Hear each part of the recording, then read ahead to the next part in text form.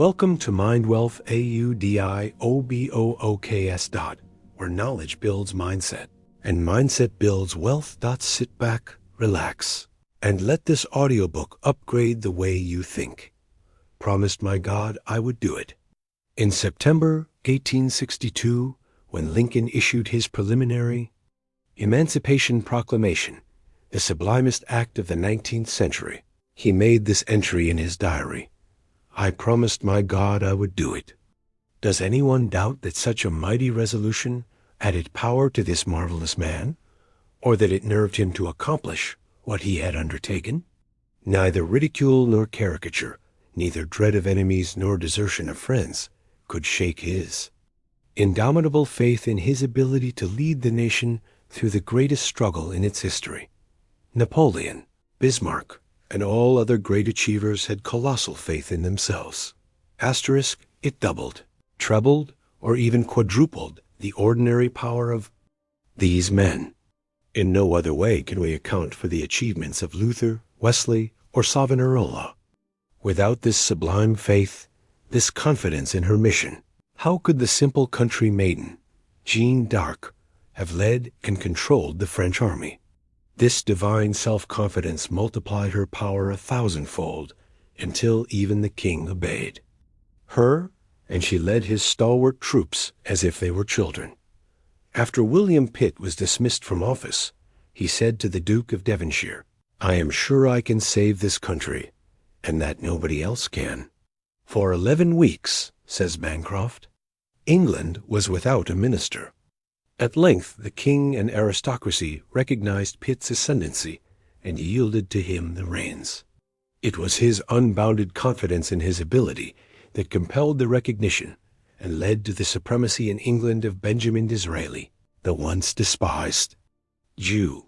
He did not quail or lose heart when the hisses and jeers of the British Parliament rang in his ears. He sat down amid the jeering members, saying, You will yet hear me. He felt within him then the confidence of power that made him Prime Minister of England, and turned sneers and hisses into admiration and applause. Much of President Roosevelt's success has been due to his colossal self-confidence. He believes in Roosevelt, as Napoleon believed in Napoleon. There is nothing timid or half-hearted about our great president. He goes at everything with that gigantic assurance, with that tremendous confidence, which half wins the battle before he begins. It is astonishing how the world makes way for a resolute soul, and how obstacles get out of the path of a determined man who believes in himself. There is no philosophy by which a man can do a thing when he thinks he can't. What can defeat a strong man who believes in himself and cannot be ridiculed down, talked down, or written down? Poverty cannot dishearten him, misfortune deter him, or hardship turn him a hair's breadth from his course. Whatever comes, he keeps his eye on the goal and pushes ahead. What would you think of a young man, ambitious to become a lawyer, who should surround himself with a medical atmosphere and spend his time reading medical books? Do you think he would ever become a great lawyer by following such a course? No, he must put himself in a law atmosphere, go where he can absorb it, and be steeped in it until he is attuned to the legal note. He must be so grafted upon the legal tree that he can feel its sap circulating through him. How long will it take a young man to become successful, who puts himself in an atmosphere of failure and remains in it until he is soaked, saturated with the idea? How long will it take a man who depreciates himself, talks failure, thinks failure, walks like a failure, and dresses like a failure, who is always complaining of the insurmountable difficulties in his way, and whose every step is on the road to failure? How long will it take him to arrive at the success goal? Will anyone believe in him or expect him to win? The majority of failures began to deteriorate by doubting or depreciating themselves, or by losing confidence in their own ability. The moment you harbor doubt and begin to lose faith in yourself, you capitulate to the enemy. Every time you acknowledge weakness, inefficiency, or lack of ability, you weaken your self-confidence. and that is to undermine the very foundation of all achievement. So long as you carry around a failure atmosphere and radiate doubt and discouragement, you will be a failure. Turn about face. Cut off all the currents of failure thoughts, of discouraged thoughts. Boldly face your goal with a stout heart and a determined endeavor, and you will find that things will change for you. But you must see a new world before you can live in it. It is to what you see, to what you believe, to what you struggle incessantly to attain, that you will approximate. Trust thyself. Every heart vibrates to that iron string. I know people who have been hunting for months for a situation because they go into an office with a confession of weakness in their very manner. They show their lack of self-confidence. Their prophecy of failure is in their face, in their bearing. They surrender before the battle begins. They are living witnesses against themselves. When you ask a man to give you a position, and he reads this language in your face and manner, "Please give me a position. Do not kick me out. Fate is against me. I am an unlucky dog. I am disheartened. I have lost confidence in myself." He will only have contempt for you. He will say to himself that you are not a man to start with, and he will get rid of you as soon as he can. If you expect to get a position, you must go into an office with the air of a conqueror. You must fling out confidence from yourself before you can convince an employer that you are the man he is looking for. You must show by your very presence that you are a man of force, man who can do things with vigor, cheerfulness, and enthusiasm. Self-reliance which carries great, vigorous self-faith has ever been the best substitute for friends, pedigree, influence, and money. It is the best capital in the world. It has mastered more obstacles, overcome more difficulties, and carried through more enterprises than any other human quality. I have interviewed many timid people as to why they let opportunities pass by them that were eagerly seized by others with much less ability. And the answer was invariably a confession, like the following: "I have not courage," said one. "I lack confidence in myself," said another. "I shrink from trying for fear I shall make a mistake and have the mortification of being turned down," said a third. "It would look so cheeky for me to have the nerve to put myself forward," said a fourth. "Oh, I do not think it would be right to seek a place so far above me," said another. "I think I ought to wait until the place seeks me, or I am better prepared." So they run through the whole gamut of self-distrust. This shrinking, this timidity or self-effacement often proves a worse enemy to success than actual incompetence.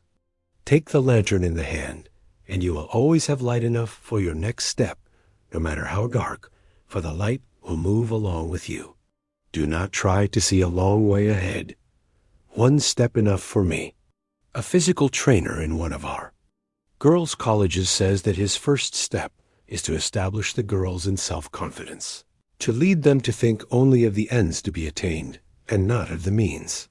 He shows them that the greater power lies behind the muscles, in the mind, and points to the fact so frequently demonstrated, that a person in a supreme crisis, as in a fire or other catastrophe, can exert strength out of all proportion to his muscle.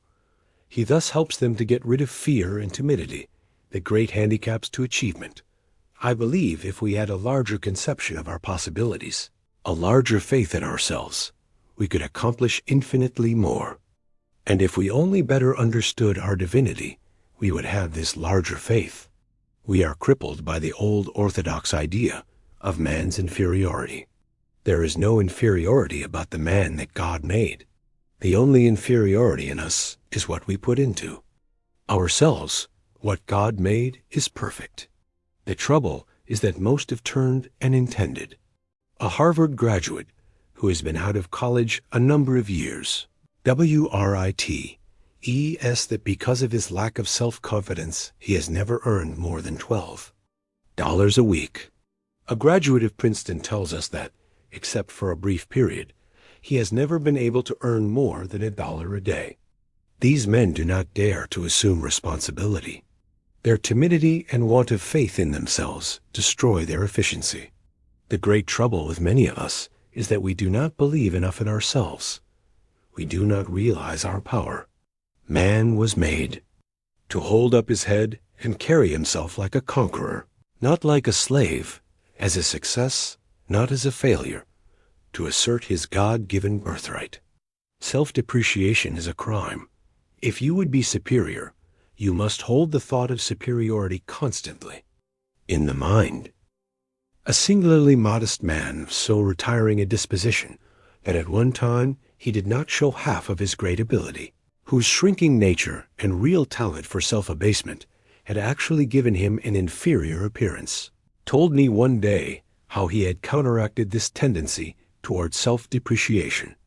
Among other things, he said he had derived great benefit from the practice he had formed of going about the streets, especially where he was not known, with an air of great importance, as though imagining himself the mayor of the city, the governor of the state, or even the president of the United States, by merely looking as though he expected everybody to recognize that he must be a person of note. He changed not only his appearance, but also his convictions. It raised him immeasurably in his own estimation. It had a marked effect upon his whole character. Where he once walked through the streets, shrinking from the gaze of others and dreading their scrutiny, he now boldly invites, even demands, attention. By his evident superiority, for he has the appearance of one whom people would like to know. In other words, he has caught a glimpse of his divinity. He really feels his superiority, and his self-respecting manner reflects it. Be sure that your success will never rise higher than your confidence in yourself. The greatest artist in the world could not paint the face of a Madonna with a model of depravity in his mind. You cannot succeed while doubting yourself or thinking thoughts of failure. Cling to success thoughts. Fill your mind with cheerful, optimistic pictures of achievement. This will scatter the specters of doubt and fear and send a power through you which will transform you into an achiever. No matter how poor or how hemmed in you may be, stoutly deny the power of adversity or poverty to keep you down. Constantly assert your superiority to environment. Believe in yourself. Feel that you are to dominate your surroundings. Resolve that you will be the master and not the slave of circumstances. This very assertion of superiority, this assumption of power, this affirmation of your ability to succeed, the attitude that claims success as an inalienable birthright, will strengthen the whole man and give great added power to the combination of faculties which doubt, fear, and lack of confidence undermine. Self-confidence marshals all one's faculties and twists their united strength into one mighty achievement. Cable. It carries conviction. It makes other people believe in us. What has not been accomplished through its miraculous power?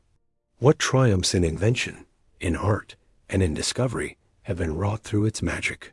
What does not civilization owe to the invincible self-faith of its inventors, its discoverers, its railroad builders, its mine developers and city builders? It has won 1,000 victories in science and in war which were deemed impossible by faint-hearted doubters. The fact that you believe implicitly that you can do what may seem impossible or very difficult to others shows that there is something within you that has gotten a glimpse of power sufficient to do the thing. Many men who have achieved great things cannot account for their faith. They cannot tell why they had the implicit confidence that they could do what they undertook. But the result was evidence that something within them had gotten a glimpse of latent resourcefulness, reserve power, and possibilities which would warrant that faith, and they have gone ahead often when they could not see a ray of light with implicit confidence that they would come out all right, because this faith told them so.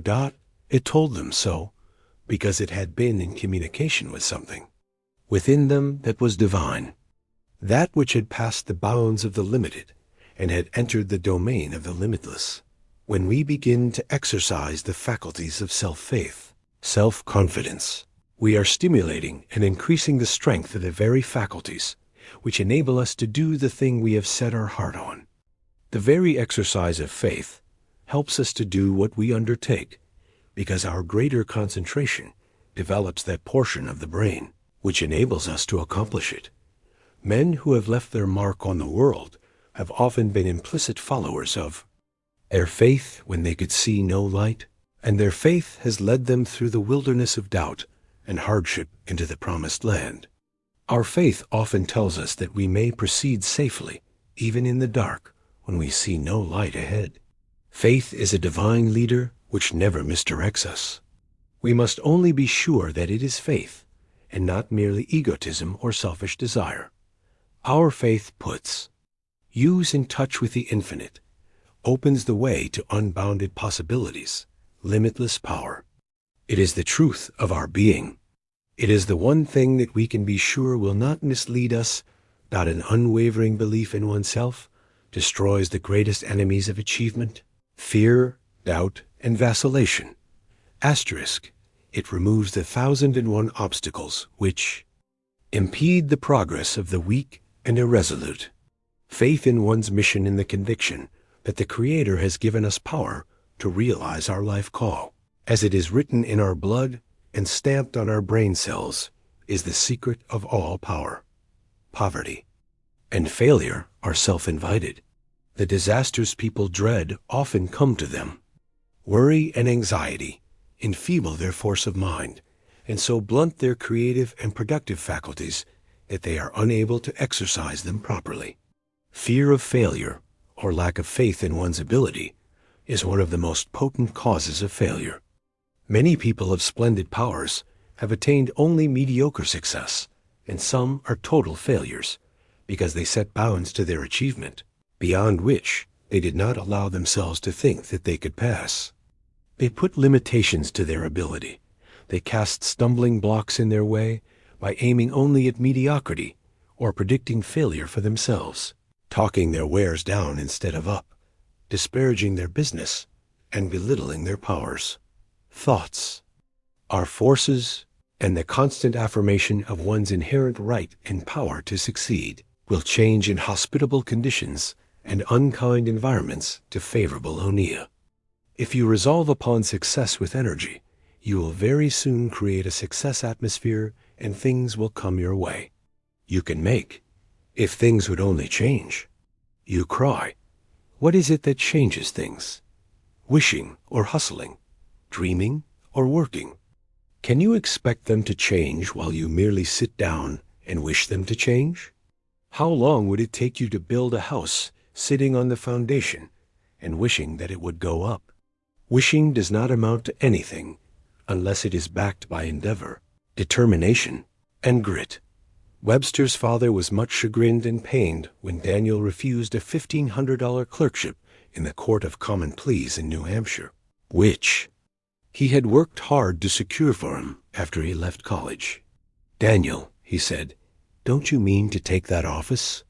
"No, indeed, father. I hope I can do much better than that. I mean to use my tongue in the courts, not my pen. I mean to be an actor, not a register of other men's acts." Sublime self-faith was characteristic of this giant's career. Every child should be taught to expect success, and to believe that he was born to achieve, as the acorn is destined to become an oak. Asterisk, it is cruel for parents and teachers to tell children that they are dull or stupid, or that they are not like others of their age. They should inspire them, instead, with hope and confidence and belief in their success birthright. A child should be trained to expect great things, and should believe firmly in his God-given power to accomplish something worthwhile in the world. Without self-faith, and an iron will man is but the plaything of chance, a puppet of circumstances. With these he is a king, and it is in childhood the seeds must be sown that will make him a conqueror in life. If you want to reach nobility, you can never do it by holding the thought of inferiority, the thought that you are not as good as other people, that you are not as able, that you cannot do this, that you cannot do that. Can't, philosophy never does anything but tear down. It never builds up. If you want to amount to anything in the world, you must hold up your head. Say to yourself continually, I am no beggar. I am no pauper. I am not a failure. I am a prince. I am a king. Success is my birthright, and nobody shall deprive me of it. A proper self-esteem is not a vulgar quality. It is a very sacred one. To esteem oneself justly is to get a glimpse of the infinite's plan in us. It is to get the perfect image which the Creator had in mind when he formed us, the complete man or woman, not the dwarfed, pinched one which lack of self-esteem or of self-confidence sees. When we get a glimpse of our immortal selves, we shall see possibilities of which we never before dreamed. A sense of wholeness of power and self-confidence will come into our lives which will transform them. When we rate ourselves properly, we shall be in tune with the infinite. Our faculties will be connected with an electric wire which carries unlimited power, and we shall no longer stumble in darkness, doubt, and weakness. We shall be invincible. 2.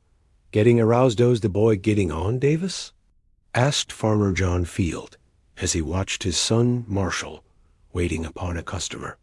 Well, John, you and I are old friends, replied Deacon Davis, as he took an apple from a barrel and handed it to Marshall's father as a peace offering. We are old friends, and I don't want to hurt your feelings, but I'm a blunt man, and air going to tell you the truth. Marshall is a good, steady boy, all right, but he wouldn't make a merchant if he stayed in my store 1,000 years. He weren't cut out for a merchant. Take him back to the farm, John, and teach him how to milk cows. If Marshall Field had remained as clerk in Deacon Davis's store in Pittsfield, Massachusetts, where he got his first position, he could never have become one of the world's merchant princes. But when he went to Chicago and saw the marvelous examples around him of poor boys who had won success, it aroused his ambition and fired him with the determination to be a great merchant himself. If others can do such wonderful things, he asked himself, why cannot I? Of course, there was the making of a great merchant in Mr. Field from the start, but circumstances, an ambition-arousing environment, had a great deal to do with stimulating his latent energy and bringing out his reserve force. It is doubtful if he would have climbed so rapidly in any other place than Chicago. In 1856, when young Field went there, this marvelous city was just starting on its unparalleled career. It had then only about 85,000 inhabitants. A few years before, it had been a mere Indian trading village. But the city grew by leaps and bounds, and always beat the predictions of its most sanguine inhabitants. Success was in the air. Everybody felt that there were great possibilities there. Many people seemed to think that ambition is a quality born within us, that it is not susceptible to improvement, that it is something thrust upon us which will take care of itself. But it is a passion that responds very quickly to cultivation, and it requires constant care and education, just as the faculty for music or art does, or it will atrophy. If we do not try to realize our ambition, it will not keep sharp and defined. Our faculties become dull and soon lose their power if they are not exercised. How can we expect our ambition to remain fresh and vigorous through years of inactivity, indolence, or indifference, if we constantly allow opportunities to slip by us without making any attempt to grasp them? Our inclination will grow duller and weaker. What I most need, as Emerson says, is somebody to make me do what I can. To do what can, that is my problem. Not what a Napoleon or a Lincoln could do, but what 7 can do. It makes all the difference in the world to me whether I bring out the best thing in me or the worst, whether I utilize 10, 15, 25, or 90% of my ability. Everywhere we see people who have reached middle life or later without being aroused, they have developed only a small percentage of their success possibilities. They are still in a dormant state. The best thing in them lies so deep that it has never been awakened. When we meet these people, we feel conscious that they have a great deal of latent power that has never been exercised. Great possibilities of usefulness and of achievement are, all unconsciously, going to waste within them. Some time ago, there appeared in the newspapers an account of a girl who had reached the age of 15 years, and yet had only attained the mental development of a small child. Only a few things interested her. She was dreamy, inactive, and indifferent to everything around her most of the time, until one day, while listening to a hand organ on the street, she suddenly awakened to full consciousness.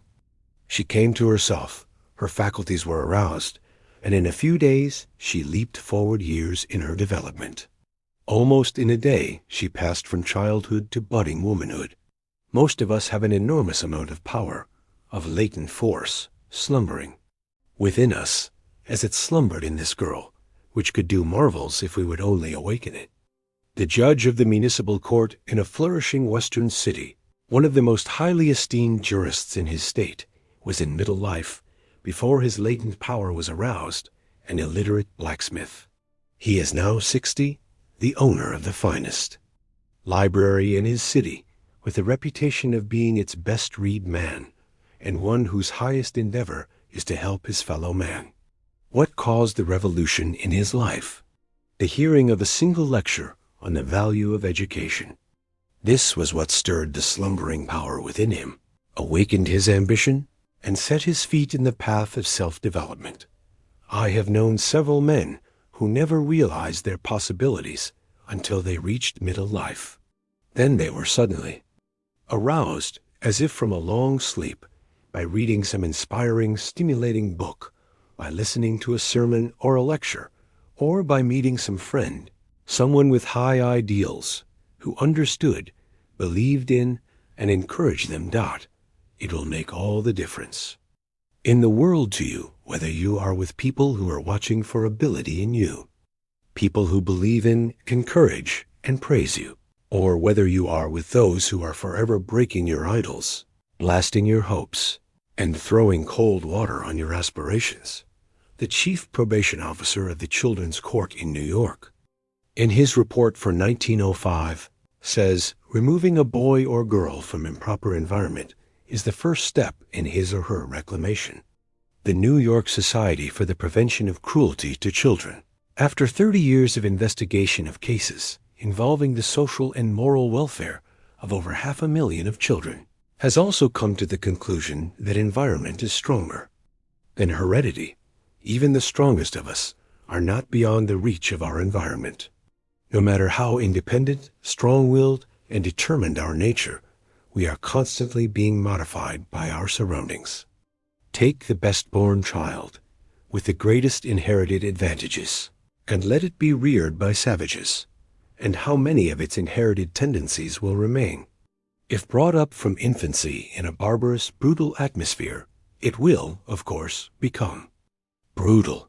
The story is told of a well-born child who, being lost or abandoned as an infant, was suckled by a wolf with her own young ones, and who actually took on all the characteristics of the wolf, walked on all fours, howled like a wolf, and ate like one. It does not take much to determine the lives of most of us. We naturally follow the examples about us, and as a rule, we rise or fall according to the strongest current in which we live. The poet's "I am a part of all that I have met" is not a mere poetic flight of fancy. It is an absolute truth. Everything, every sermon or lecture or conversation you have heard, every person who has touched your life, has left an impress upon your character, and you are never quite the same person after the association or experience. You are a little different, modified somewhat from what you were before, just as Beecher was never the same man after reading Ruskin. Some years ago, a party of Russian workmen were sent to this country by a Russian firm of shipbuilders, in order that they might acquire American methods and catch the American spirit. Within 6 months, The Russians had become almost the equals of the American artisans among whom they worked. They had developed ambition, individuality, personal initiative, and a marked degree of excellence in their work. A year after their return to their own country, the deadening, non-progressive atmosphere about them had done its work. The men had lost the desire to improve. They were again plodders, with no goal beyond the day's work. The ambition aroused by stimulating environment had sunk to sleep again. Our Indian schools sometimes publish 3 by side, photographs of the Indian youths as they come from the reservation and as they look when they are graduated, well-dressed, intelligent, with the fire of ambition in their eyes.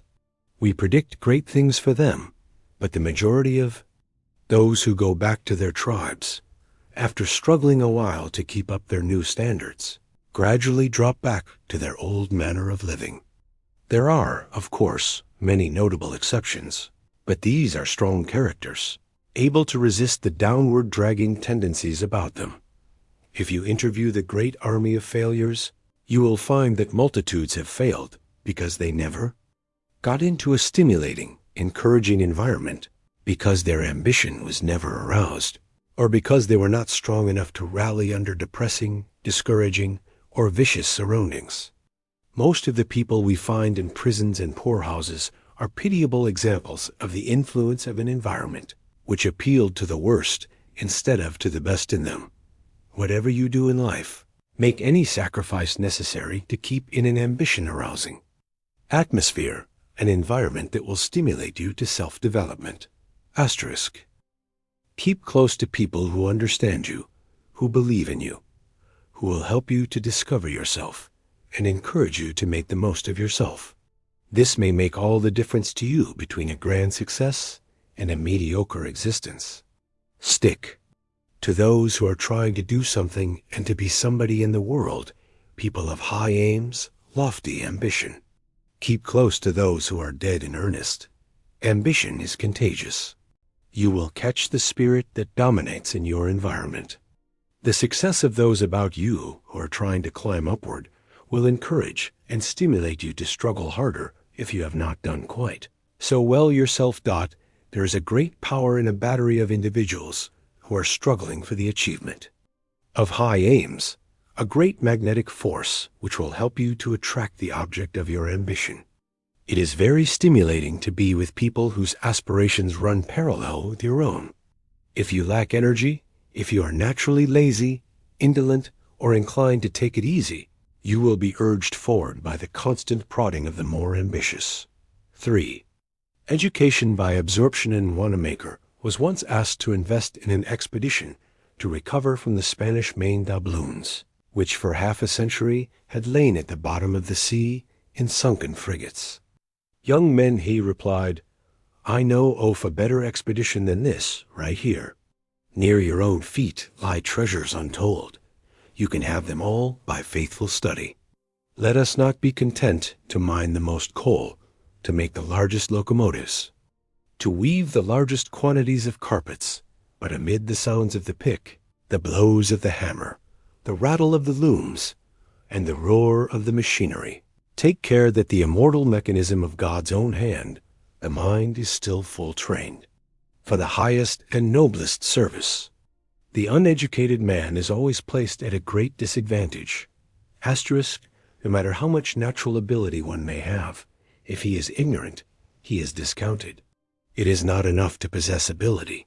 It must be made available by mental discipline. We ought to be ashamed to remain in ignorance in a land where the blind, the deaf and dumb, and even cripples and invalids manage to obtain a good education. Many youths throw away little opportunities for self-culture because they cannot see great ones. They let the years slip by without any special effort at self-improvement until they are shocked in middle life or later by waking up to the fact that they are still ignorant of what they ought to know. Everywhere we go, we see men and women, especially from 25 to 40 years of age, who are cramped and seriously handicapped by the lack of early training. I often get letters from such people, asking if it is possible for them to educate themselves so late in life. Of course it is. There are so many good correspondence schools today, and institutions like Chautauqua, so many evening schools, lectures, books, libraries, and periodicals that men and women who are determined to improve themselves have abundant. Opportunities to do so. While you lament the lack of an early education and think it too late to begin, you may be sure that there are other young men and young women not very far from you who are making great strides in self-improvement, though they may not have half as good an opportunity for it as you have. The first thing to do is to make a resolution, strong, vigorous, and determined, that you are going to be an educated man or woman, that you are not going to go through life humiliated by ignorance, that if you have been deprived of early advantages, you are going to make up for their loss.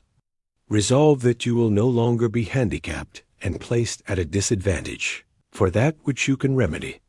You will find the whole world will change to you when you change your attitude toward it. You will be surprised to see how quickly you can very materially improve your mind after you have made a vigorous resolve to do so. Go about it with the same determination that you would to make money or to learn a trade. There is a divine hunger in every normal being for self-expansion, a yearning for growth or enlargement. Beware of stifling this craving of nature for self-unfoldment. Man was made for growth. It is the object, the explanation of his being. 2. Have an ambition to grow larger and broader every day, to push the horizon of ignorance a little further away, to become a little richer in knowledge, a little wiser, and more of a man. That is an ambition worthwhile. It is not absolutely necessary that an education should be crowded into a few years of school life. The best educated people are those who are always learning, always absorbing knowledge from every possible source and at every opportunity. I know young people who have acquired a better education, a finer culture, through a habit of observation, or of carrying a book in the pocket to read at odd moments, or by taking courses in correspondence schools, than many who have gone through college. Youths who are quick to catch at new ideas, and who are in frequent contact with superior minds, not only often acquire a personal charm, but even to a remarkable degree develop mental power. The world is a great university. From the cradle to the grave, we are always in God's great kindergarten, where everything is trying to teach us its lesson, to give us its great secret. Some people are always at school, always storing up precious bits of knowledge. Everything has examined for them. It depends upon the eye that can see, the mind that can appropriate. Very few people ever learn how to use their eyes. Asterisk. They go through the world with a superficial glance at things. Their eye pictures are so faint and so dim that details are lost and no strong impression is made on the mind. Yet the eye was intended for a great educator. The brain is a prisoner, never getting out to the outside world. It depends upon its 5 or 6 servants, the senses, to bring it material, and the larger part of it comes through the eye. The man who has learned the art of seeing things looks with his brain. I know a father who is training his boy to develop his powers of observation. He will send him out upon a street with which he is not familiar for a certain length of time, and then question him on his return to see how many things he has observed. He sends him to the show windows of great stores, to museums and other public places, to see how many of the objects he has seen the boy can recall and describe when he gets home. The father says that this practice develops in the boy a habit of seeing things instead of merely looking at them. When a new student went to the great naturalist, Professor Agassiz of Harvard, he would give him a fish and tell him to look it over for half an hour or an hour, and then describe to him what he saw. After the student thought he had told everything about the fish, the professor would say, "You have not really seen the fish yet. Look at it a while longer, and then tell me what you see." He would repeat this several times until the student developed a capacity for observation. If we go through life like an interrogation point, holding an alert, inquiring mind toward everything, we can acquire great mental wealth, wisdom which is beyond all material riches. Ruskin's mind was enriched by the observation of birds, insects, beasts, trees, rivers, mountains, pictures of sunset and fore-landscape, and by memories of the song of the lark and of the brook. His brain held thousands of pictures of paintings, of architecture, of sculpture, a wealth of material, which he reproduced as a joy for all time. Everything gave up its lesson, its secret, to his inquiring mind. The habit of absorbing information of all kinds from others is of untold value. A man is weak and ineffective in proportion as he secludes himself from his kind. There is a constant stream of power, a current of forces running to and fro between individuals who come in contact with one another if they have inquiring minds. We are all giving and taking perpetually when we associate together. The achiever today must keep in touch with the society around him. He must put his finger on the pulse of the great busy world and feel its throbbing life. He must be a part of it, or there will be some lack in his life. A single talent which one can use effectively is worth more than 10 talents imprisoned by ignorance. Education means that knowledge has been assimilated and become a part of the person.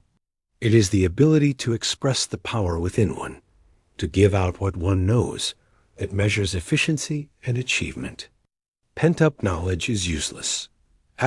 People who feel their lack of education and who can afford the outlay can make wonderful strides in a year by putting themselves under good tutors who will direct their reading and study along different lines. The danger of trying to educate oneself lies in desultory, disconnected, aimless studying which does not give anything like the benefit to be derived from the pursuit of a definite program for self-improvement. A person who wishes to educate himself at home should get some competent, well-trained person to lay out a plan for him, which can only be effectively done when the advisor knows the vocation, the tastes, and the needs of the would-be student. Anyone who aspires to an education, whether in country or city, can find someone to at least guide his studies, some teacher, clergyman, lawyer, or other educated person in the community to help him. There is one special advantage in self-education. You can adapt your studies to your own particular needs better than you could in school or college. Everyone who reaches middle life without an education should first read and study along the line of his own vocation, and then broaden himself as much as possible by reading on other lines.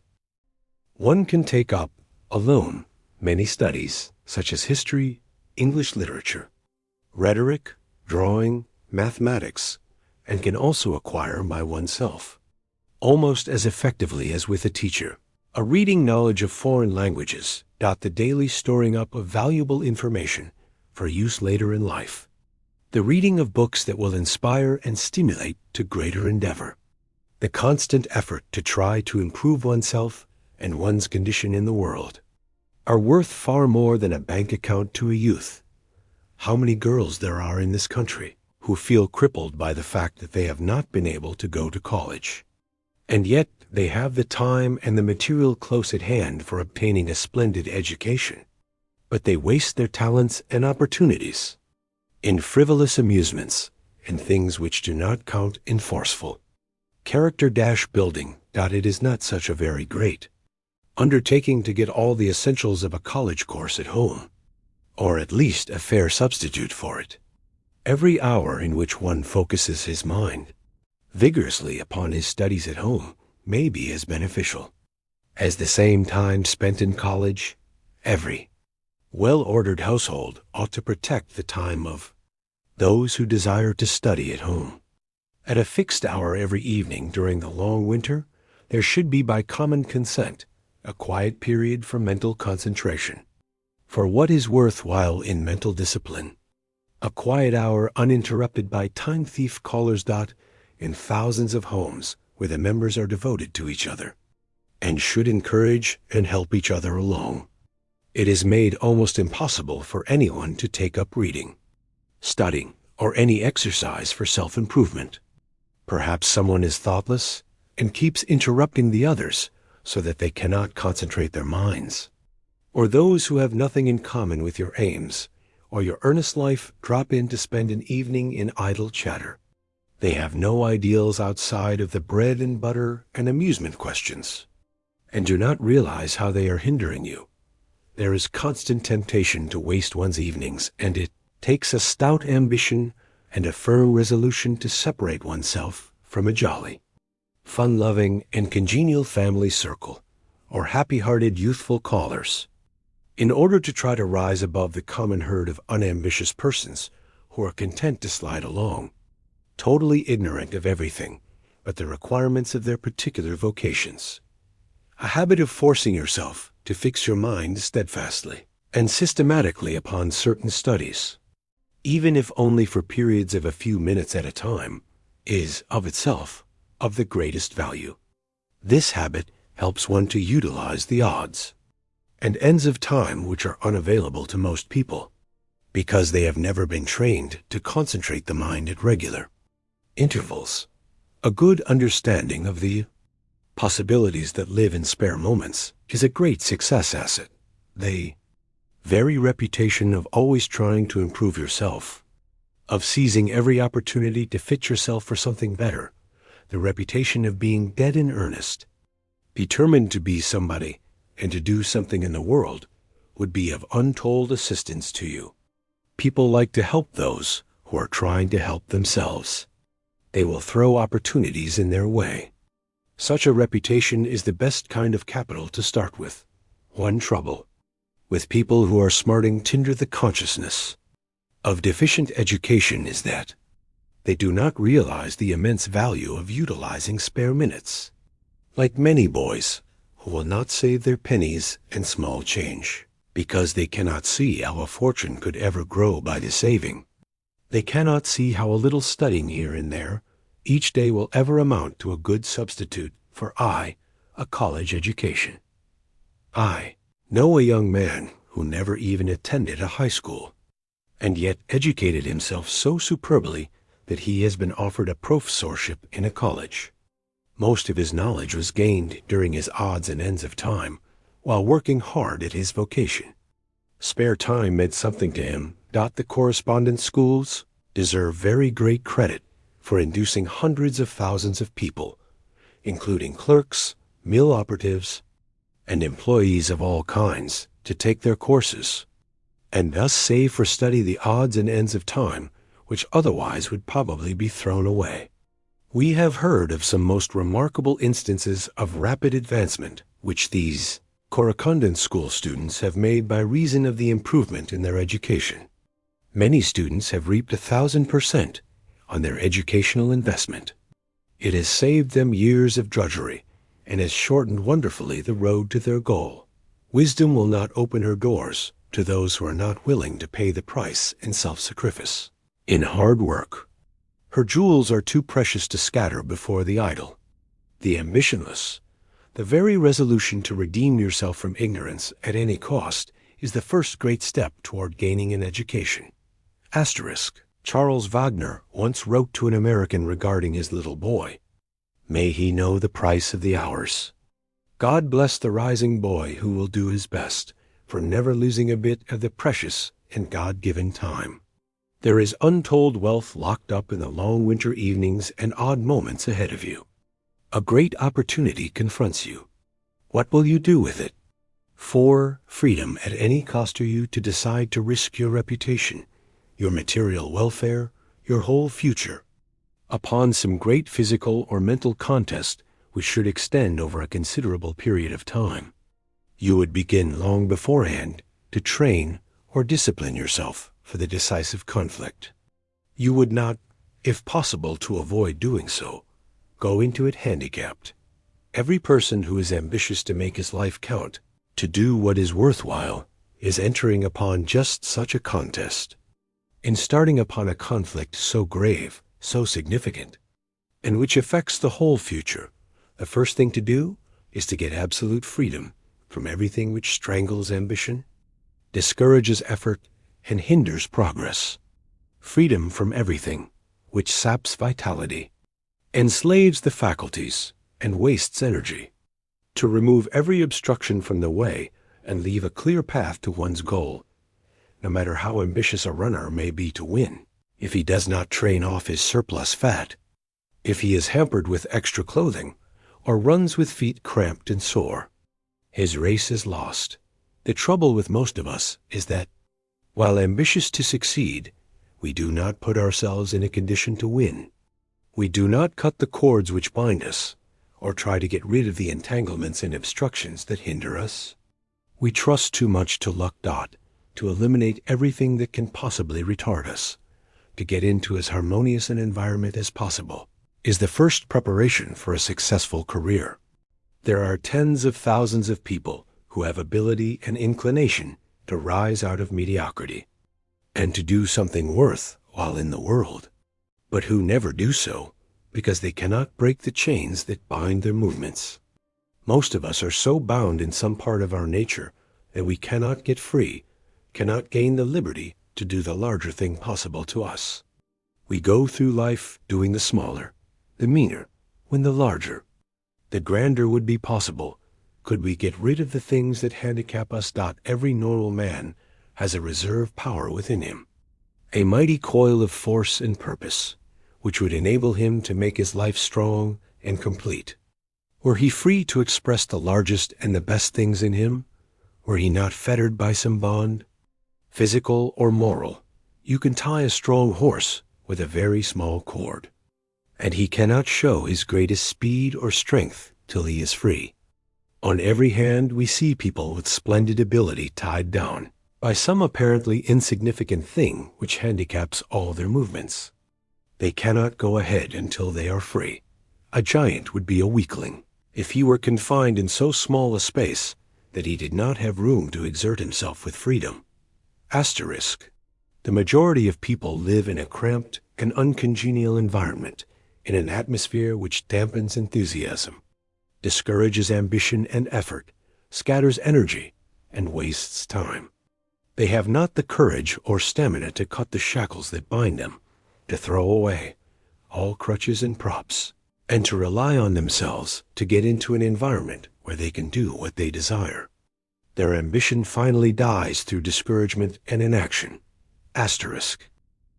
The danger of trying to educate oneself lies in desultory, disconnected, aimless studying which does not give anything like the benefit to be derived from the pursuit of a definite program for self-improvement. A person who wishes to educate himself at home should get some competent, well-trained person to lay out a plan for him, which can only be effectively done when the advisor knows the vocation, the tastes, and the needs of the would-be student. Anyone who aspires to an education, whether in country or city, can find someone to at least guide his studies, some teacher, clergyman, lawyer, or other educated person in the community to help him. There is one special advantage in self-education. You can adapt your studies to your own particular needs better than you could in school or college. Everyone who reaches middle life without an education should first read and study along the line of his own vocation, and then broaden himself as much as possible by reading on other lines. One can take up alone many studies such as history, English literature, rhetoric, drawing, mathematics, and can also acquire by oneself, almost as effectively as with a teacher, a reading knowledge of foreign languages. The daily storing up of valuable information for use later in life, the reading of books that will inspire and stimulate to greater endeavor, the constant effort to try to improve oneself and one's condition in the world, are worth far more than a bank account to a youth. How many girls there are in this country who feel crippled by the fact that they have not been able to go to college, and yet they have the time and the material close at hand for obtaining a splendid education, but they waste their talents and opportunities in frivolous amusements and things which do not count and forceful. Character-building. It is not such a very great undertaking to get all the essentials of a college course at home, or at least a fair substitute for it. Every hour in which one focuses his mind vigorously upon his studies at home may be as beneficial as the same time spent in college. Every well-ordered household ought to protect the time of those who desire to study at home. At a fixed hour every evening during the long winter, there should be by common consent a quiet period for mental concentration. For what is worthwhile in mental discipline, a quiet hour uninterrupted by time thief callers. In thousands of homes where the members are devoted to each other and should encourage and help each other along, it is made almost impossible for anyone to take up reading, studying, or any exercise for self-improvement. Perhaps someone is thoughtless and keeps interrupting the others so that they cannot concentrate their minds. Or those who have nothing in common with your aims or your earnest life drop in to spend an evening in idle chatter. They have no ideals outside of the bread and butter and amusement questions, and do not realize how they are hindering you. There is constant temptation to waste one's evenings, and it takes a stout ambition and a firm resolution to separate oneself from a jolly, fun-loving, and congenial family circle, or happy-hearted youthful callers, in order to try to rise above the common herd of unambitious persons who are content to slide along, totally ignorant of everything but the requirements of their particular vocations. A habit of forcing yourself to fix your mind steadfastly and systematically upon certain studies, even if only for periods of a few minutes at a time, is of itself of the greatest value. This habit helps one to utilize the odds and ends of time which are unavailable to most people, because they have never been trained to concentrate the mind at regular intervals. A good understanding of the possibilities that live in spare moments is a great success asset. Asterisk. The very reputation of always trying to improve yourself, of seizing every opportunity to fit yourself for something better, the reputation of being dead in earnest, determined to be somebody and to do something in the world, would be of untold assistance to you. People like to help those who are trying to help themselves. They will throw opportunities in their way. Such a reputation is the best kind of capital to start with. One trouble with people who are smarting under the consciousness of deficient education is that they do not realize the immense value of utilizing spare minutes. Like many boys who will not save their pennies and small change because they cannot see how a fortune could ever grow by the saving. They cannot see how a little studying here and there each day will ever amount to a good substitute for a college education. I know a young man who never even attended a high school, and yet educated himself so superbly that he has been offered a professorship in a college. Most of his knowledge was gained during his odds and ends of time while working hard at his vocation. Spare time meant something to him. The correspondence schools deserve very great credit for inducing hundreds of thousands of people, including clerks, mill operatives, and employees of all kinds, to take their courses, and thus save for study the odds and ends of time which otherwise would probably be thrown away. We have heard of some most remarkable instances of rapid advancement which these correspondence school students have made by reason of the improvement in their education. Many students have reaped 1,000% on their educational investment. It has saved them years of drudgery and has shortened wonderfully the road to their goal. Wisdom will not open her doors to those who are not willing to pay the price in self-sacrifice, in hard work. Her jewels are too precious to scatter before the idle, the ambitionless. The very resolution to redeem yourself from ignorance at any cost is the first great step toward gaining an education. Charles Wagner once wrote to an American regarding his little boy, "May he know the price of the hours. God bless the rising boy who will do his best for never losing a bit of the precious and God-given time." There is untold wealth locked up in the long winter evenings and odd moments ahead of you. A great opportunity confronts you. What will you do with it? Asterisk 4.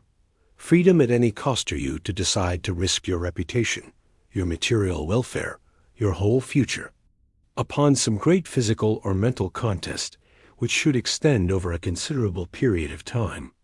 You would begin long beforehand to train or discipline yourself for the decisive conflict. You would not, if possible to avoid doing so, go into it handicapped. Every person who is ambitious to make his life count, to do what is worthwhile, is entering upon just such a contest. In starting upon a conflict so grave, so significant, and which affects the whole future, the first thing to do is to get absolute freedom from everything which strangles ambition, discourages effort, and hinders progress. Freedom from everything which saps vitality, enslaves the faculties, and wastes energy. To remove every obstruction from the way and leave a clear path to one's goal, no matter how ambitious a runner may be to win. If he does not train off his surplus fat, if he is hampered with extra clothing, or runs with feet cramped and sore, his race is lost. The trouble with most of us is that, while ambitious to succeed, we do not put ourselves in a condition to win. We do not cut the cords which bind us, or try to get rid of the entanglements and obstructions that hinder us. We trust too much to luck. To eliminate everything that can possibly retard us. To get into as harmonious an environment as possible is the first preparation for a successful career.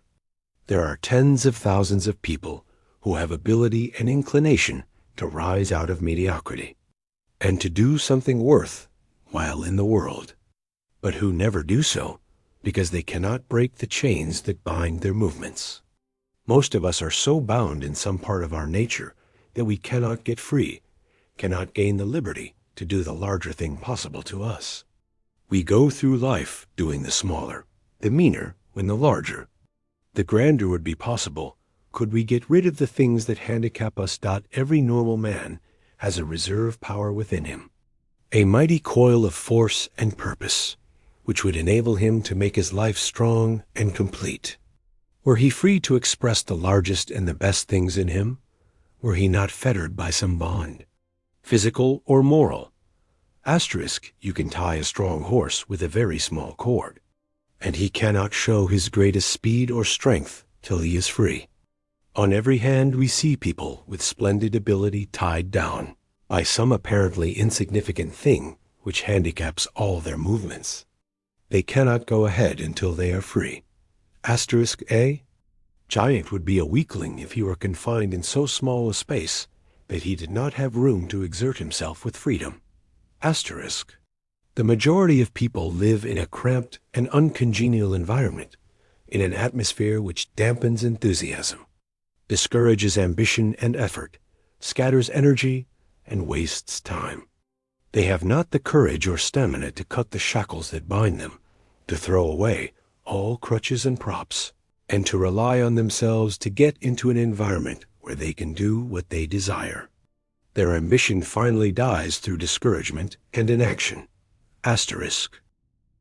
I recall the case of a youth with artistic talent who let precious years go by, drifting by accident from one vocation to another, without encouraging this God-given ability, or making any great effort to get rid of the little things which stood in the way of a great career, although he was always haunted by a longing for it.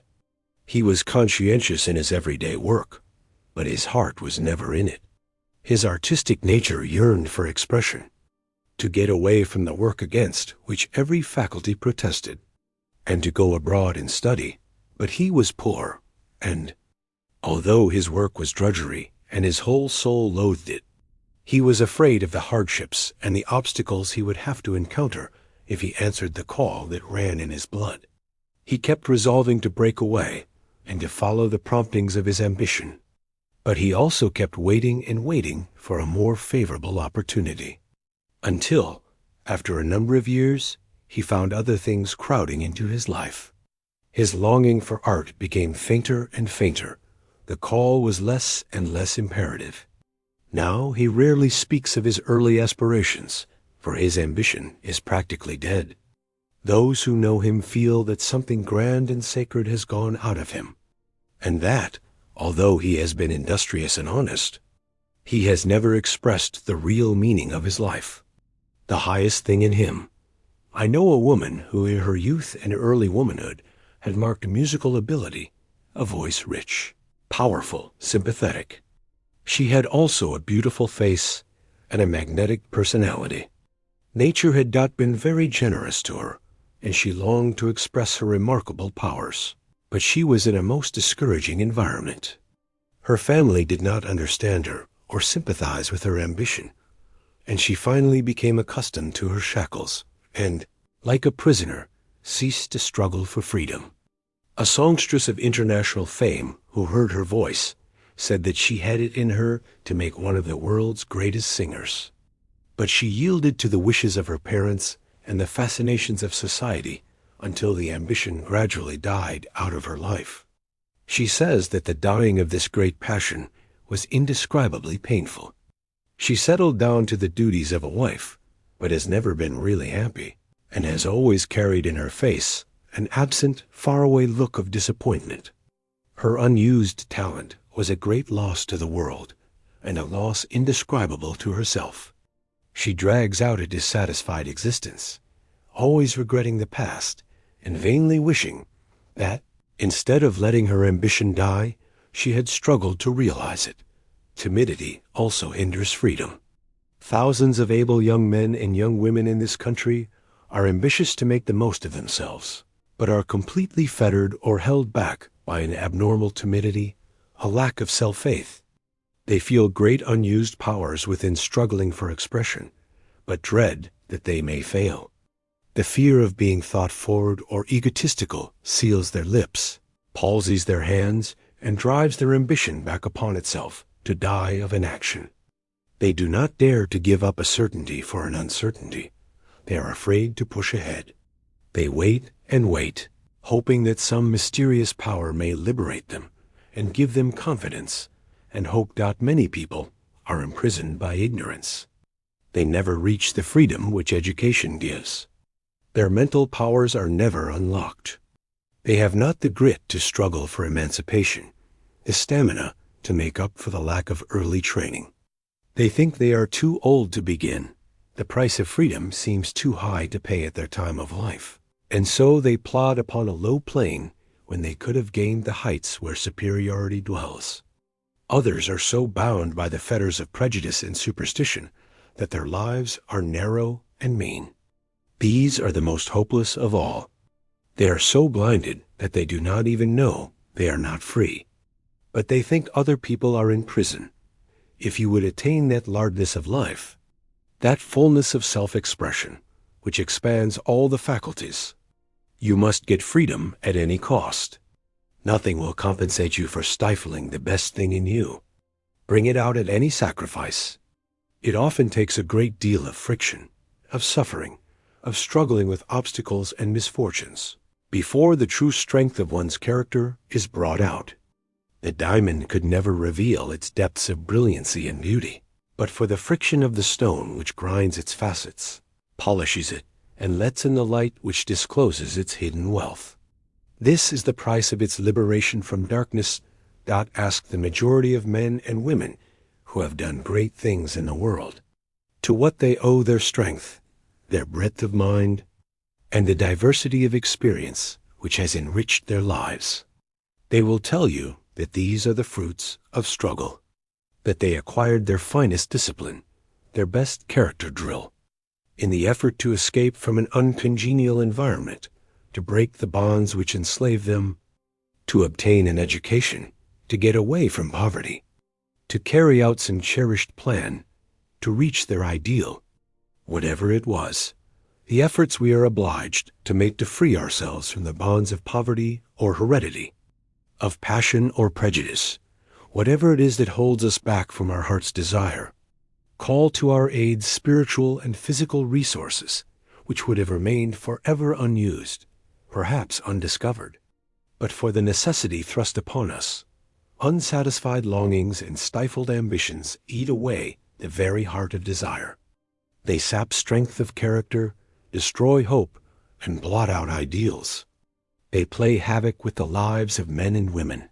They make them mere shells, empty promises of what they might have been.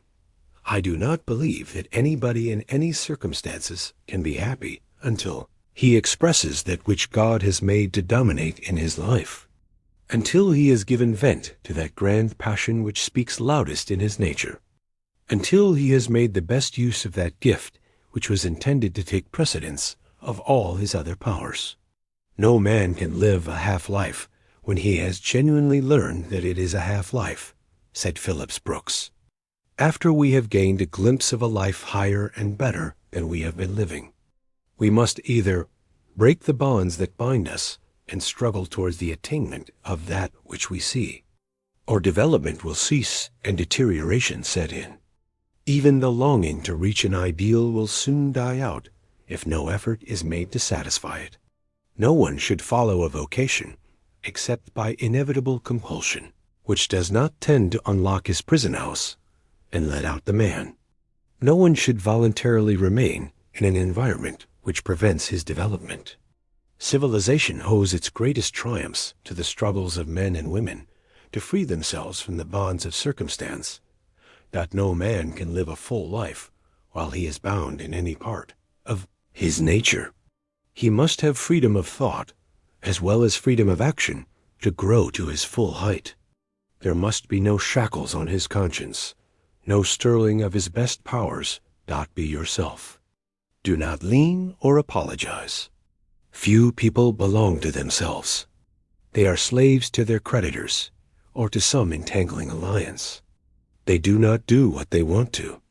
They do what they are compelled to do, giving up their best energy to make a living, so that there is practically nothing left to make a life.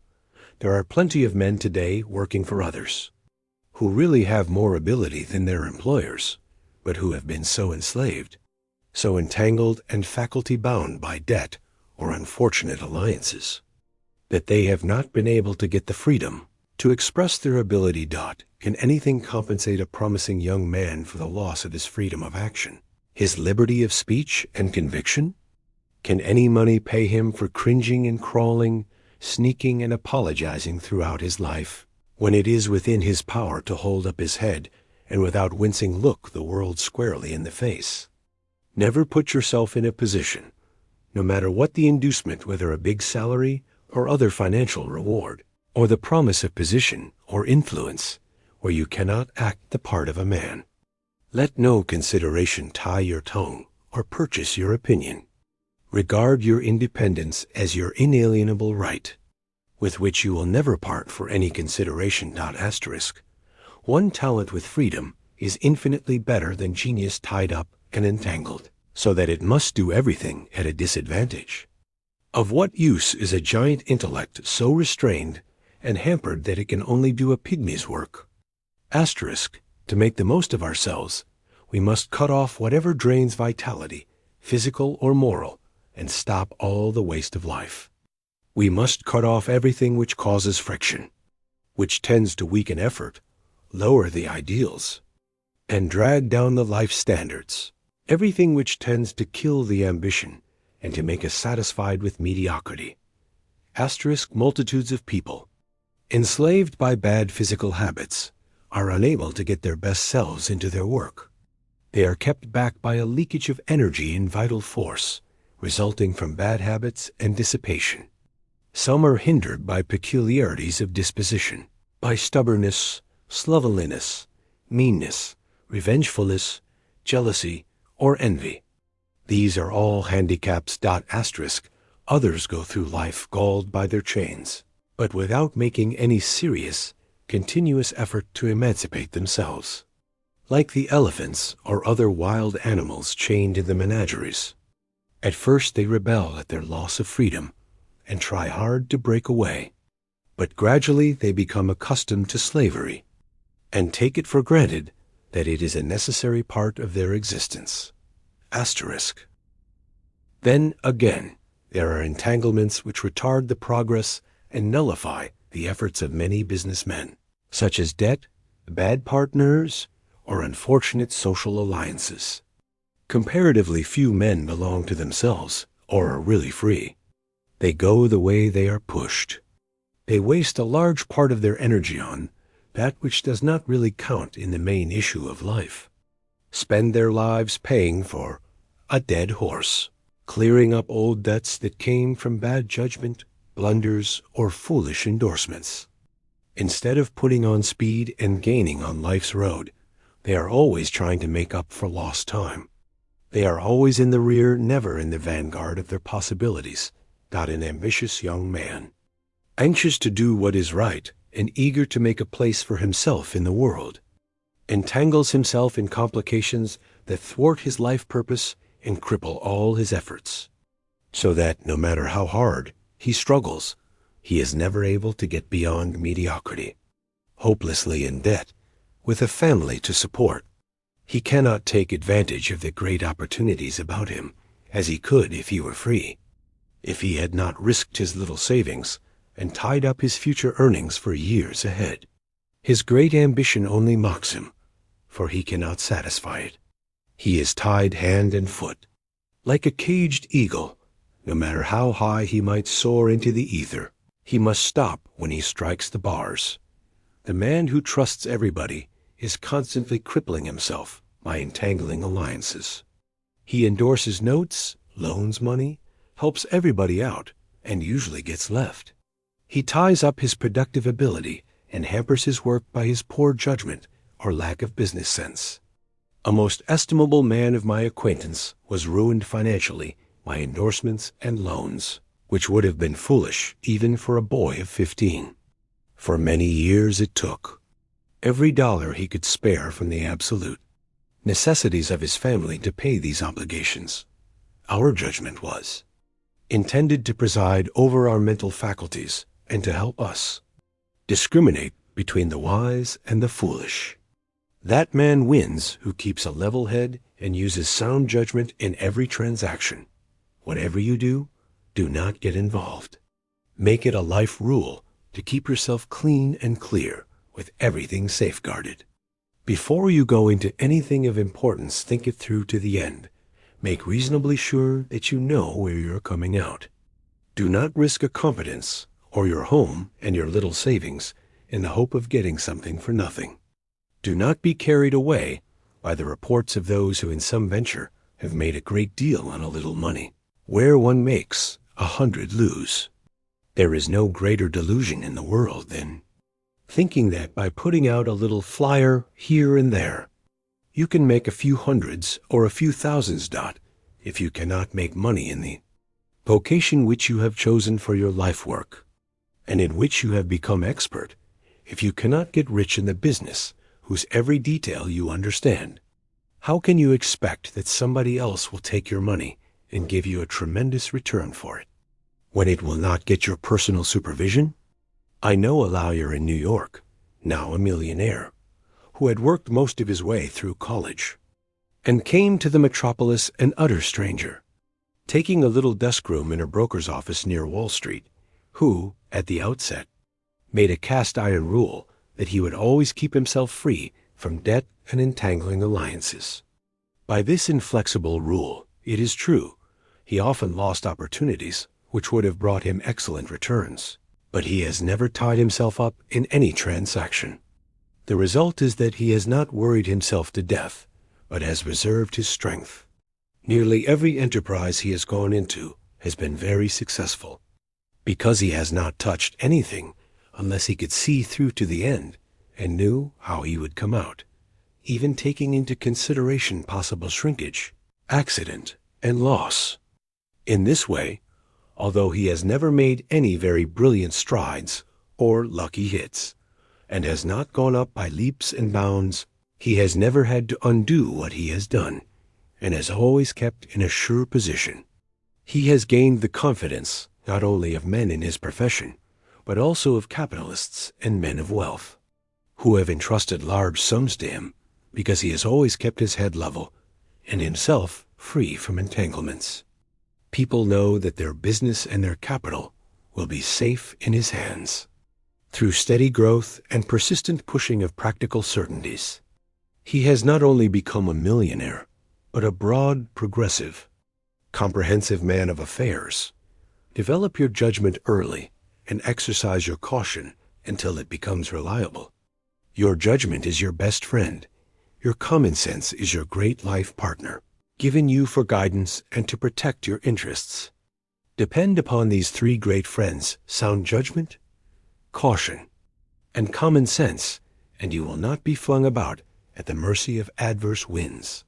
Asterisk. V. What the world owes to dreamer sense when Emerson was in the company of men of affairs, who had been discussing railroads, stocks, and other business matters for some time, he said, "Gentlemen, now let us discuss real things for a while." Emerson was called the dreamer of dreams because he had the prophetic vision that saw the world to be, the higher civilization to come. Tens of thousands of men and women stand today where he then stood almost alone. Edison is a dreamer because he sees people half a century hence using and enjoying inventions, discoveries, and facilities which make the most advanced utilities of today seem very antiquated. His mind's eye sees as curiosities in museums, 50 years hence, those mechanisms and devices which now seem so marvelous to us. Dreamers in this sense are true prophets. They see the civilization that will be, long before it arrives. As it was the dreamers of '49 who built the old San Francisco and made it the greatest port on the western coast. So after the recent great earthquake and fire, when the city lay in ashes and 300,000 people were homeless, it was the dreamers of today who saw the new city in the ashes where others saw only desolation, and who, with indomitable grit and the unconquerable American will that characterized the pioneers of a half-century before, began to plan a restored city greater and grander than the old. It was in dreams that the projectors of the great transcontinental railroads first saw teeming cities and vast business enterprises, where the more practical men, without imagination, saw only the great American desert, vast alkali plains, sage grass, and impassable mountains.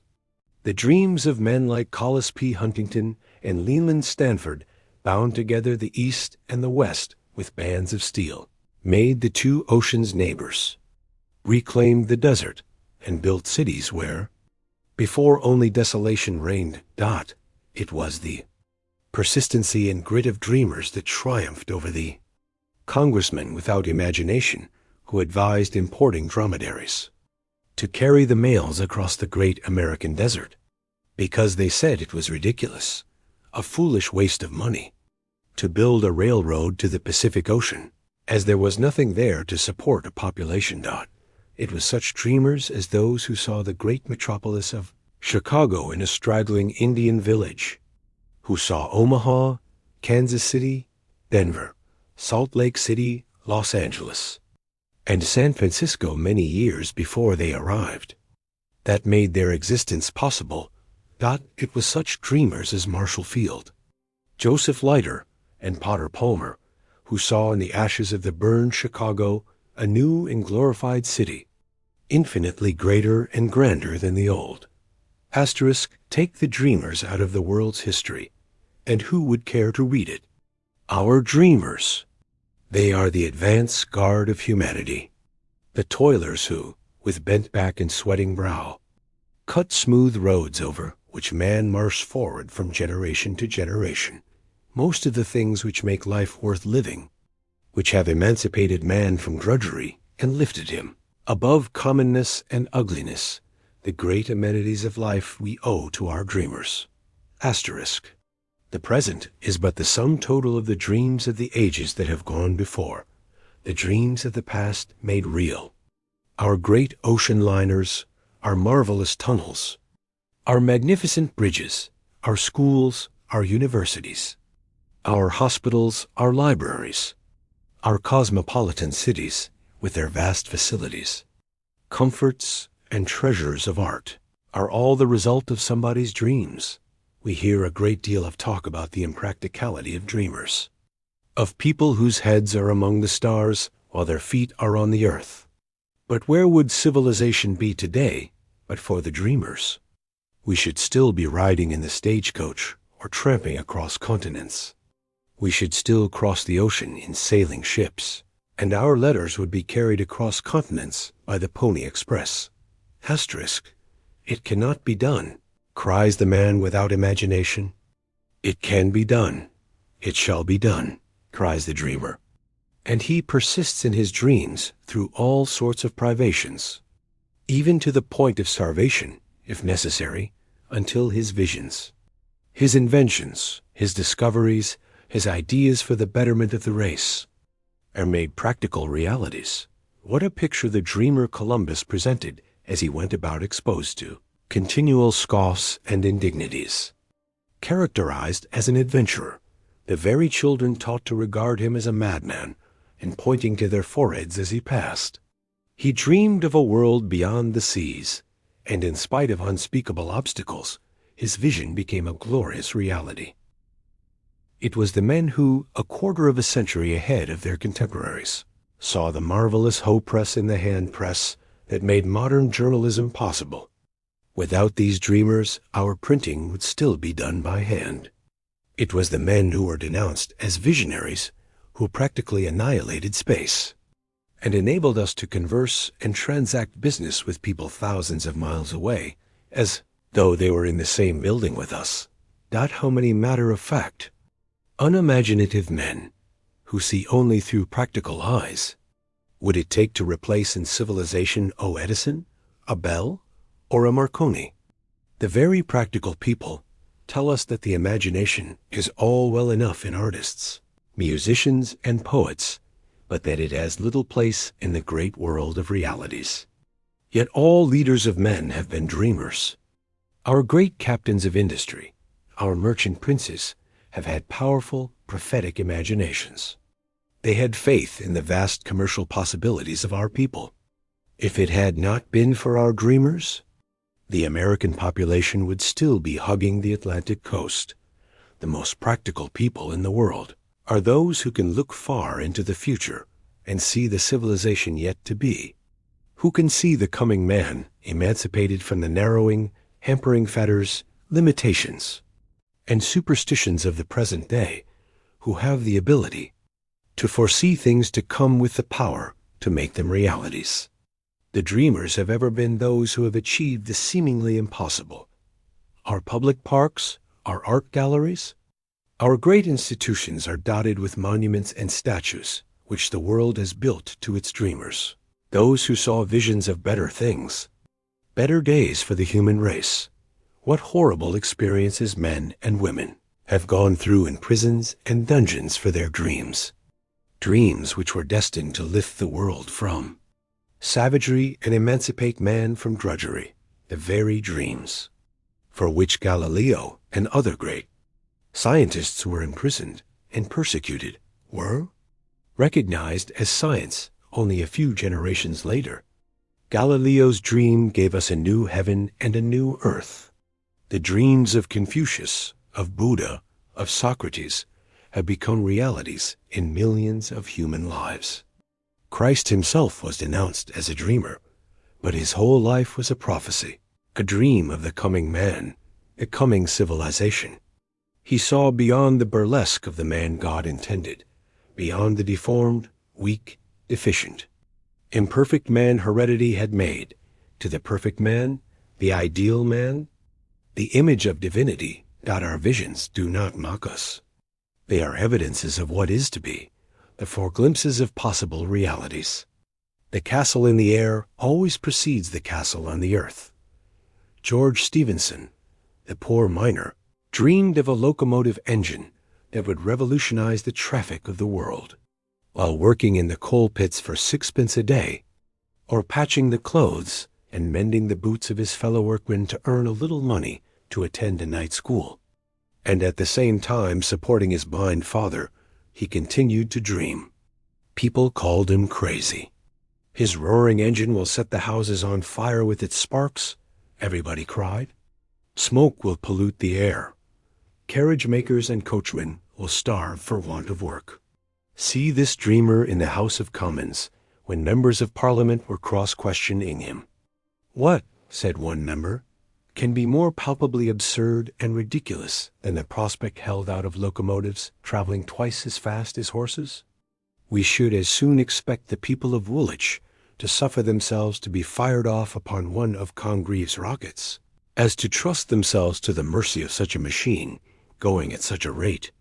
We trust that Parliament will, in all the railways it may grant, limit the speed to 8 or 9 miles an hour, which is as great as can be ventured upon. But, in spite of calumny, ridicule, and opposition, this crazy visionary toiled on for 15 years for the realization of his vision. On the 4th of August, 1907, New York celebrated the centennial of the dream of Robert Fulton. See the crowd of curious scoffers at the wharves of the Hudson River at noon on Friday, August 4th, 1807. To witness the results of what they thought the most ridiculous idea which ever entered a human brain. To witness what they believed would be a most humiliating failure of the dreams of a crunk who proposed to take a party of people up the river to Albany in a steam vessel named the Clermont. Did anybody ever hear of such an absurd idea as navigating against the current of the Hudson River without sail? Scornfully said the scoffing wiseacres. Many of them thought that the man who had fooled away his time and money on the Clermont was little better than an idiot, and that he ought to be in an insane asylum. But the Clermont did sail up the Hudson, and Fulton was hailed as a benefactor of the human race. What does the world not owe to Morse, who gave it its first telegraph? When the inventor asked for an appropriation of a few $1,000s for the first experimental line from Washington to Baltimore, he was sneered at by congressmen. After discouragements which would have disheartened most men, this experimental line was completed, and some congressmen were waiting for the message which they did not believe would ever come. When one of them asked the inventor how large a package she expected to be able to send over the wire. But very quickly the message did come, and derision was changed to praise. The dream of Cyrus W. Field, which tied 2 continents together by the ocean cable, was denounced as worse than folly. How long would it take to get the world's day-by-day news? Why, for such dreamers as Field. When William Murdoch, at the close of the 18th century, dreamed of lighting London by means of coal gas conveyed to buildings and pipes, even Sir Humphrey Davy sneeringly asked, "Do you intend taking the dome of St. Paul's for a gasometer?" Sir Walter Scott, too, ridiculed the idea of lighting London by smoke, but he lived to use this same smoke dream to light his castle at Abbotsford. "What?" said the wise scientists. "A light without a wick? Impossible."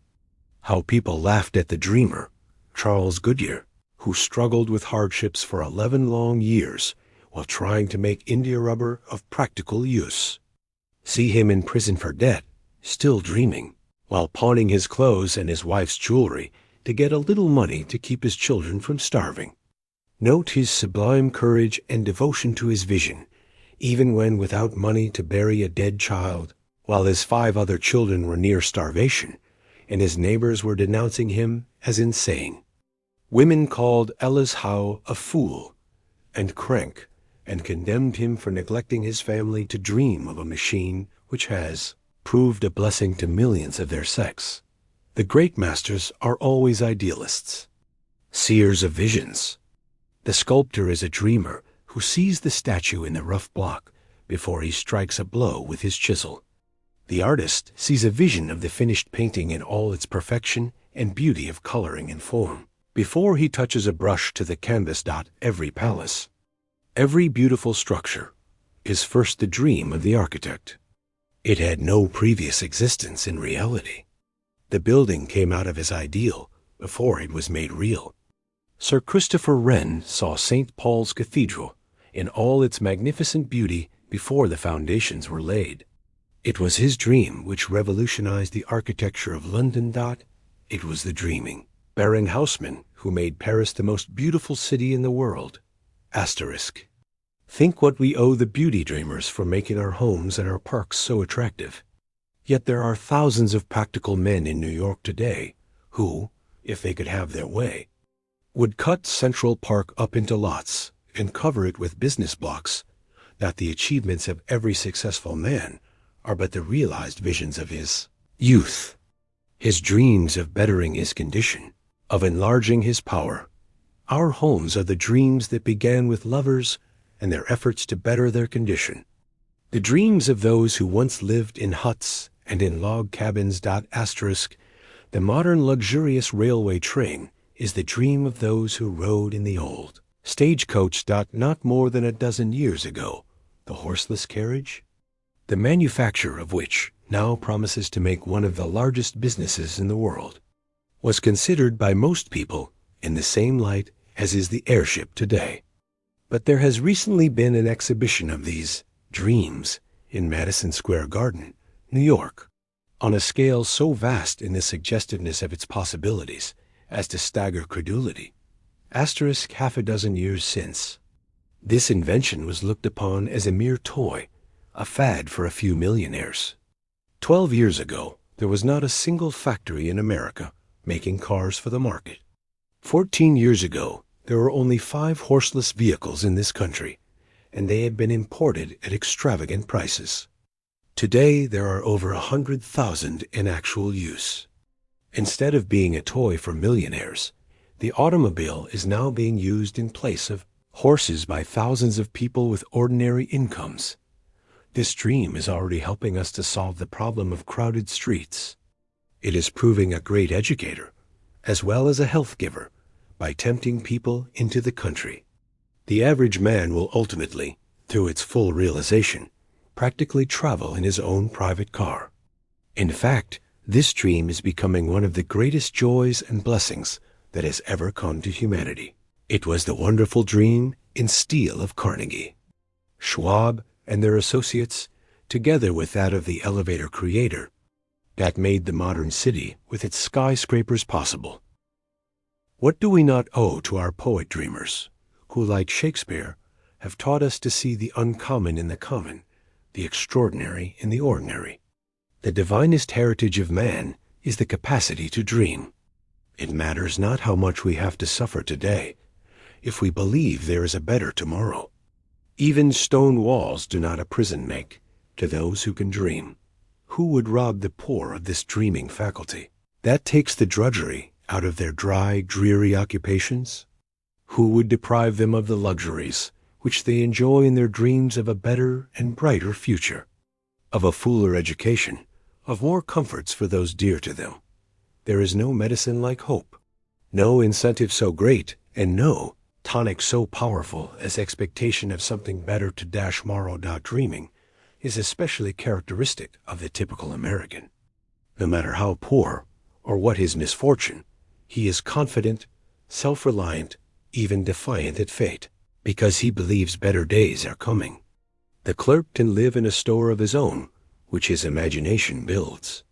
The poorest factory girl dreams of a beautiful home of her own. The humblest dream of power, the ability to lift oneself instantly out of all perplexities, trials, troubles, and discordant environment into an atmosphere of harmony and beauty and truth, is beyond price. How many of us would have heart enough, hope enough, and courage enough to continue the struggle of life with enthusiasm if our power of dreaming were taken away from us? It is this dreaming, this hoping, this constant expectancy of better things to come that keeps up our courage, lightens our burdens, and makes clear the way. I know a lady who has gone through the most trying and heartrending experiences for many years, and yet everybody who knows her marvels at her sweetness of temper, her balance of mind, and beauty of character. She says that she owes everything to her ability to dream, that she will lift herself out of the most discordant and trying conditions into a calm of absolute harmony and beauty, and come back to her work with a freshened mind and invigorated body. The dreaming faculty, like every other faculty, may be abused. A great many people do nothing but dream. They spend all their energies in building air castles, which they never try to make real.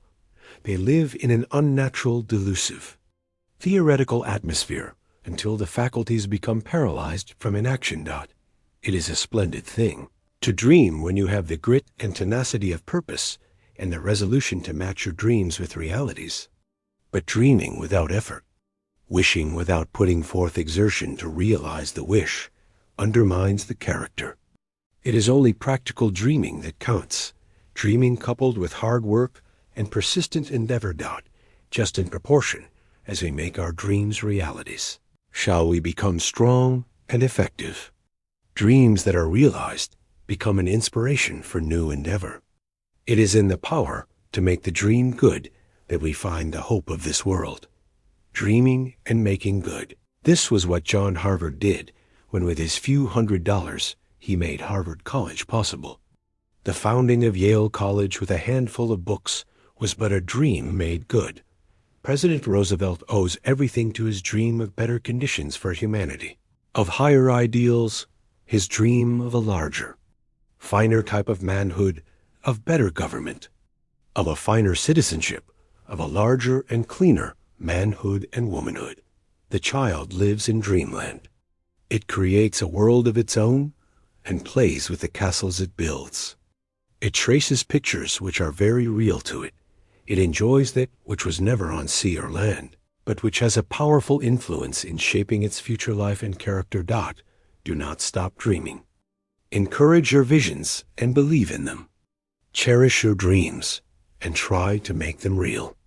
This thing in us that aspires, that bids us to look top, that beckons us higher, is God-given. Aspiration is the hand that points us to the road that runs heavenward. As your vision is, so will your life be. Your better dream is the prophecy of what your life may be. Ought to be. The great thing is to try to fashion the life after the pattern shown us in the moment of our highest inspiration, to make our highest moment permanent. We are all conscious that the best we do is but a sorry apology for what we ought to do, might do. The average man is but a burlesque of the sublime man God intended him to be. We certainly were made for something larger, grander, and more beautiful than we are. We have a feeling that what we are is out of keeping with, does not fit the larger, greater life plan which the Creator patterned for us, that it is mean, sordid, stingy, and pinched compared with the pattern of that divine man shown us in the moment of our highest vision. It is this creative power of the imagination, these dreams of the dreamers made good, that will ultimately raise man to his highest power, that will break down the barriers of caste, race, and creed, and make real the poet's vision of the Parliament of Man, the federation of the world. The golden age lies onward, not behind. The pathway through the past has led us up. The pathway through the future will lead on, and higher. *6. The spirit in which you work 3T ought not to be necessary to ask a man if he likes his work. The radiance of his face should tell that. His very buoyancy and pride in his task, his spirit of unbounded enthusiasm and zest, ought to show. He ought to be so in love with his work that he finds his greatest delight in it, and this inward joy should light up his whole being. A test of the quality of the individual is the spirit in which he does his work. If he goes to it grudgingly, like a slave under the lash, if he feels the drudgery in it, if his enthusiasm and love for it do not lift it out of commonness and make it a delight instead of a bore, he will never make a very great place for himself in the world. The man who feels his life yoke galling him, who does not understand why the bread and butter question could not have been solved by one great creative act, instead of every man's being obliged to wrench everything he gets from nature through hard work. The man who does not see a beneficent design and a superb necessity in the principle that every one should earn his own living has gotten a wrong view of life, and will never get the splendid results out of his vocation that were intended for him. Multitudes of people do not half respect their work. They look upon it as a disagreeable necessity for providing bread and butter, clothing and shelter as unavoidable drudgery, instead of as a great man builder, a great life university for the development of manhood and womanhood. They do not see the divinity in the spur of necessity, which compels man to develop the best thing in him, to unfold his possibilities by his struggle to attain his ambition, to conquer the enemies of his prosperity and his happiness. They cannot see the curse in the unearned dollar, which takes the spur out of the motive. Work to them is sheer drudgery and unmitigated evil. They cannot understand why the Creator did not put bread ready-made on trees. They do not see the stamina, the grit, the nobility, and the manhood in being forced to conquer what they get. No one can make a real success of his life when he is all the time grumbling or apologizing for what he is doing. It is a confession of weakness. What a pitiable sight to see one of God's noblemen, made to hold up his head and be a king, to be cheerful and happy and to radiate power, going about whining and complaining of his work, even deploring the fact that he should have to work at all. It is demoralizing to allow yourself to do a thing in a half-hearted, grudging manner. There is a great adaptive power in human nature. The mind is wonderfully adjustive to different conditions. But you will not get the best results until your mind is settled, until you are resolved not only to like your work, but also to do it in the spirit of a master and not in that of a slave. Resolve that, whatever you do, you will bring the whole man to it, that you will fling the whole weight of your being into it, that you will do it in the spirit of a conqueror, and so get the lesson and power out of it, which come only to the conqueror. Put the right spirit into your work. Treat your calling as divine as a call from principle. If the thing itself be not important, the spirit in which you take hold of it makes all the difference in the world to you. It can make or mar the man. You cannot afford grumbling service or botched work in your life's record. You cannot afford to form a habit of half-doing things, or of doing them in the spirit of a drudge, for this will drag its slimy trail through all your subsequent career, always humiliating you at the most unexpected times. Let other people do the poor jobs, the botched work, if they will. Keep your standards up, your ideals high. The attitude with which a man approaches his task has everything to do with the quality and efficiency of his work, and with its influence upon his character. What a man does is a part of himself. It is the expression of what he stands for. Our life work is an outpicturing of our ambition, our ideals, our real selves. If you see a man's work, you see the man. No one can respect himself, or have that sublime faith in himself, which is essential to all high achievement, when he puts mean, half-hearted, slipshod service into what he does.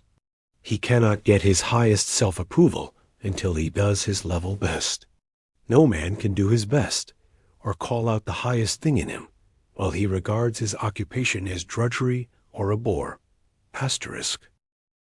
Under no circumstances allow yourself to do anything as a drudge. Nothing is more demoralizing. No matter if circumstances force you to do something which is distasteful, compel yourself to find something interesting and instructive in it. Everything that is necessary to be done is full of interest. It is all a question of the attitude of mind in which we go to our task. If your occupation is distasteful, every rebellious thought, every feeling of disgust, only surrounds you with a failure atmosphere, which is sure to attract more failure.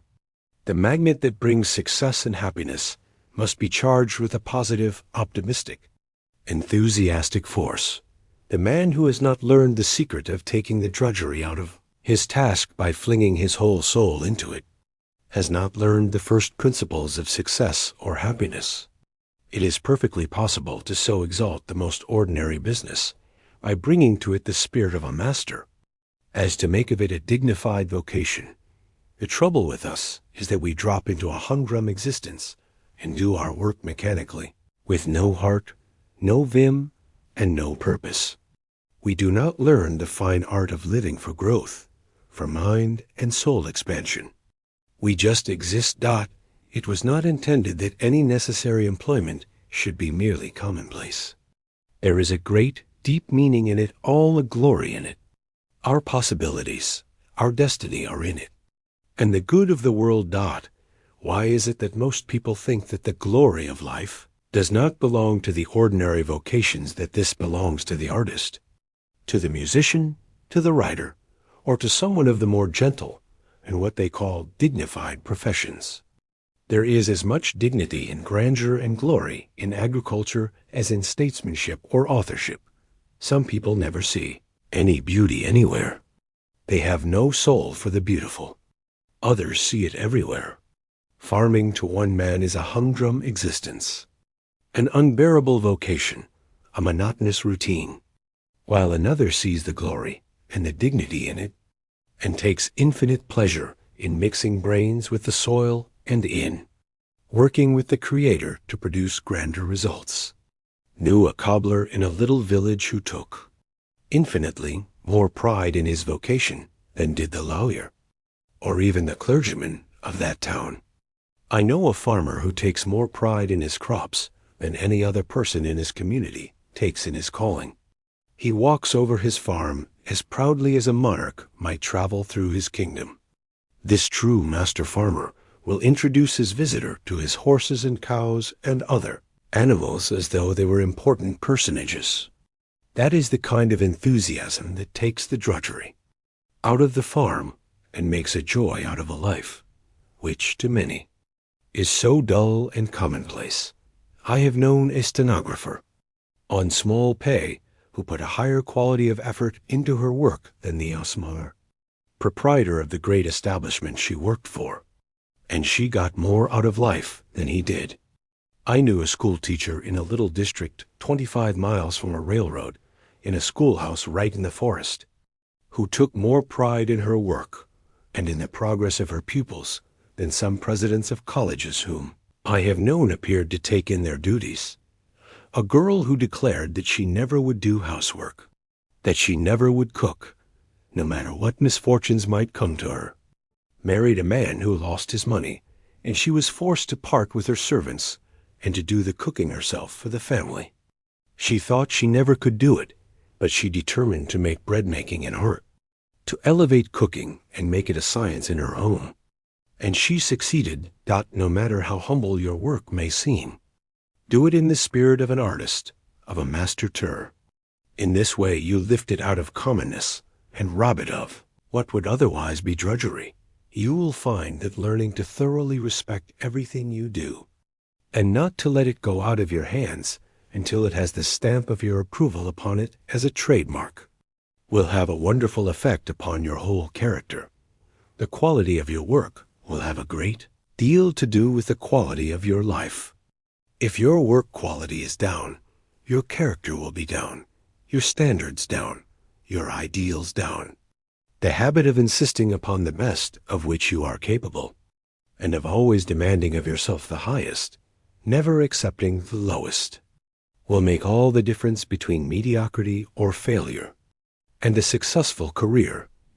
If you bring to your work the spirit of an artist, instead of an artisan, if you bring a burning zeal, an all-absorbing enthusiasm, if you determine to put the best there is in you in everything you do, no matter what it is, you will not long be troubled with a sense of drudgery. Everything depends on the spirit we bring the task. The right spirit makes an artist in the humblest task, while the wrong spirit makes an artisan in any calling. No matter how high that calling may be, there is a dignity, an indescribable quality of superiority in everything we do which we thoroughly and honestly respect. There is nothing belittling or menial which has to be done for the welfare of the race. You cannot afford to give the mere dregs, the mere leavings of your energies, to your work. The best in you is none too good for it. It is only when we do our best, when we put joy, energy, enthusiasm, and zeal into our work, that we really grow. And this is the only way we can keep our highest self-respect. We cannot think much of ourselves when we are not honest in our work, when we are not doing our level best. There is nothing which will compensate you for the loss of faith in yourself, for the knowledge of your reputation for doing bungling, dishonest work. You have something infinitely higher within you to satisfy than to make a mere living, to get through your day's work as easily as possible. It is your sense of right, the demand within you to do your level best, to develop the highest thing in you, to do the square thing to be a man. This should speak so loudly in you that the mere bread and butter question, the money-making question, should be absolutely insignificant in comparison.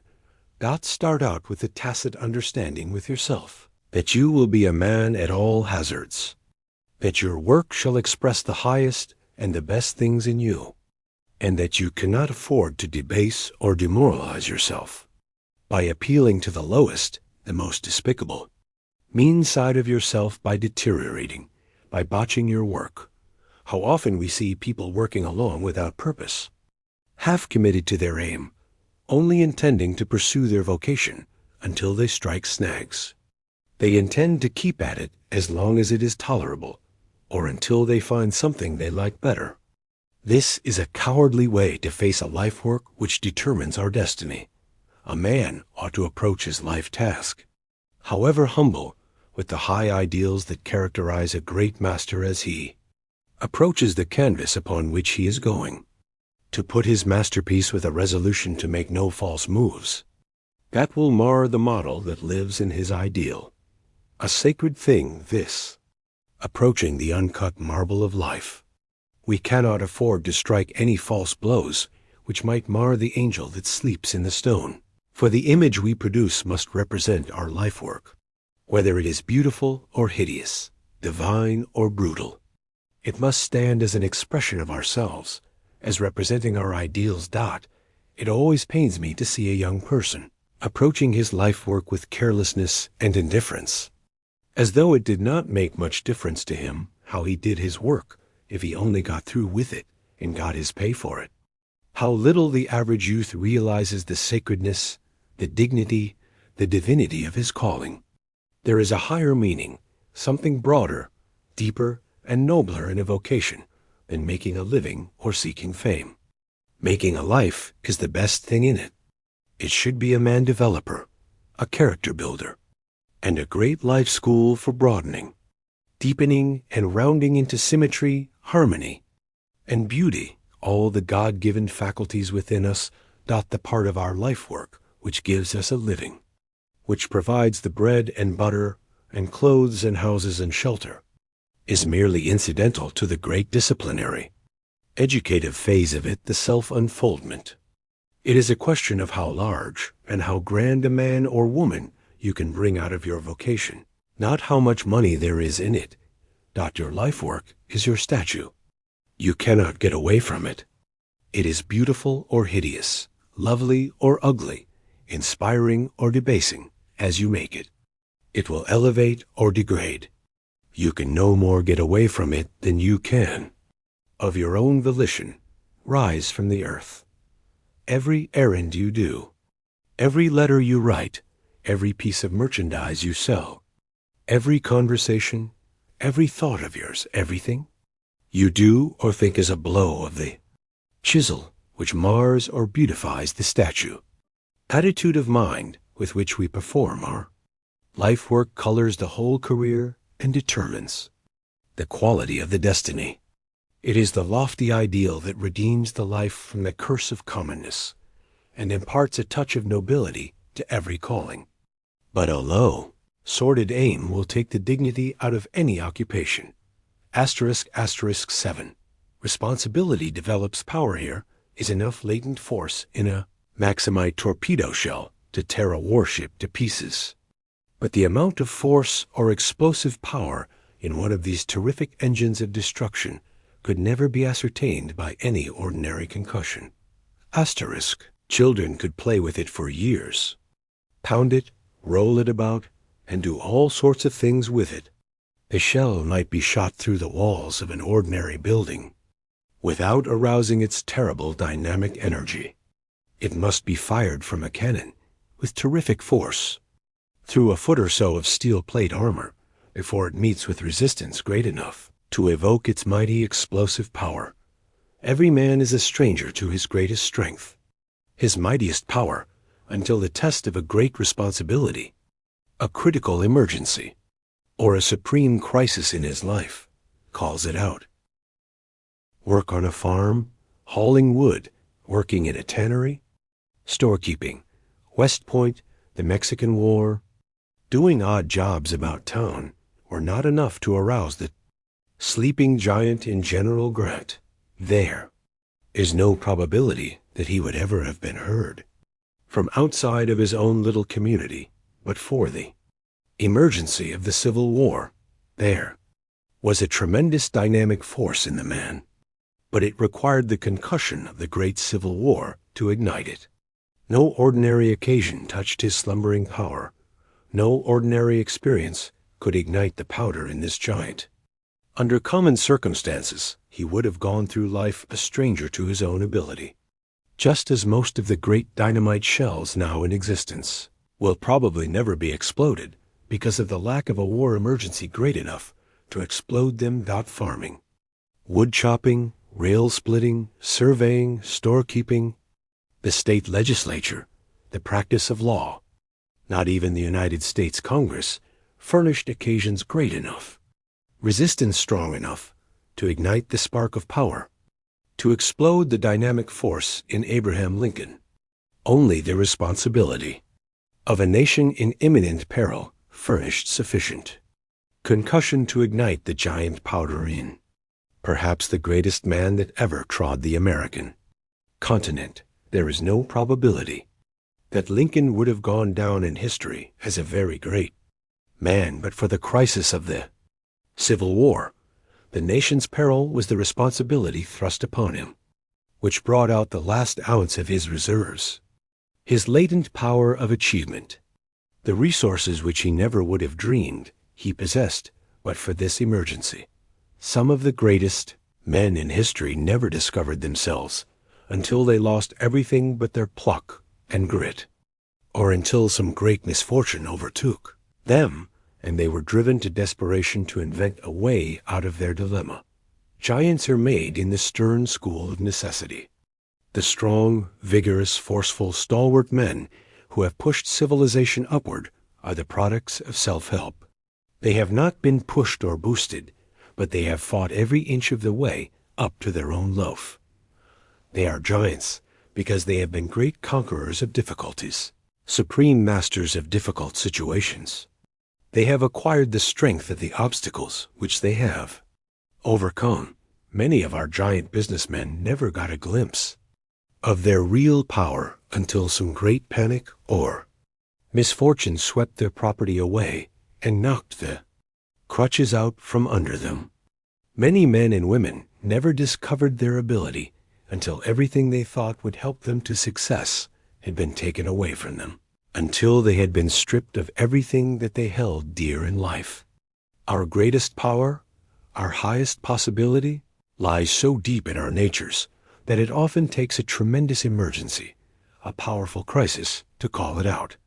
It is only when we feel that all bridges behind us are burned, all retreat cut off, and that we have no outside aid to lean upon, that we discover our full inherent power.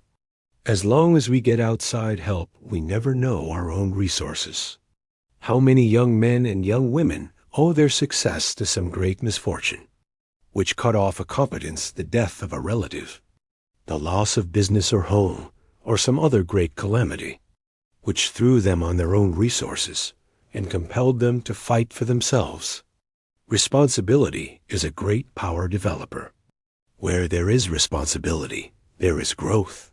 People who are never thrust into responsible positions never develop their real strength.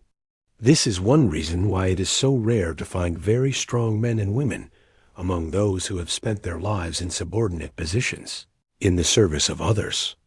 They go through life comparative weaklings because their powers have never been tested or developed by having great responsibility thrust upon them. Their thinking has been done for them. They have simply carried out somebody else's program. They have never learned to stand alone, to think for themselves, to act independently. Because they have never been obliged to plan for themselves, they have never developed the best things in them, their power of originality, inventiveness, initiative, independence, self-reliance, their possible grit and stamina, the power to create, to make combinations, to meet emergencies, the power which comes from continuous marshaling of one's forces to meet difficult situations. To adjust means to ends, that stamina or power which makes one equal to the great crisis in the life of a nation, is only developed by years of practical training under great responsibility. There is nothing more misleading than the philosophy that if there is anything in a youth it will come out. It may come out, and it may not. It depends largely upon circumstances, upon the presence or absence of an ambition-arousing, a grit-awakening environment. The greatest ability is not always accompanied by the greatest confidence or the greatest ambition. There is at this moment enough power latent in the clerks or ordinary employees, in almost any of our business houses, to manage them as well as, or better than they are being managed today, if the opportunity and necessary emergency to call out this dynamic force should arise. But how can clerks who remain behind counters, measuring cloth, selling shoes or hosiery, year in and year out, ever know what latent power for organization, what executive ability or initiative they possess? It is true that some of the more ambitious and courageous get out and start for themselves, but it does not follow that they are always abler than those who remain behind. Sometimes the greatest ability is accompanied by great modesty and even timidity. Then, again, employees conscious of great ability are often deterred from taking the risk of launching out for themselves because of possible disaster to those depending upon them for daily bread, but thrust great responsibility upon a man, drive him to desperation, and the demand will bring out what there is in him. It will call out his initiative, his ingenuity, his resourcefulness, his self-reliance, his power to adjust means to ends. If there are any elements of leadership in him, responsibility will call them out. It will test his power to do things. I have in mind a young man who developed such amazing ability within 6 months from the date of a very important promotion that he surprised everybody who knew him. Even his best friends did not believe that it was in him. But the great responsibilities, the desperate situation, thrust upon him brought out his reserve power, and he very quickly showed of what stuff he was made. This promotion, and a little stock in the concern, which had been given him, aroused his ambition and called out a mighty power which before he did not dream that he possessed. Tens of thousands of young men and young women today are only waiting for a chance to show themselves, waiting for an opportunity to try their wings.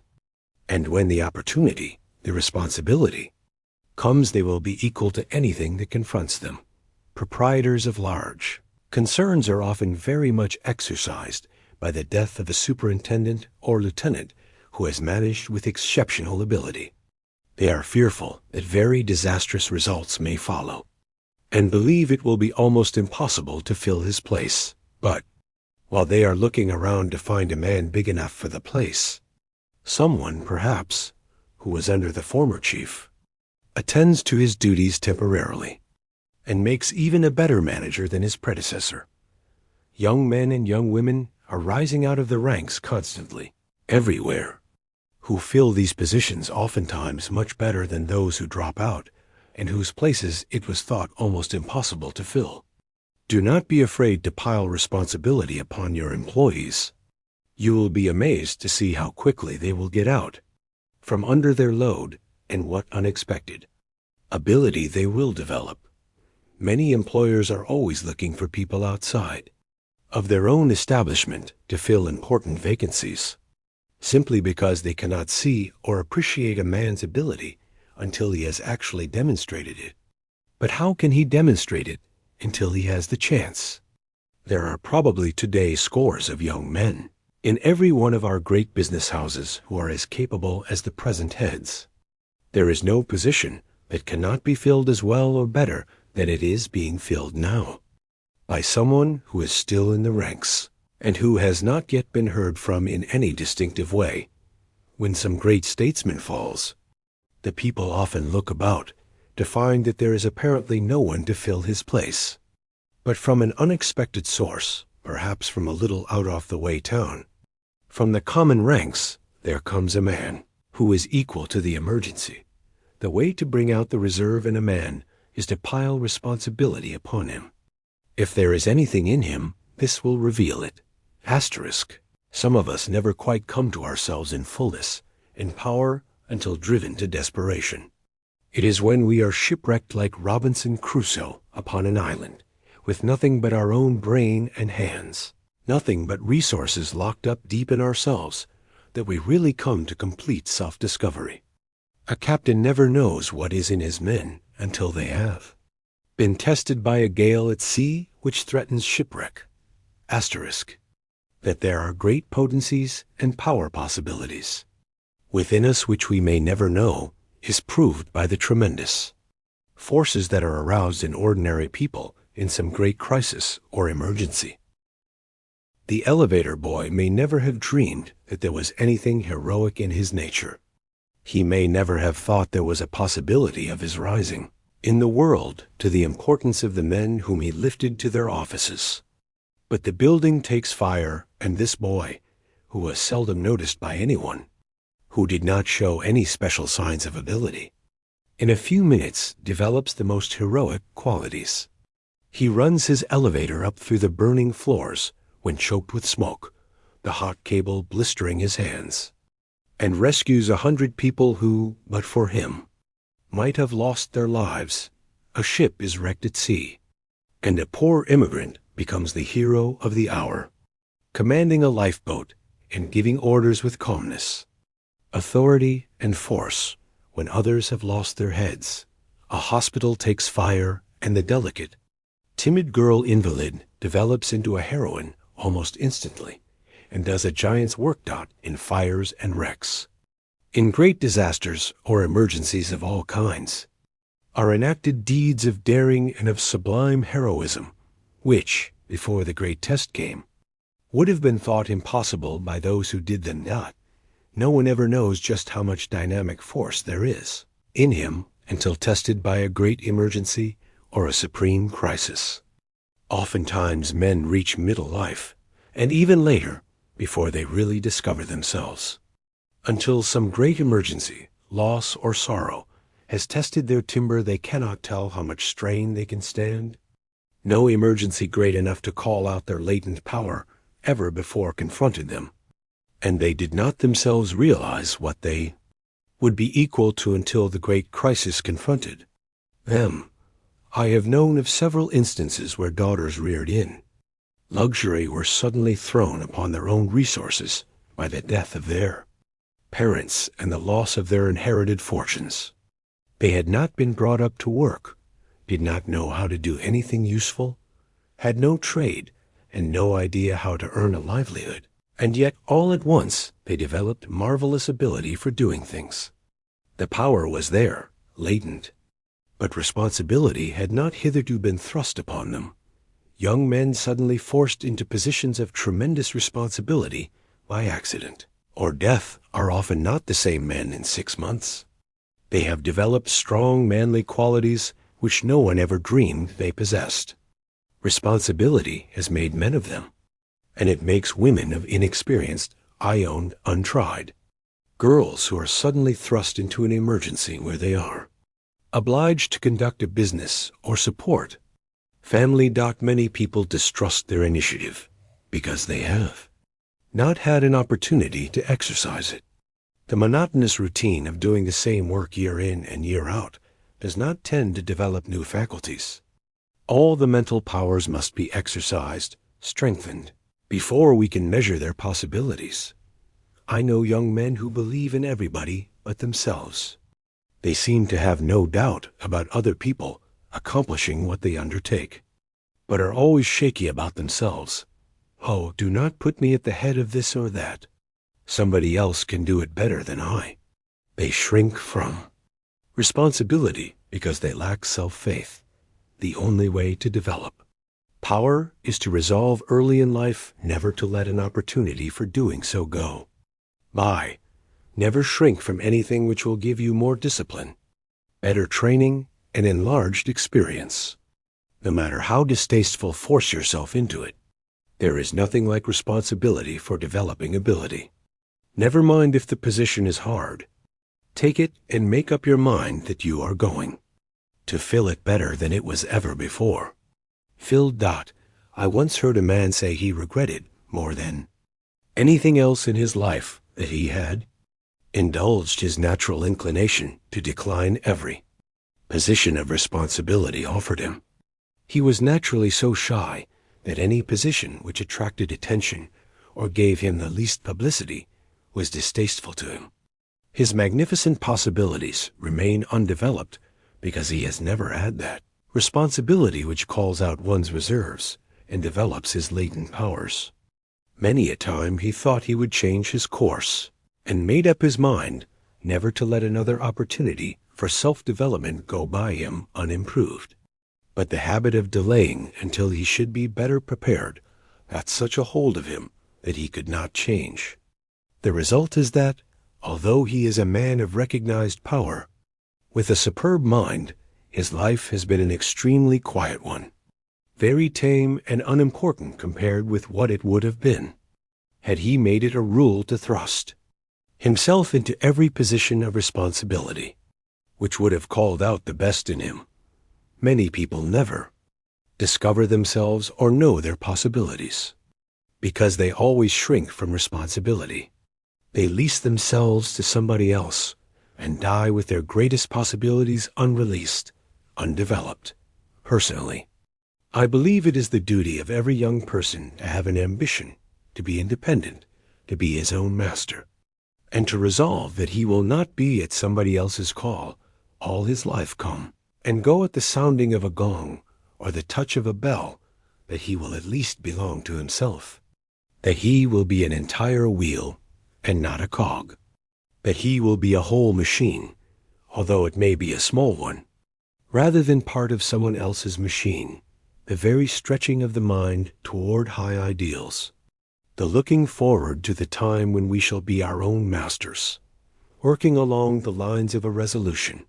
A fixed, irrevocable determination has a strengthening, unifying influence upon all of the faculties, and you will be a stronger man or woman, whatever your future, if you keep steadily, persistently in mind your own individual declaration of independence. It means freedom. It means delivery from restraint, from a certain feeling of slavery which attaches to every subordinate position.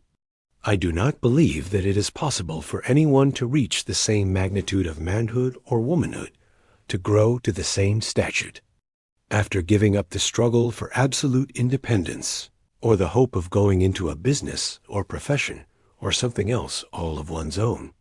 Asterisk. It is true that not every person has the executive ability or strength of mind, the qualities of leadership, the moral stamina, or the push to conduct a business successfully for himself and stand his ground. There are also many instances of young men who have others dependent upon them, and who are not in a position to take the risks of going into business for themselves.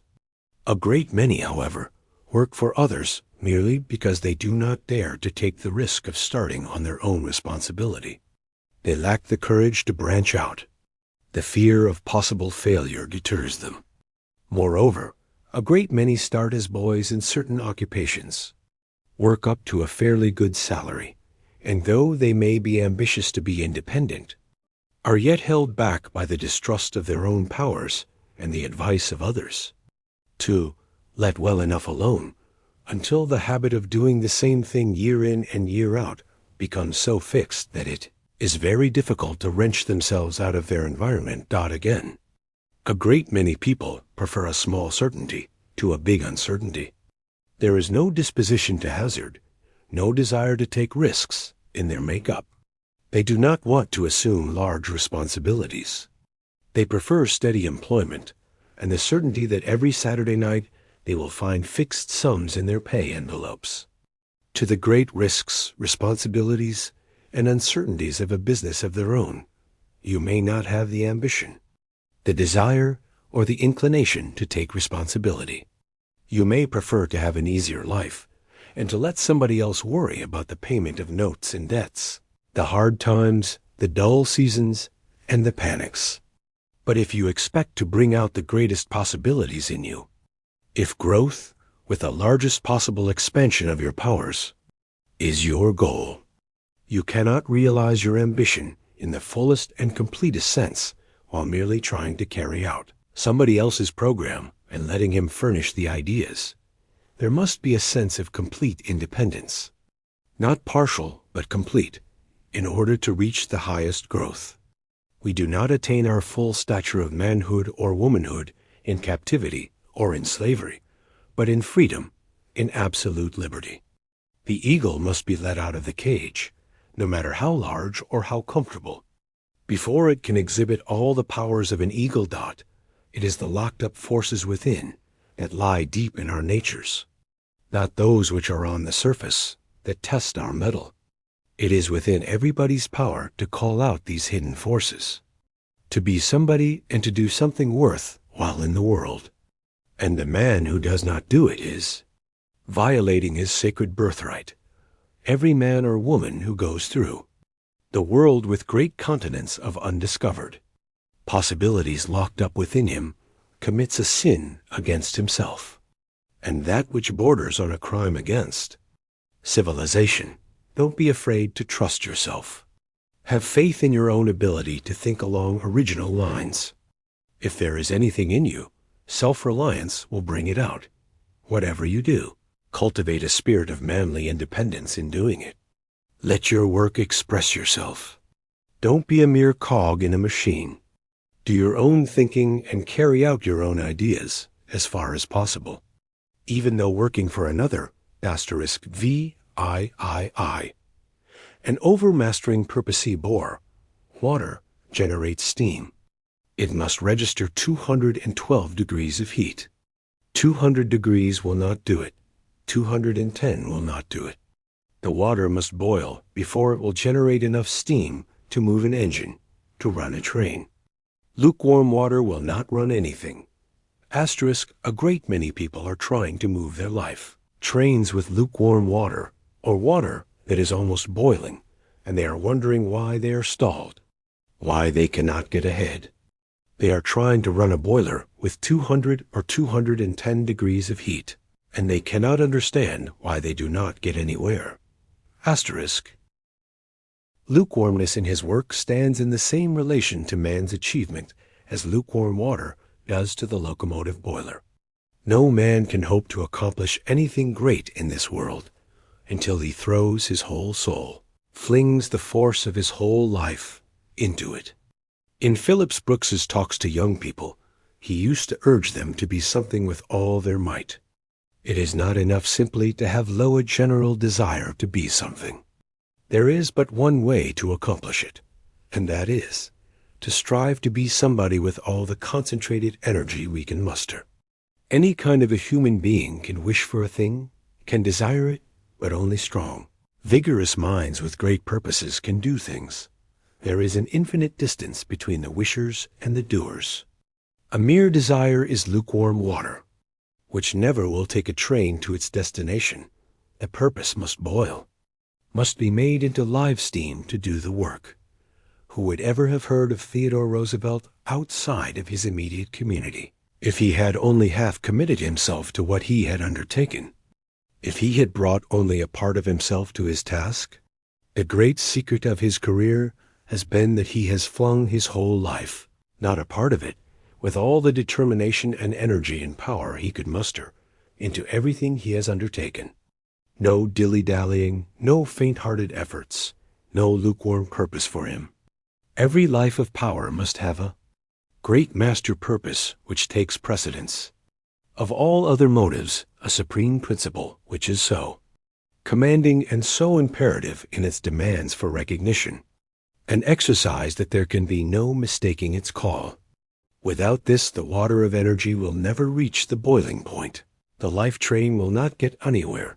The man with a vigorous purpose is a positive, constructive, creative force. No one can be resourceful, inventive, original, or creative without powerful concentration. And the undivided focusing of the mind is only possible along the line of the ambition, a life purpose. We cannot focus the mind upon a thing we are not interested in and enthusiastic about. A man ought to look upon his career as a great artist looks upon his masterpiece, as an outpicturing of his best self, upon which he dwells with infinite pride and a satisfaction which nothing else can give. Yet many people are so loosely connected with their vocation that they are easily separated from it. I know young men who seem anxious to get on in their careers, but in a single evening they could be induced to give up their calling for something else. They are always wondering whether they are in the right place or where their ability will count most. They lose heart when they strike obstacles, or they become discouraged when they hear of some IIUNI else who has made a success in some other line, and wonder if they had not better try something in the same line. If one is so loosely attached to his occupation that he can be easily induced to give it up, you may be sure that he is not in the right place. If nature has called you to a position, if the call runs in your blood, it is a part of your life, and you cannot get away from it. It is not a separate thing from yourself. It exists in every brain cell, every nerve cell, every blood corpuscle contains some of it. You can no more get away from it than a leopard can get away from his spots. So when a young man asks me if I do not think he had better make a change, one feels very certain that he is not in the place God called him to. For the thing he was made for is as much a part of his real being as his temperament. It is nearer to him than his heartbeat, closer than his breath. There is a photograph of the thing he was made for in every cell in his body. He cannot get away from it. The thing which will make the life distinctive, which will make it a power, is the one supreme thing which we want to do, and feel that we must do, and no matter how long we may be delayed from this aim, or how in far we may be swerved aside by mistakes or iron circumstances, we should never give up hope or a determination to pursue our object. Some people have not the moral courage, the persistence, the force of character, to get the things out of the way which stand between them and their ambition. They allow themselves to be pushed this way and that way into things for which they have no fitness or taste. Their willpower is not strong enough to enable them to fight their way to their goal. They are pushed aside by the pressure about them, and do the things for which they have little or no liking or adaptation to it. If there is anything in the world a person should fight for, it is freedom to pursue his ideal, because in that is his great opportunity for self-expression, for the unfoldment of the greatest thing possible to him. It is his great chance to make his life tell in the largest, completest way, to do the most original, distinctive thing possible to him that, if he does not pursue his ideal, does not carry out his supreme aim, his life will be more or less of a failure, no matter how much he may be actuated by a sense of duty, or how much he may exert his willpower to overcome his handicap. There is great power in a resolution that has no reservation in it is strong. Persistent, tenacious purpose which burns all bridges behind it, clears all obstacles from its path, and arrives at its goal, no matter how long it may take, no matter what the sacrifice or the cost. The inspiration of a great, positive aim transforms the life and revolutionizes a shiftless, ambitionless, dissipated, good-for-nothing man, as if some divine energy had worked in him, even as love sometimes transforms a slovenly, purposeless, coarse man into a clean, methodical, diviner being, when the awakening power of a new purpose, a resolute aim, is born in a man. He is a new creature. He sees everything in a new light. The doubts, the fears, the apathy, the vicious temptations which dogged his steps but yesterday, the stagnation which had blighted his past life, all vanish as if by magic. They are dispelled by the breath of a new purpose. Beauty and system take the place of unsightliness and confusion. Order reigns in the place of anarchy. All his slumbering faculties awaken to activity. The effect of this new ambition is like the clarifying change made by a waterway in a stagnant, swampy district. The water clarifies as soon as it begins to move, to do something. Flowers spring up in place of poisonous weeds, and vegetation, beauty. Birds in song make joyous the once miasmic atmosphere. Chemists tell us that when a compound is broken up and an atom is released from the attraction of other atoms, it takes on new energy and immediately seeks combination with another free atom. But the longer it remains alone, the weaker it becomes. It seems to lose much of its vitality and power of attraction when idle. When the atom is first freed from the grasp of its fellows, it is called nascent, newborn. It is then that it has its maximum of gripping power.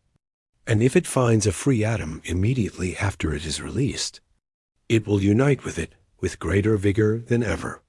The power seems to go out of it if it delays its union with another atom. Mythology tells us that Minerva, the goddess of wisdom, sprang complete, full-orbed, full-grown from Jupiter's brain.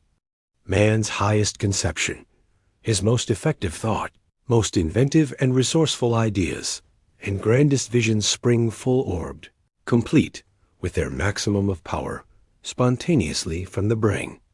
Men who postpone their visions, who delay the execution of their ideas, who bottle up their thoughts to be used at a more convenient time, are always weaklings. The forceful, vigorous, effective men are those who execute their ideas while they are full of the enthusiasm of inspiration. Our ideas, our visions, our resolutions come to us fresh every day, because this is the divine program for the day, not for tomorrow. Another inspiration, new ideas will come tomorrow. Today we should carry out the inspiration of the day. Divine vision flashes across the artist's mind with lightning-like rapidity. But it is not convenient for him to seize his brush and fasten the immortal vision before it fades. He keeps turning it over and over in his mind. It takes possession of his very soul, but he is not in his studio, or it is not convenient to put his divine vision upon canvas, and the picture gradually fades from his mind.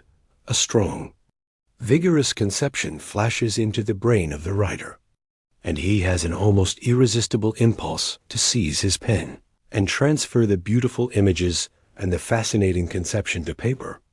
But it is not convenient at the moment, and, while it seems almost impossible to wait, he postpones the writing.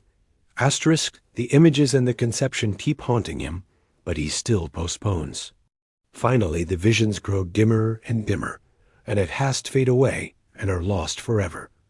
There is a reason for all this. Why do we have these strong, vigorous impulses, these divine visions of splendid possibilities? Why do they come to us with such rapidity and vigor, such vividness and suddenness? It is because it is intended that we shall use them while fresh, execute them while the inclination is hot. Our ideas, our visions are like the manna of the wilderness, which the Israelites were obliged to gather fresh every day. If they undertook to hoard it, it became stale, the nourishment evaporated, the life went out of it. They could not use old manna. There is something about allowing a strong resolution to evaporate without executing it that has a deteriorating influence upon the character. It is the execution of a plan that makes stamina. Almost anybody can resolve to do a great thing. It is only the strong, determined character that puts the resolve into execution. We could only make our highest moments permanent. What splendid things we should do in life, and what magnificent beings we should too become, but we let our resolutions cool, our visions fade until it is more convenient to execute them. And they are gone. There is no easier way in which one can hypnotize or deceive himself than by thinking that because he is always making great resolutions, he is doing something worthwhile or carrying them out.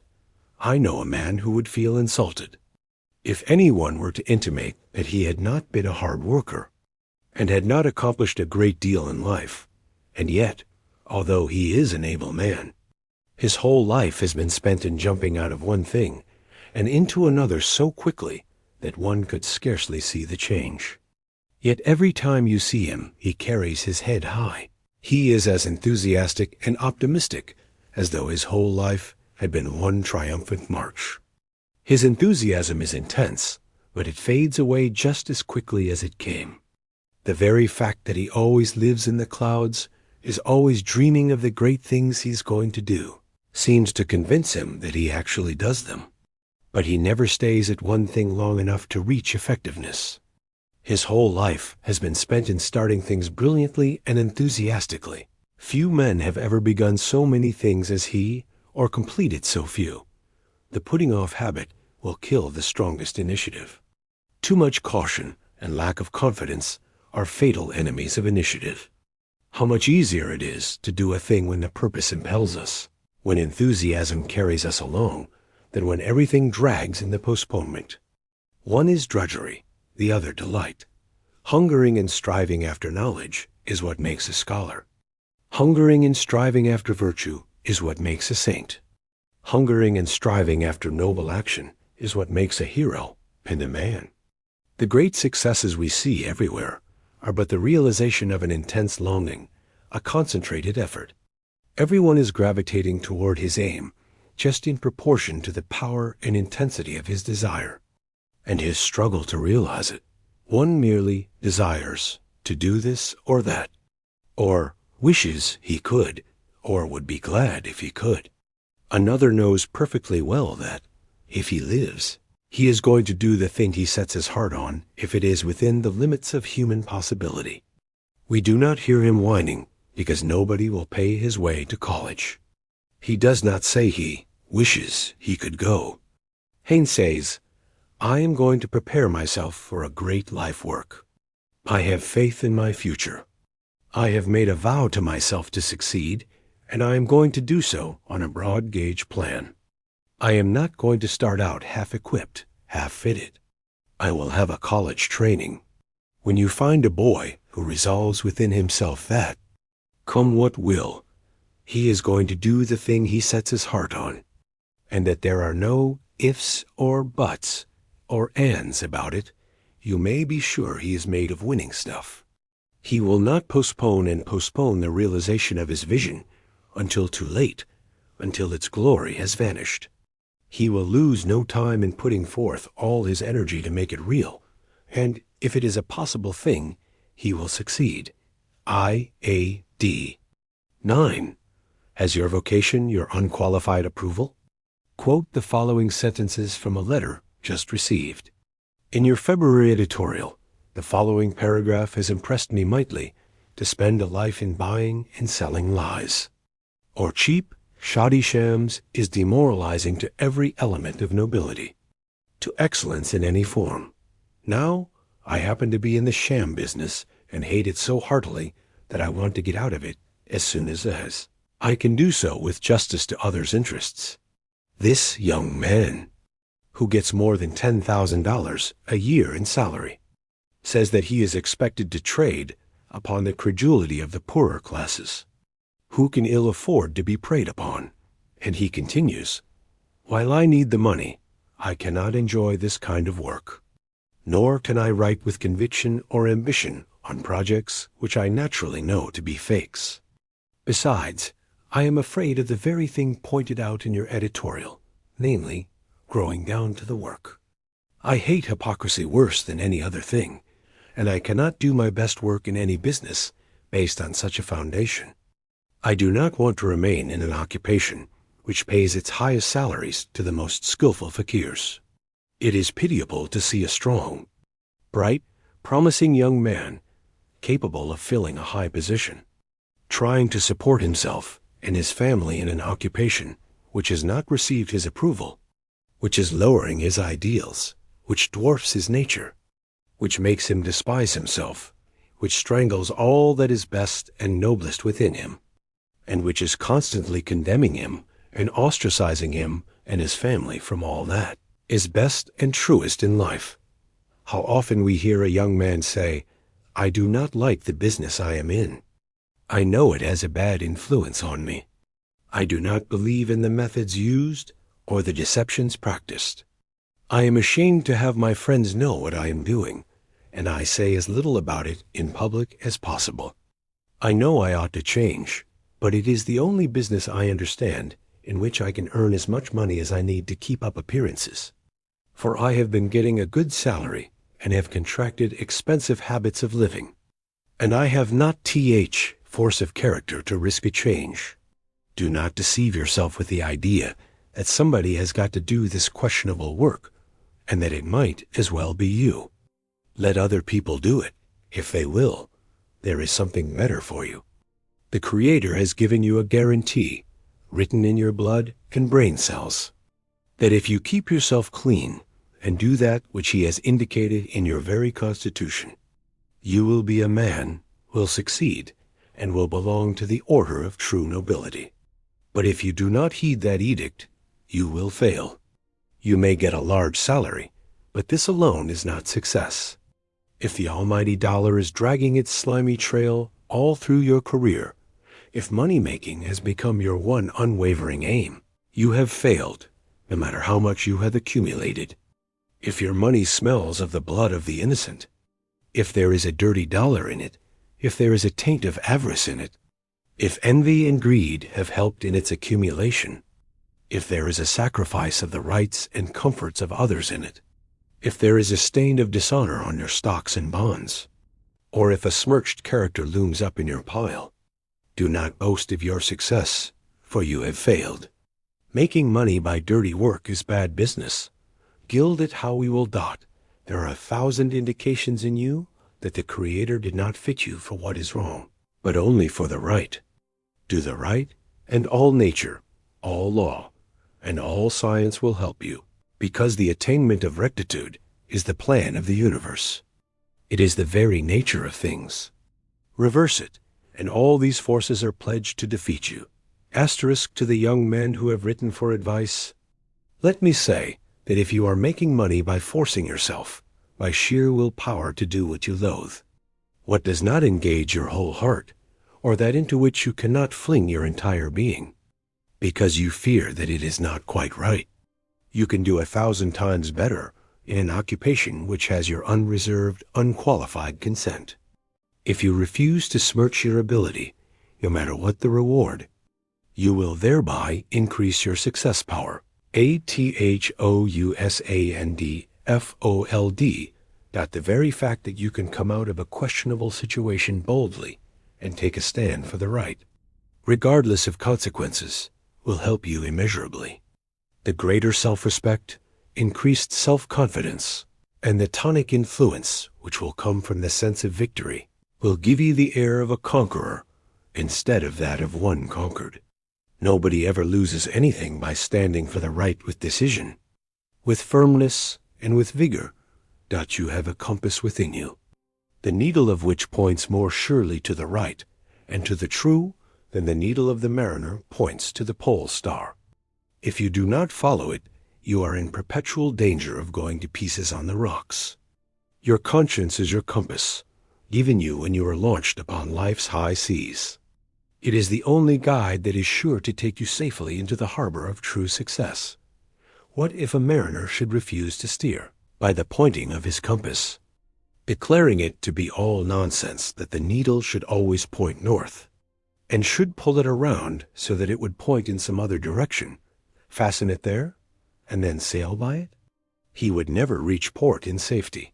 Asterisk, it takes only a little influence, just a little force, to pull the needle away from its natural pointing. Your conscience compass must not be influenced by greed or expediency. You must not trammel it. You must leave it free. The man who tampers with the needle of his conscience, who pulls it away from its natural love, and who tries to convince himself that there are other standards of right, other stars as reliable as the pole star of his character, and proposes to follow them in some questionable business, is a deluded fool who invites disaster. Every little while I meet young men who dislike to tell me what their vocation is. They seem ashamed of what they are doing. One young man I met some time ago very reluctantly told me that he was a bartender in a large saloon.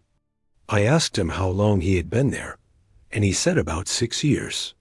He said he hated the business. It was degrading, but that he was making pretty good money. And just as soon as he could get enough laid up so that he could afford it, he was going to quit and go into something else. Now, this young man had been deceiving himself for years by thinking that he was doing pretty well and that he would soon leave the business. Asterisk. In his early career, he had many opportunities to make a great deal of money by allying himself with crooked, sneaking, unscrupulous politicians. He had all sorts of opportunities for political graft, but crookedness never had any attraction for him. He refused to be a party to any political jobbery, any underhand business. He preferred to lose any position he was seeking, to let somebody else have it, if he must get smirched in the getting it. He would not touch a dollar, place, or preferment unless it came to him clean, with no trace of jobbery on it. Politicians, who had an axe to grind, knew it was no use to try to bribe him, or to influence him with promises of patronage, money, position, or power. Mr. Roosevelt knew perfectly well that he would make many mistakes and many enemies. But he resolved to carry himself in such a way that even his enemies should at least respect him for his honesty of purpose and for his straightforward, square-deal methods. He resolved to keep his record clean, his name white, at all hazards. Everything else seemed unimportant in comparison. In times like these, the world especially needs such men as Mr. Roosevelt, men who hew close to the chalk line of right and hold the line plumb to truth, men who do not pander to public favor, men who make duty and truth their goal and go straight to their mark, turning neither to the right nor to the left, though a paradise tempt them, who can ever estimate how much his influence has done toward purging politics and elevating the American ideal. He has changed the viewpoint of many statesmen and politicians. He has shown them a new and a better way. He has made many of them ashamed of the old methods of grafting and selfish greed. He has held up a new ideal, shown them that unselfish service to their country is infinitely nobler than an ambition for self-aggrandizement. American patriotism has a higher meaning today because of the example of this great American. Many young politicians and statesmen have adopted cleaner methods and higher aims because of his influence. There is no doubt that tens of thousands of young men in this country are cleaner in their lives and more honest and ambitious to be good citizens, because here is a man who always stands for the square deal, for civic righteousness, for American manhood. Every man ought to feel that there is something in him that bribery cannot touch, that influence cannot buy, something that is not for sale, something he would not sacrifice or temper with for any price, something he would give his life for if necessary. If a man stands for something worth while, compels recognition for himself alone, on account of his real worth, he is not dependent upon recommendations, upon fine clothes, a fine house, or a pull. He is his own best recommendation. The young man who starts out with the resolution to make his character his capital and to pledge his whole manhood for every obligation he enters into will not be a failure, though he wins neither fame nor fortune. No man ever really does a great thing who loses his character in the process. No substitute has ever yet been discovered for honesty. Multitudes of people have gone to the wall trying to find one. Our prisons are full of people who have attempted to substitute something else for it. No man can really believe in himself when he is occupying a false position and wearing a mask, when the little monitor within him is constantly saying, "You? No, you are a fraud. You are not the man you pretend to be." The consciousness of not being genuine, not being what others think him to be, robs a man of power, honeycombs the character, and destroys self-respect and self-confidence. When Lincoln was asked to take the wrong side of a case, he said, "I could not do it." All the time while talking to that jury, I should be thinking, "Lincoln, you're a liar. You're a liar." And I believe I should forget myself and say it out loud. Character as capital is very much underestimated by a great number of young men. They seem to put more emphasis upon smartness, shrewdness, long-headedness, cunning, influence, a pull, than upon downright honesty and integrity of character. Yet why do scores of concerns pay enormous sums for the use of the name of a man who, perhaps, has been dead for half a century or more? It is because there is power in that name, because there is character in it, because it stands for something, because it represents reliability and square dealing. Think of what the name of Tiffany, of Park and Tilford, or any of the great names which stand in the commercial world as solid and immovable as the Rock of Gibraltar, are worth. Does it not seem strange that young men who know these facts should try to build up a business on a foundation of cunning, scheming, and trickery, instead of building on the solid rock of character, reliability, and manhood? Is it not remarkable that so many men should work so hard to establish a business on an unreliable, flimsy foundation, instead of building upon the solid masonry of honest goods, square dealing, reliability? A name is worth everything until it is questioned, but when suspicion clings to it, it is worth nothing. There is nothing in this world that will take the place of character.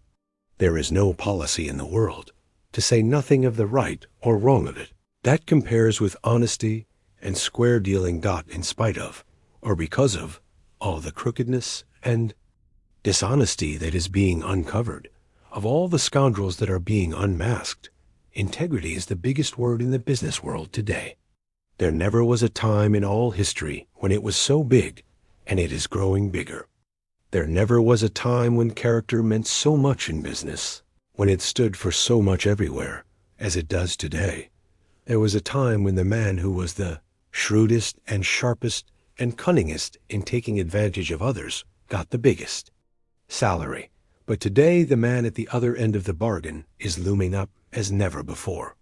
Nathan Strauss, when asked the secret of the great success of his firm, said it was their treatment of the man at the other end of the bargain. He said they could not afford to make enemies.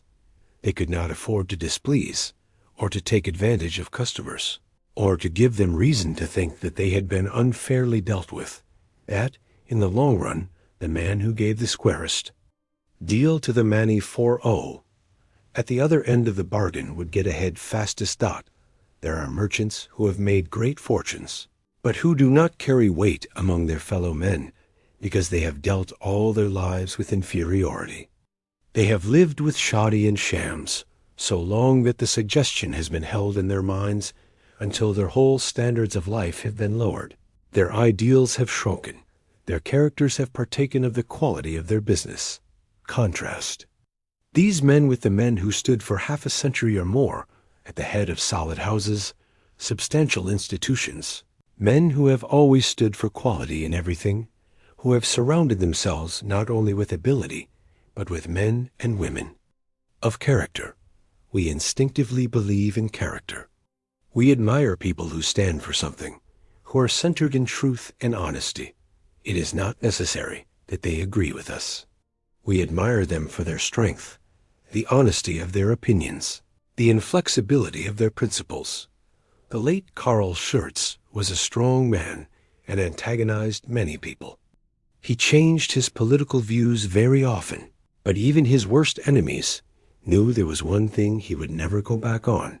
Friends or no friends, party or no party, and that was his devotion to principle as he saw it. There was no parleying with his convictions. He could stand alone, if necessary, with all the world against him. His inconsistencies, his many changes in parties and politics, could not destroy the universal admiration for the man who stood for his convictions. Although he escaped from a German prison and fled his country, where he had been arrested on account of his revolutionary principles when but a mere youth, Emperor William I had such a profound respect for his honesty of purpose and his strength of character that he invited him to return to Germany and visit him, gave him a public dinner, and paid him great tribute. Who can estimate the influence of President Eliot, in enriching and uplifting our national ideas and standards through the thousands of students who go out from Harvard University.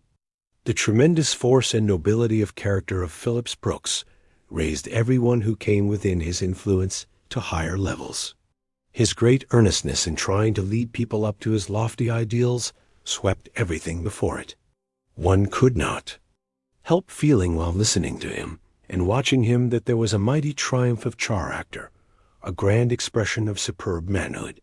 Such men as these increase our faith in the race, in the possibilities of the grandeur of the coming man. We are prouder of our country because of such standards. It is the ideal that determines the direction of the life. And what a grand sight, what an inspiration, are those men who sacrifice the dollar to the ideal. The principles by which the problem of success is solved are right and justice, honesty and integrity, and just in proportion as a man deviates from these principles, he falls short of solving his problem. It is true that he may reach something. He may get money, but is that success? The thief gets money, but does he succeed? Is it any honester to steal by means of a long head than by means of a long arm? It is very much more dishonest, because the victim is deceived and then robbed. A double crime. We often receive letters which read like this: I am getting a good salary, but I do not feel right about it, somehow. I cannot still the voice within me that says, wrong, wrong to what I am doing. Leave it, we always say to the writers of these letters. Do not stay in a questionable occupation, no matter what inducement it offers. Its false light will land you on the rocks if you follow it. It is demoralizing to the mental faculties, paralyzing to the character, to do a thing which one's conscience forbids. Tell the employer who expects you to do questionable things that you cannot work for him unless you can put the trademark of your manhood, the stamp of your integrity, upon everything you do. Tell him that if the highest thing in you cannot bring success, surely the lowest cannot. You cannot afford to sell the best thing in you, your honor, your manhood, to a dishonest man or a lying institution. You should regard even the suggestion that you might sell out for a consideration as an insult. Resolve that you will not be paid for being something less than a man, that you will not lease your ability, your education, your inventiveness, your self-respect for salary, to do a man's lying for him, either in writing advertisements, selling goods, or in any other capacity. Resolve that, whatever your vocation, you are going to stand for something, that you are not going to be merely a lawyer, a physician, a merchant, a clerk, a farmer, a congressman, or a man who carries a big money bag, but that you are going to be a man first, last, and all the time. She. Happy? If not, W are not. E have seen many painful examples during the past few months of the failure of wealth to produce happiness. We have seen that a fortune without a man behind, it does not stand for much. The X-rays of public investigation have revealed some ghastly spectacles out of a number of rich men who are in positions of great responsibility and trust at the beginning of the recent financial panic. Some have committed suicide, others have died from the effects of the disgrace which they had brought upon themselves and their families, and still others have suffered tortures, not so much because of their wrongdoings as from the fear of disclosure. A few months ago, these men were supposed to possess the things which make men happy. They had what all the world is seeking so strenuously, money. They lived in palatial homes and were surrounded with luxuries. And yet, the moment misfortune came, what they called happiness fled as though it had the wings of a bird. These men felt secure because they had that which most people are struggling so hard to get. They had supposed themselves so firmly entrenched in the wherewithal of life, so buttressed by their solid investments, that nothing could shake them. But almost in the twinkling of an eye, their foundations slipped from under them.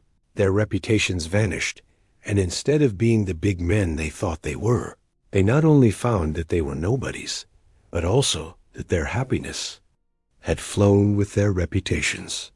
Happiness is not such a transient visitor as that. If these men had had the genuine article, no panic could have shaken it, no fire burned it out, no ocean swallowed it up.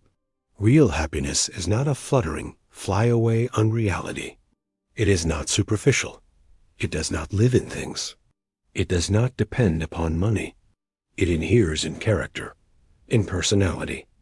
It consists in facing life the right way, and no PN who faces it the wrong way, no matter how much money he may have, can ever be happy. The trouble with many of the men who went down in the panic was that they put the emphasis upon the wrong. Man is built upon the plan of honesty, of rectitude, the divine plan. When he perverts his nature by trying to express dishonesty, chicanery, and cunning, of course he cannot be happy. The very essence of happiness is honesty, sincerity, truthfulness.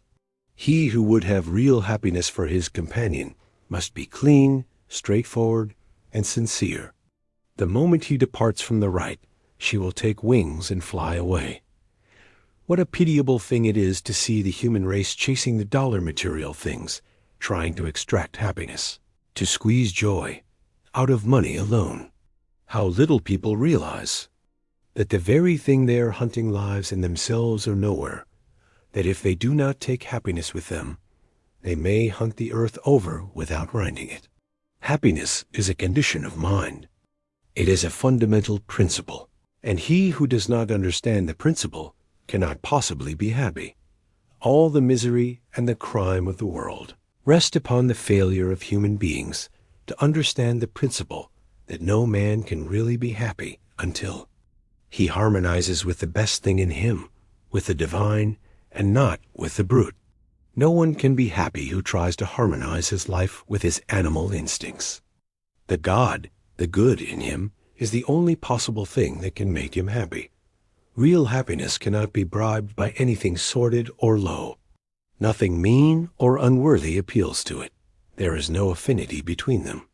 Founded upon principle, it is as scientific as the laws of mathematics, and he who works his problem correctly will get the happiness answer. There is only one way to secure the correct answer to a mathematical problem, and that is to work in harmony with mathematical laws. It would not matter if half the world believed there was some other way to get the answer. It would never come until the law was followed with the utmost exactitude. It does not matter that the great majority of the human race believe there is some other way of reaching the happiness goal. The fact that they are discontented, restless, and unhappy shows that they are not working their problem scientifically. We are all conscious that there is another man inside of us, that there accompanies us through life, a divine silent messenger. That other, higher, better self which speaks from the depths of our nature and which gives its consent, its amen to every right action, and condemns every wrong one. Men and women in all times have tried to bribe this constant monitor, to purchase its approval, to silence it in nervous excitement, to drown it in vicious pleasure, with drink and with drugs, but all in vain. Men, in every age, have disregarded its warning, have tried in every possible way to get away from its tormenting reproofs when they have done wrong, but no amount of dissipation or excitement has ever been able to silence its voice. It always continues to give its unbiased, unbribed approval or disapproval to whatever we do. There is nothing in which people deceive themselves so much as in the pursuit of happiness. There is only one way to find it, that is, by obeying the laws upon which we are built. We are constructed along the lines of truth and justice, and we cannot reach felicity by disobeying these, the very laws of our nature. So long as we continue to do evil, to get money by unfair means, by robbing others, or taking advantage of them, so long as our ambition is to get rich anyway, we can never attain true happiness, because we are going in the wrong direction. We are introducing discord into our natures, encouraging the very opposite to what we are seeking. It is just as impossible for a person to reach. The normal state of harmony, while he is proselytizing selfish, grasping methods as it is to produce harmony in an orchestra with instruments that are all jangled and out of tune. To be happy, we must be in tune with the infinite within us, in harmony with our better selves. There is no way to get around it. The idea that we can practice wrong in our vocations, in our dealings with men, or in our pleasures, and then periodically seek forgiveness in our prayers, or through our churches, the idea that a man can do wrong, and be forgiven without remedying the wrong, or without forsaking the sin, has done more harm than almost any other thing in civilization. A clear conscience, a clean life, the elimination of selfishness, jealousy, envy, and hatred are necessary to all high enjoyment. One trouble with many of us is that we try to make happiness too complicated an affair. But happiness really flees from complication, ceremony, and pretense. Nature has fixed her everlasting edict against complicated living. You can never force pleasure. It must be natural. It must come from sane living. Real happiness is so simple that most people do not recognize it. They think it comes from doing something on a big scale, from a big fortune, or from some great achievement, when, in fact, it is derived from the simplest, the quietest, the most unpretentious things in the world. Our great problem is to fill each day so full of sunshine, of plain living and high thinking, that there can be no commonness or unhappiness in our lives. Little kindnesses, pleasant words, and helps by the way, trifling courtesies and encouragements, duties faithfully done, unselfish service, work that we enjoy, friendships, love, and affection, all these are simple things, yet they are what constitute happiness. The great sanitariums, the noted springs of the world, are crowded with rich people, sent there by their physicians to get rid of the effects of complicated living. They tried to force their pleasures and came to grief. Not long ago, I dined in the home of a very rich man, and it took 2 hours and a half to serve the dinner. There were 13 courses, made up of the richest kinds of food, and many of them absolutely incompatible with one another. In addition to this, there were 7 kinds of wine. Think of any one being healthy or happy living upon such a diet. What are the enjoyments of the average rich?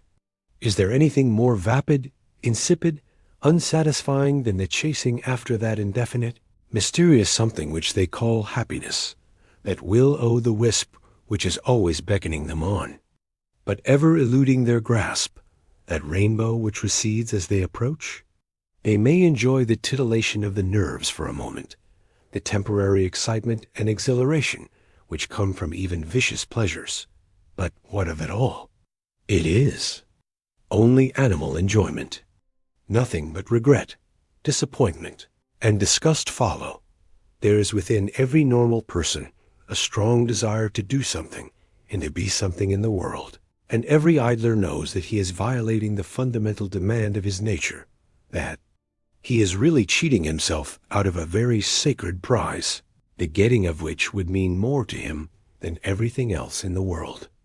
I have talked with idle rich young men who said they knew that it was all wrong for them to refuse to do their part of the world's work, that it was a mistake for them not to enter into the activities of life and struggle for a prize which the Creator had fitted them to take, but that the paralyzing effect of not being obliged to work had undermined their inclination. Recently, a rich young man was asked why he did not work. "I do not have to," he said. "Do not have to" has ruined more young men than almost anything else. The fact is, nature never made any provision for the idle man. Vigorous activity is the law of life. It is the saving grace, the only thing that can keep a human being from retrograding. Activity along the line of one's highest ambition is the normal state of man, and he who tries to evade it pays the penalty in deterioration of faculty, in paralysis of efficiency. Do not flatter yourself that you can be really happy unless you are useful. Happiness and usefulness were born twins.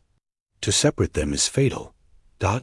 It is as impossible for a human being to be happy, who is habitually idle, as it is for a fine chronometer to be normal when not running. The highest happiness is the feeling of well-being which comes to one who is actively employed in doing what he was made to do, carrying out the great life purpose patterned in his individual bent. The practical fulfilling of the life purpose is to man what the actual running and keeping time are to the watch. Without action, both are meaningless. There is no tonic like that which comes from doing things worthwhile. There is no happiness like that which comes from doing our level best every day, everywhere, no satisfaction like that which comes from stamping our superiority, putting our royal trademark upon everything which goes through our hands. Man was made to do things. Nothing else can take the place of achievement in his life. Real happiness without achievement of some worthy aim is unthinkable. One of the greatest satisfactions in this world is the feeling of enlargement, of growth, of stretching upward and onward. No pleasure can surpass that which comes from the consciousness of feeling one's horizon of ignorance being pushed farther and farther away, of making headway in the world of not only getting on, but also of getting up. Happiness is incompatible with stagnation. A man must feel his expanding power lifting, tugging away at a lofty purpose, or he will miss the joy of living. The discords, the bickerings and divorces, the breaking up of rich homes, and the resorting to all sorts of silly devices by many rich people in their pursuit of happiness prove that it does not dwell within them, that happiness does not abide with low ideals, with selfishness, idleness, and discord. It is a friend of harmony, of truth and beauty, of affection and simplicity. Multitudes of men have made fortunes, but have murdered their capacity for enjoyment in the process. How often we hear the remark, "He has the money, but cannot enjoy it." A man can have no greater delusion than that he can spend the best years of his life coining all of his energies into dollars, self-improvement, and everything else that is really worthwhile for money, and yet find happiness at the end. If a man coins his ability as opportunities into dollars, and during all the years he is accumulating wealth, neglects the cultivation of the only faculties which are capable of appreciating the highest happiness, he cannot effectively revive his atrophied brain cells. His enjoyment, after he makes his money, must come from the exercise of the same faculties which he has employed in making it. He cannot undo the results of a life habit after he retires from business. If you have not kept alive your ability to appreciate the beautiful, the good, and the true, you will be as surprised to find that it has left you as Darwin was when, in middle life, he discovered all at once that he had lost his power to appreciate Shakespeare and music. We ought to be able to get a good living, even to make fortunes, and yet have a jolly good time every day of our lives. This idea of being a slave most of the time, and of only occasionally enjoying a holiday, is all wrong. Every day should be a holiday, a day of joy and gladness, a day of supreme happiness, and it would be if we lived sanely. If we knew the secret of right thinking and normal living. Isn't it strange that so few people ever think of making happiness a daily duty, that they should put this everlasting emphasis upon their vocations, on money-making, and let the thing for which they really live come incidentally or without planning? The making of a life should be emphasized infinitely more than the making of a living. Few people ever learn the art of enjoying the little things of life as they go along. Yet it is the little everyday enjoyments and satisfactions that count most in a lifetime. Almost every person I know is living in anticipation, not in reality. He is not actually living the life he has always looked forward to or expected to attain, but is just getting ready to live, just getting ready to enjoy it. When he gets a little more money, a little better house, a little more of the comforts of life, a little more leisure, a little more freedom for responsibility, he will then be ready to enjoy life, It is a rare thing to find a person who can truthfully say, I am really living. This is the life I have been striving for, the life that I have looked forward to, as being as near my ideal as I am likely to find in this world. It is a great thing so to cultivate the art of happiness that we can get pleasure out of the common experiences of every day. The happiness habit is just as necessary to our best welfare as the work habit, or the honesty or square-dealing habit. No one can do his best, his highest work, who is not perfectly normal, and happiness is a fundamental necessity of our being. It's an indication of health, of sanity, of harmony. The opposite is a symptom of disease, of anormality. There are plenty of evidences in the human economy that we were intended for happiness, that it is our normal condition, that suffering, unhappiness, discontent are absolutely foreign and abnormal to our natures. There is no doubt that our life was intended to be one grand, sweet song. We are built upon the plan of harmony, and every form of discord is abnormal. There is something wrong when any human being in this world, tuned to infinite harmonies and beauties that are unspeakable, is unhappy and discontented. One of the most inexplicable mysteries that has ever puzzled the selfish rich is their failure to find happiness where they had expected to find it. The bitterest disappointment that comes to people who have made fortunes is that the wealth did not bring the happiness which it promised, or anything like it. They find that the affections do not feed on material things, that the heart would starve in the midst of the greatest luxuries alone. They find that, while money can do many things, it has little power to satisfy the heart yearnings, the heart hunger. How many women there are in palatial homes in this country who are starving for happiness, and who would gladly exchange all their luxuries for the love of a good man, even if he had not $1 in the world. No selfish life can ever be happy. I am acquainted with a self-made man who has made a fortune, who tells me that the greatest enigma and disappointment of his life lie in the fact that, although he has made millions, he is not happy. He says that somehow he has never been able to make many friends, that people avoid him, that he has never been able to get the confidence of others to any very great extent, and that he is not popular even among his own neighbors. He cannot understand why he is not happy, for, he tells me, he has tried very hard to find happiness. The trouble with him is that he has always done everything with reference to himself.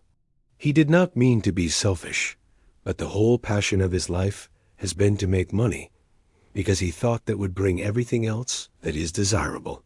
He has chosen his friends for their ability to advance his interests, and has considered every step in life with reference to the effect it would have upon him. What is there in it for me? Seems to have been the interrogation point in his life. Now, happiness is a reflection, an echo, a part of what we do and think. It does not depend upon our material possessions. Thoreau's cabin at Walden Pond cost only $30. Greedy, grasping thought, the thought always centered upon one's own interest, to produce a happy state of mind as it is for thistle seeds to produce wheat. But if we sow helpfulness, kindness, unselfishness, we shall reap a harvest of satisfaction, harmony, and happiness. Selfishness and real happiness never go together. They are fatally antagonistic. An inordinate ambition, a desire to get ahead of others, a mania to keep up appearances at all hazards, whether we can afford it or not, all these things feed selfishness, that corrosive acid which eats away our possible enjoyment and destroys the very sources of happiness. The devouring ambition to get ahead of others in money-making, to outshine others socially, develops a sordid, grasping disposition which is the bane of happiness. No man with greed developed big within him can be happy. Neither contentment, satisfaction, serenity, affection, nor any other member of the happiness family can exist in the presence of greed. It is as impossible for a man who has been dishonest, who has gotten his wealth by crushing others, and by taking advantage of them. To be happy as it is for a person really to enjoy himself while walking with pebbles in his shoes, or while constantly being nettled with pinpricks, no man can be. Happy who is conscious of being a drone, who knows that he is taking all the good things he can get hold of in life's great granary, put there by the toilers, and is putting nothing back.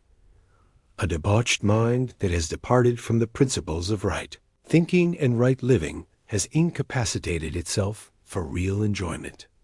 The only way to get the happiness that is worth while is to live a straight, clean, pure, honest, useful life. There is no power in the universe that can make a human being happy along any other lines. Straightforward. An earnest desire to scatter flowers instead of thorns, to make other people a little better off, a little happier because of our existence. These are the only recipes for real happiness. No man can be happy when he despises his own acts, when he has any consciousness of wrong, whether of motive or act.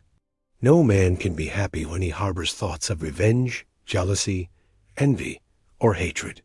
He must have a clean heart and a clean conscience, or no amount of money or excitement can make him happy. I rikichi, greater than X I originalitio. Human being ever yet made a success trying to be somebody else, even if that person was a success. Success cannot be copied, cannot be successfully imitated. It is an original force and individual creation.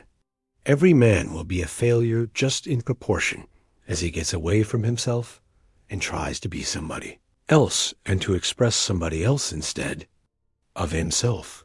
Power comes from within or from nowhere. Be yourself. Listen to the voice within. There is room for improvement in every profession, in every trade, and in every business. The world wants men who can do things in new and better ways. Don't think, because your plan or idea has no precedent, or because you are young and inexperienced, that you will not get a hearing. The man who has anything new and valuable to give to the world will be listened to and will be followed. The man of strong individuality, who dares to think his own thought and originate his own method, who is not afraid to be himself, and is not a copy of someone else, quickly gets recognition. Nothing else will attract the attention of an employer, or the rest of the world so quickly as originality and unique ways of doing things, especially if they are effective. Blaze your own way, make your own path, or you will never make any impression on the world. It is striking originality that attracts attention. The world admires the man who has the courage to lift his head above the crowd, who dares to step to the front and declare himself. Never before was originality so much at a premium. The world makes way for the man with an idea. It is the thinker, the man with original ideas and new and up-to-date methods, who is the real productive force in a community. He is wanted everywhere, but there is very little demand for human machines. The world is full of followers, leaners, and taggers, who are willing to walk in old trails and to have their thinking done for them, but it is seeking the man with original force, who leaves the beaten track and pushes into new fields, the physician who departs from the precedent of those who have gone before him, the lawyer who conducts his case in an original way, the teacher who brings new ideas and methods into the fray, schoolroom, and the clergyman who has the courage to proclaim the message which God has given to him, not that given to some other man who has put it into a book. The world wants preachers who get their sermons out of life, not out of a library.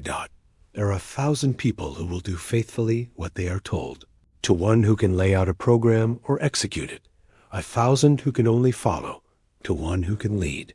It is a rare thing to find a young man who has the power of initiative and the ability to put a thing through with the force of originality.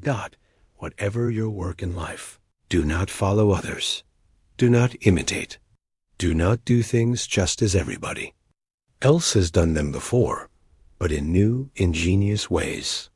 Show the people in your specialty that precedents do not cut much of a figure with you, and that you will, make your own program. Resolve that, whether you accomplish much or little in the world, it shall be original your own. Do not be afraid to assert yourself in a bold individual way. Originality is power, life, imitation is death. Do not be afraid to let yourself out.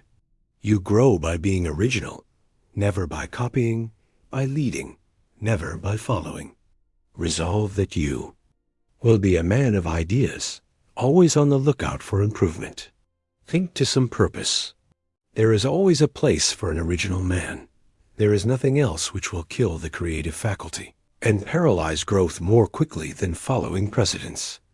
In everything, and doing everything in the same old way. I have known progressive young men to stop growing, become hopelessly ruddy, and lose all their progressiveness by going into their father's stores, factories, or places of business, where everything was done in the same old-fashioned way, and precedents were followed in everything. They lost all expansiveness. There was no motive for reaching out for the new and the original, because their fathers would not change. I have seen splendid fellows, who might have become great and grand men, shrivel to pygmies in their fathers' ruts. How many of our business houses are weighted down with machinery, old, antiquated methods, ponderous bookkeeping, and out of date appliances, when new devices or new methods with shortcut ways of doing things would enable them to economize greatly on room and to get along with much less help. But they cling to the old with a fatal tenacity.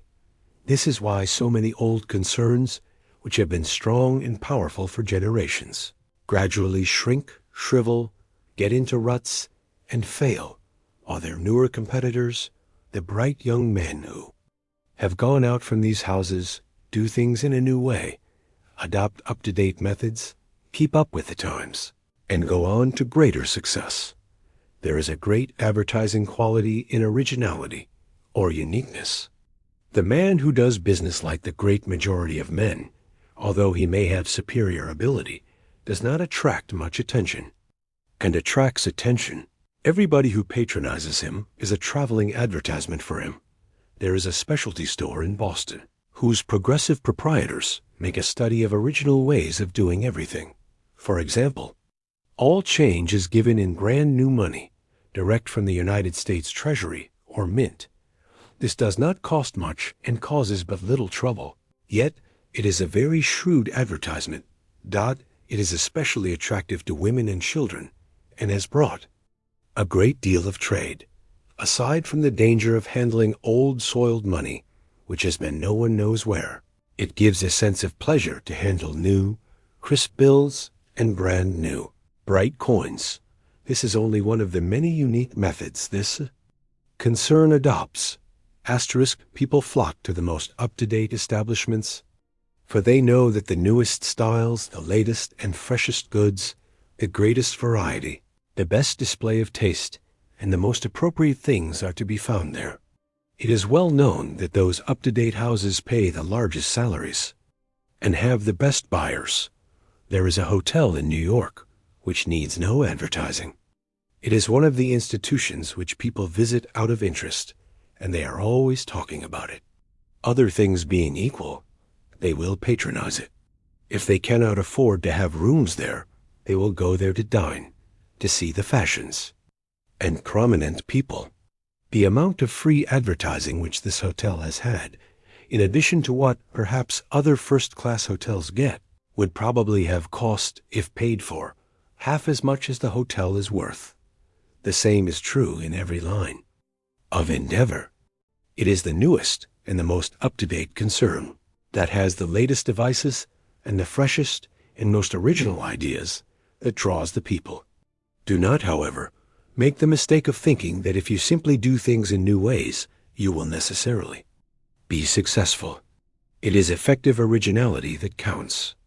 There are thousands of men who are always chasing new ideas, new ways of doing things, who never accomplish anything of note, because they are not effective, not practical. I know a man who adopts every new device that comes along, and has thus practically run through a large estate left him, because he did not have the judgment or the sagacity to select really effective devices or methods in the management of his affairs. Asterisk, asterisk. The shrewdest thing a young man can do, to say nothing of the influence upon his character, is to put the greatest possible originality and the highest possible excellence into everything he does.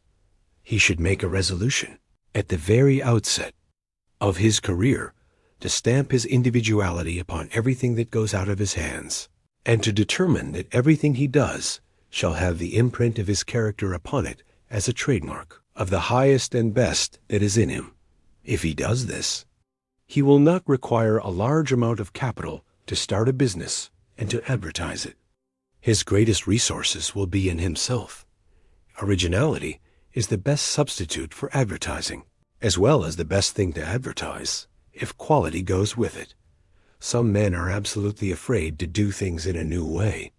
They must follow somebody else.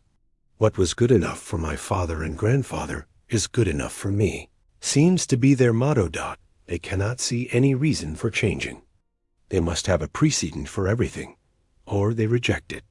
They cannot appreciate a new idea or a new way of doing things.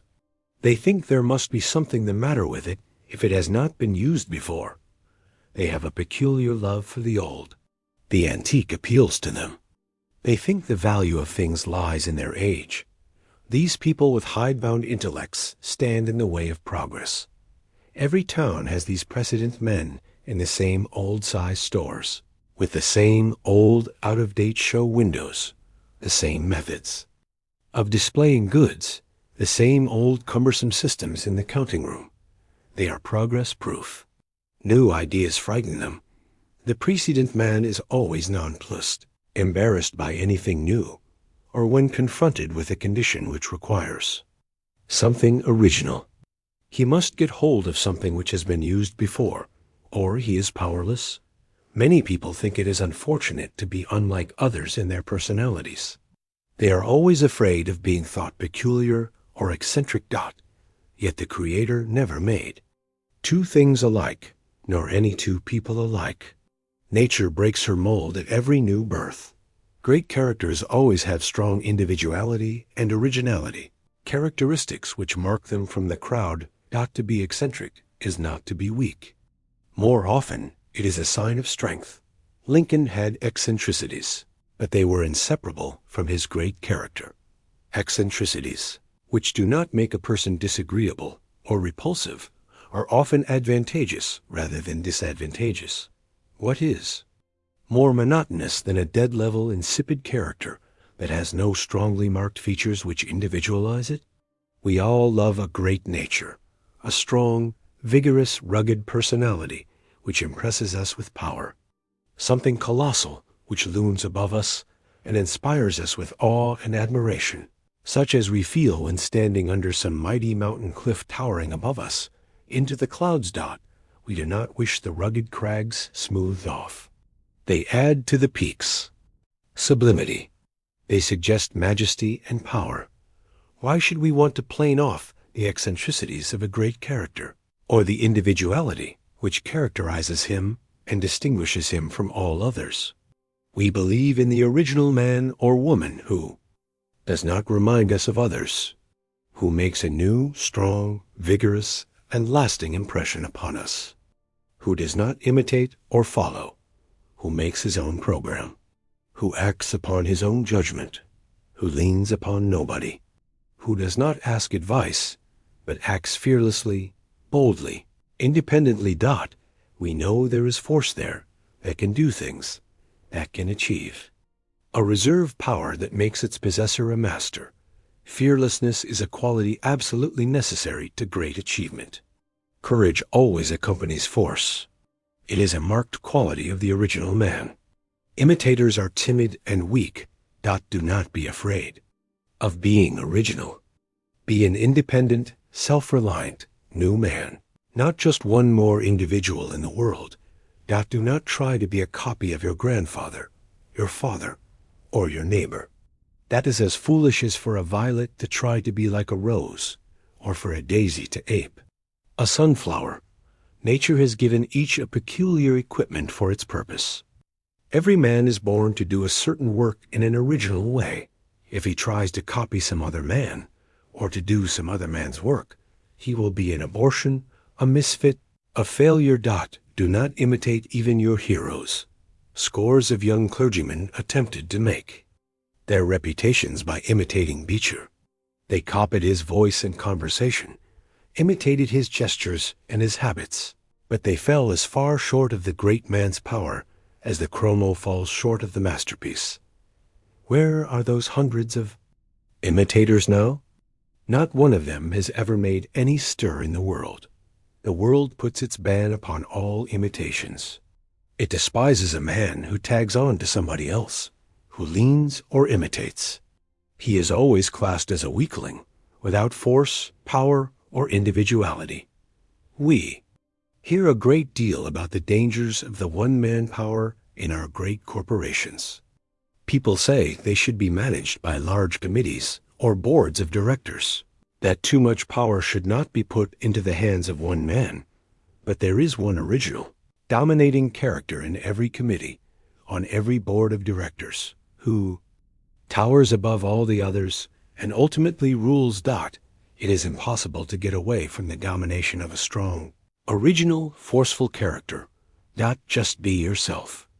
The consciousness that you are not another in the slightest degree, that there is no suggestion of being a copy of somebody else about you, is a great power in itself. It increases your confidence. The very reputation of being original buttresses you in any community.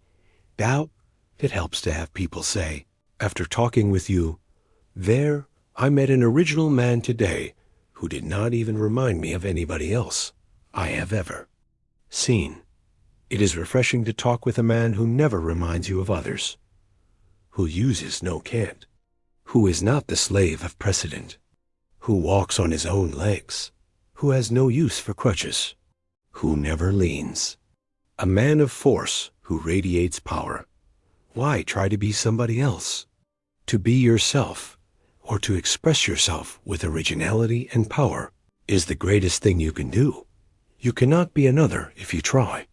It only makes you unnatural and ridiculous, and robs you of the power which comes from self-expression, from being yourself. The more you differ from another man by nature, the more ridiculous you will make yourself by attempting to imitate him. Real strength inheres in personality. XIII. Had money but lost ita. Prominent New York lawyer of wide experience says that, in his opinion, 99 out of every 100 of those who make money or inherit it lose it sooner or later. What a spectacle! Everywhere in this land of plenty, of inexhaustible resources and unlimited opportunity, where every man ought to be a king, to see God's noblemen living like European peasants because they never learned to do business in a business way. How many thousands of good, honest men and women there are in this country who have worked very hard and made all sorts of sacrifices of comfort and luxury in order to lay up something for the future, and yet have reached middle life or later without having anything to show for it.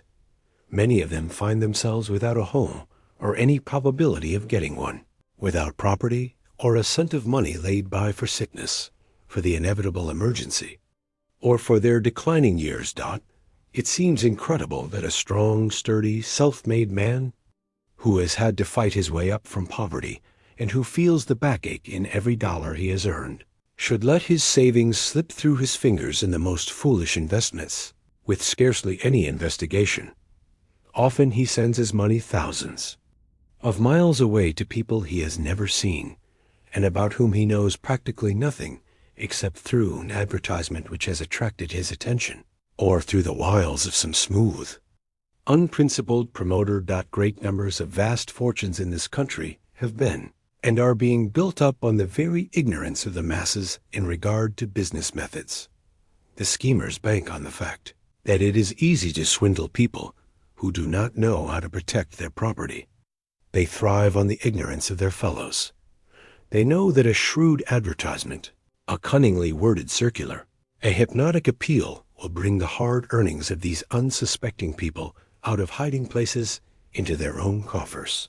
For the sake of your home, for the protection of your hard earnings, for your peace of mind, your self-respect, your self-confidence, whatever else you do, do not neglect a good, solid business training, and get it as early in life as possible. It will save you from many a fall, from 1,000 embarrassments, and perhaps from the humiliation of being compelled to face your wife and children and confess that you have been a failure. God may spare you the mortification of having to move from a good home to a poor one, of seeing your property slip out of your hands, of having to acknowledge your weakness and your lack of foresight and thoughtfulness.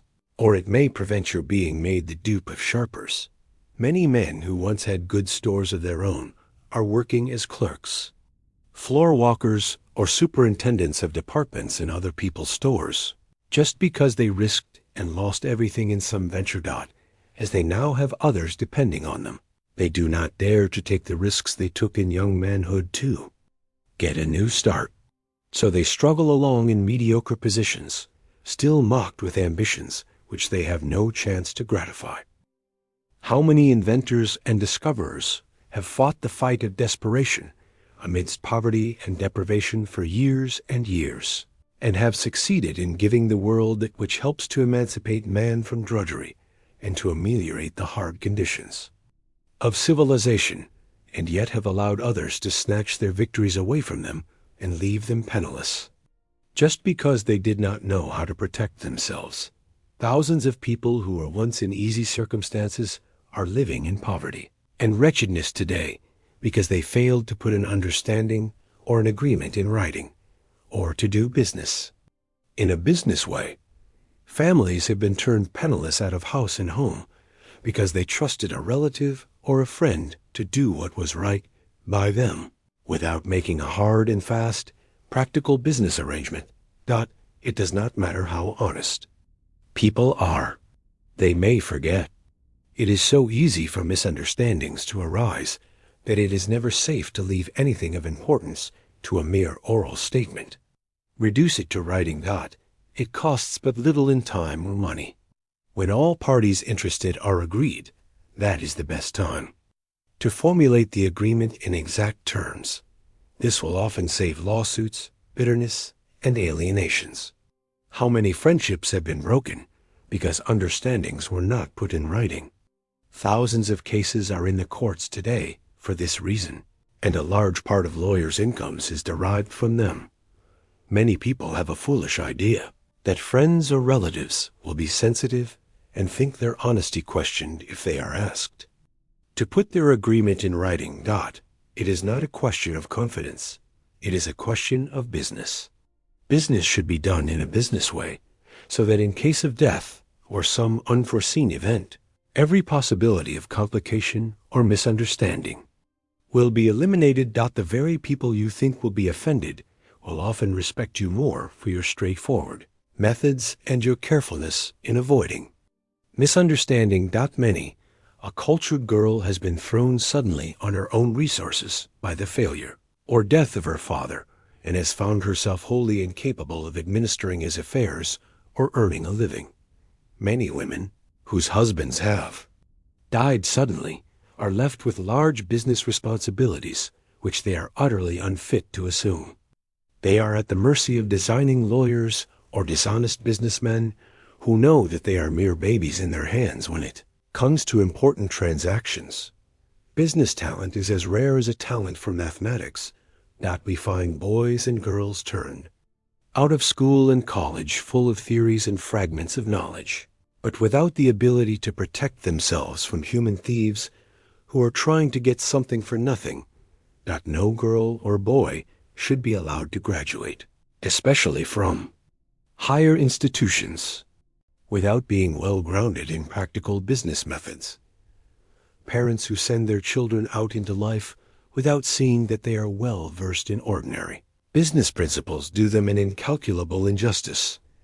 I have heard a young woman boast that she did not know anything about money matters and had no desire to. She said she had no idea of the value of $1, that she could spend all the money she could get, but that it was distasteful to her to discuss economy. Many such women, object to any common-sense consideration of financial questions.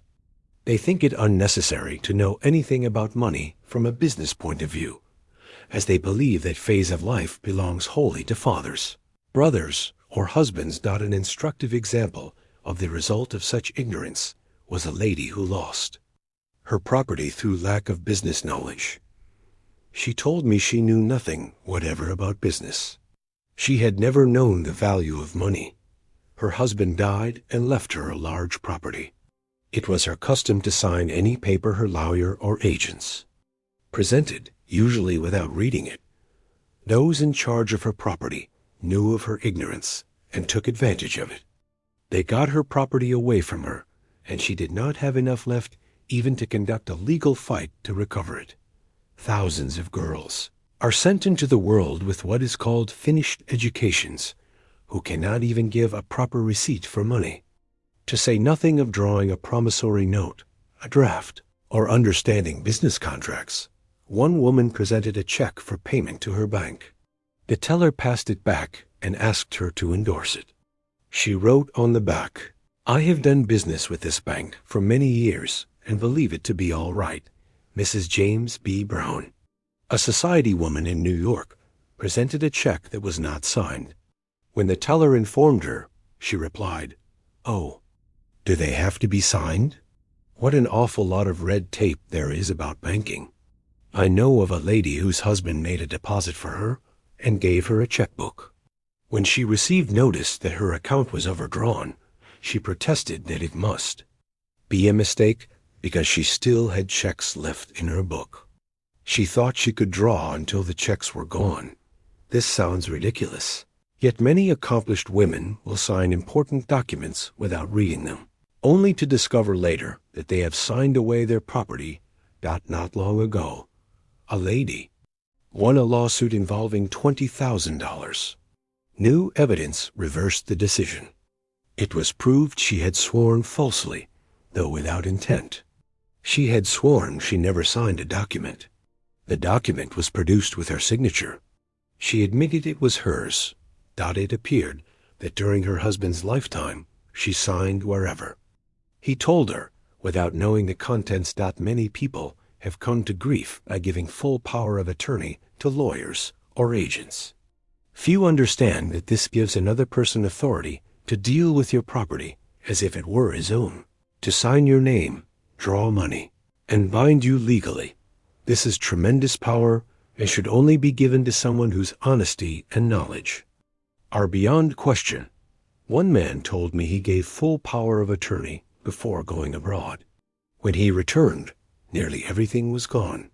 His affairs were so complicated, he could not afford to fight the man he had trusted.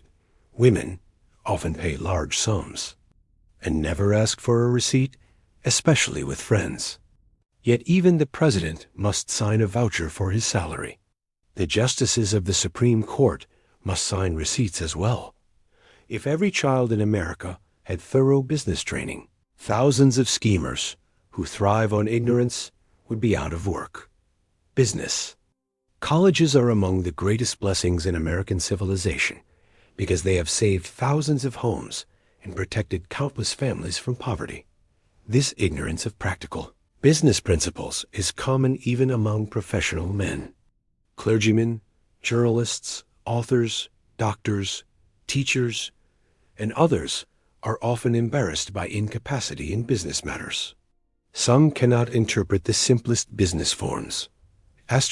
Not long ago, a Harvard graduate, occupying a very important position as a teacher, went to the president of a commercial school and asked him to give him some lessons on how to handle money, notes, etc. He said that when he went to his bank and asked them how much money he had there, they laughed at him, and that when a bank draft came to him, he did not know what to do with it. Nothing will stand you in better stead in the hard, cold, practical, everyday world than a good, sound business education. You will find that your success in any trade, occupation, or profession will depend as much on your general knowledge of men and affairs as on your technical training. no matter what your vocation may be. You must be a businessman first, or you will always be placed at a great disadvantage in the practical affairs of life. We cannot entirely ignore the money side of existence any more than we can the food side. And the very foundation of a practical, successful life is the ability to know how to manage the money side effectively. It is infinitely harder to save money and to invest it wisely than to make it. And if even the most practical men who have had a long training in scientific business methods, find it a difficult thing to hold on to money after they make it, what is likely to happen to people who have had practically no training in business methods? Asterisk 14. Sizing up people. After Alexander the Great had conquered the Persians, he became suddenly very ill. One of his generals sent him a letter saying that his attending physician had resolved to poison him. He read the letter without the slightest sign of emotion and put it under his pillow. When the physician came and prepared medicine, Alexander said he would not take it just then, but told him to put it where he could reach it, and at the same time gave him the letter from his general. Alexander raised himself on his elbow and watched the physician's face with the most searching scrutiny, looking into his very soul, but he did not see in it the slightest evidence of fear or guilt. He immediately reached for the medicine bottle and, without a word, drank its contents. The amazed physician asked him how he could do that after receiving such a letter. Alexander replied, "Because you are an honest man." Alexander was a remarkable student of human nature. He knew men and the motives which actuated them. He could read the human heart as an open book. Asterisk, the art of all arts for the leader is this ability to measure men, to weigh them, to size them up, to estimate their possibilities, to place them so as to call out their strength and eliminate their weakness. Asterisk, this is the epitaph which Andrew Carnegie has chosen for himself. Here lies a man who knew how to get around him men much cleverer than himself.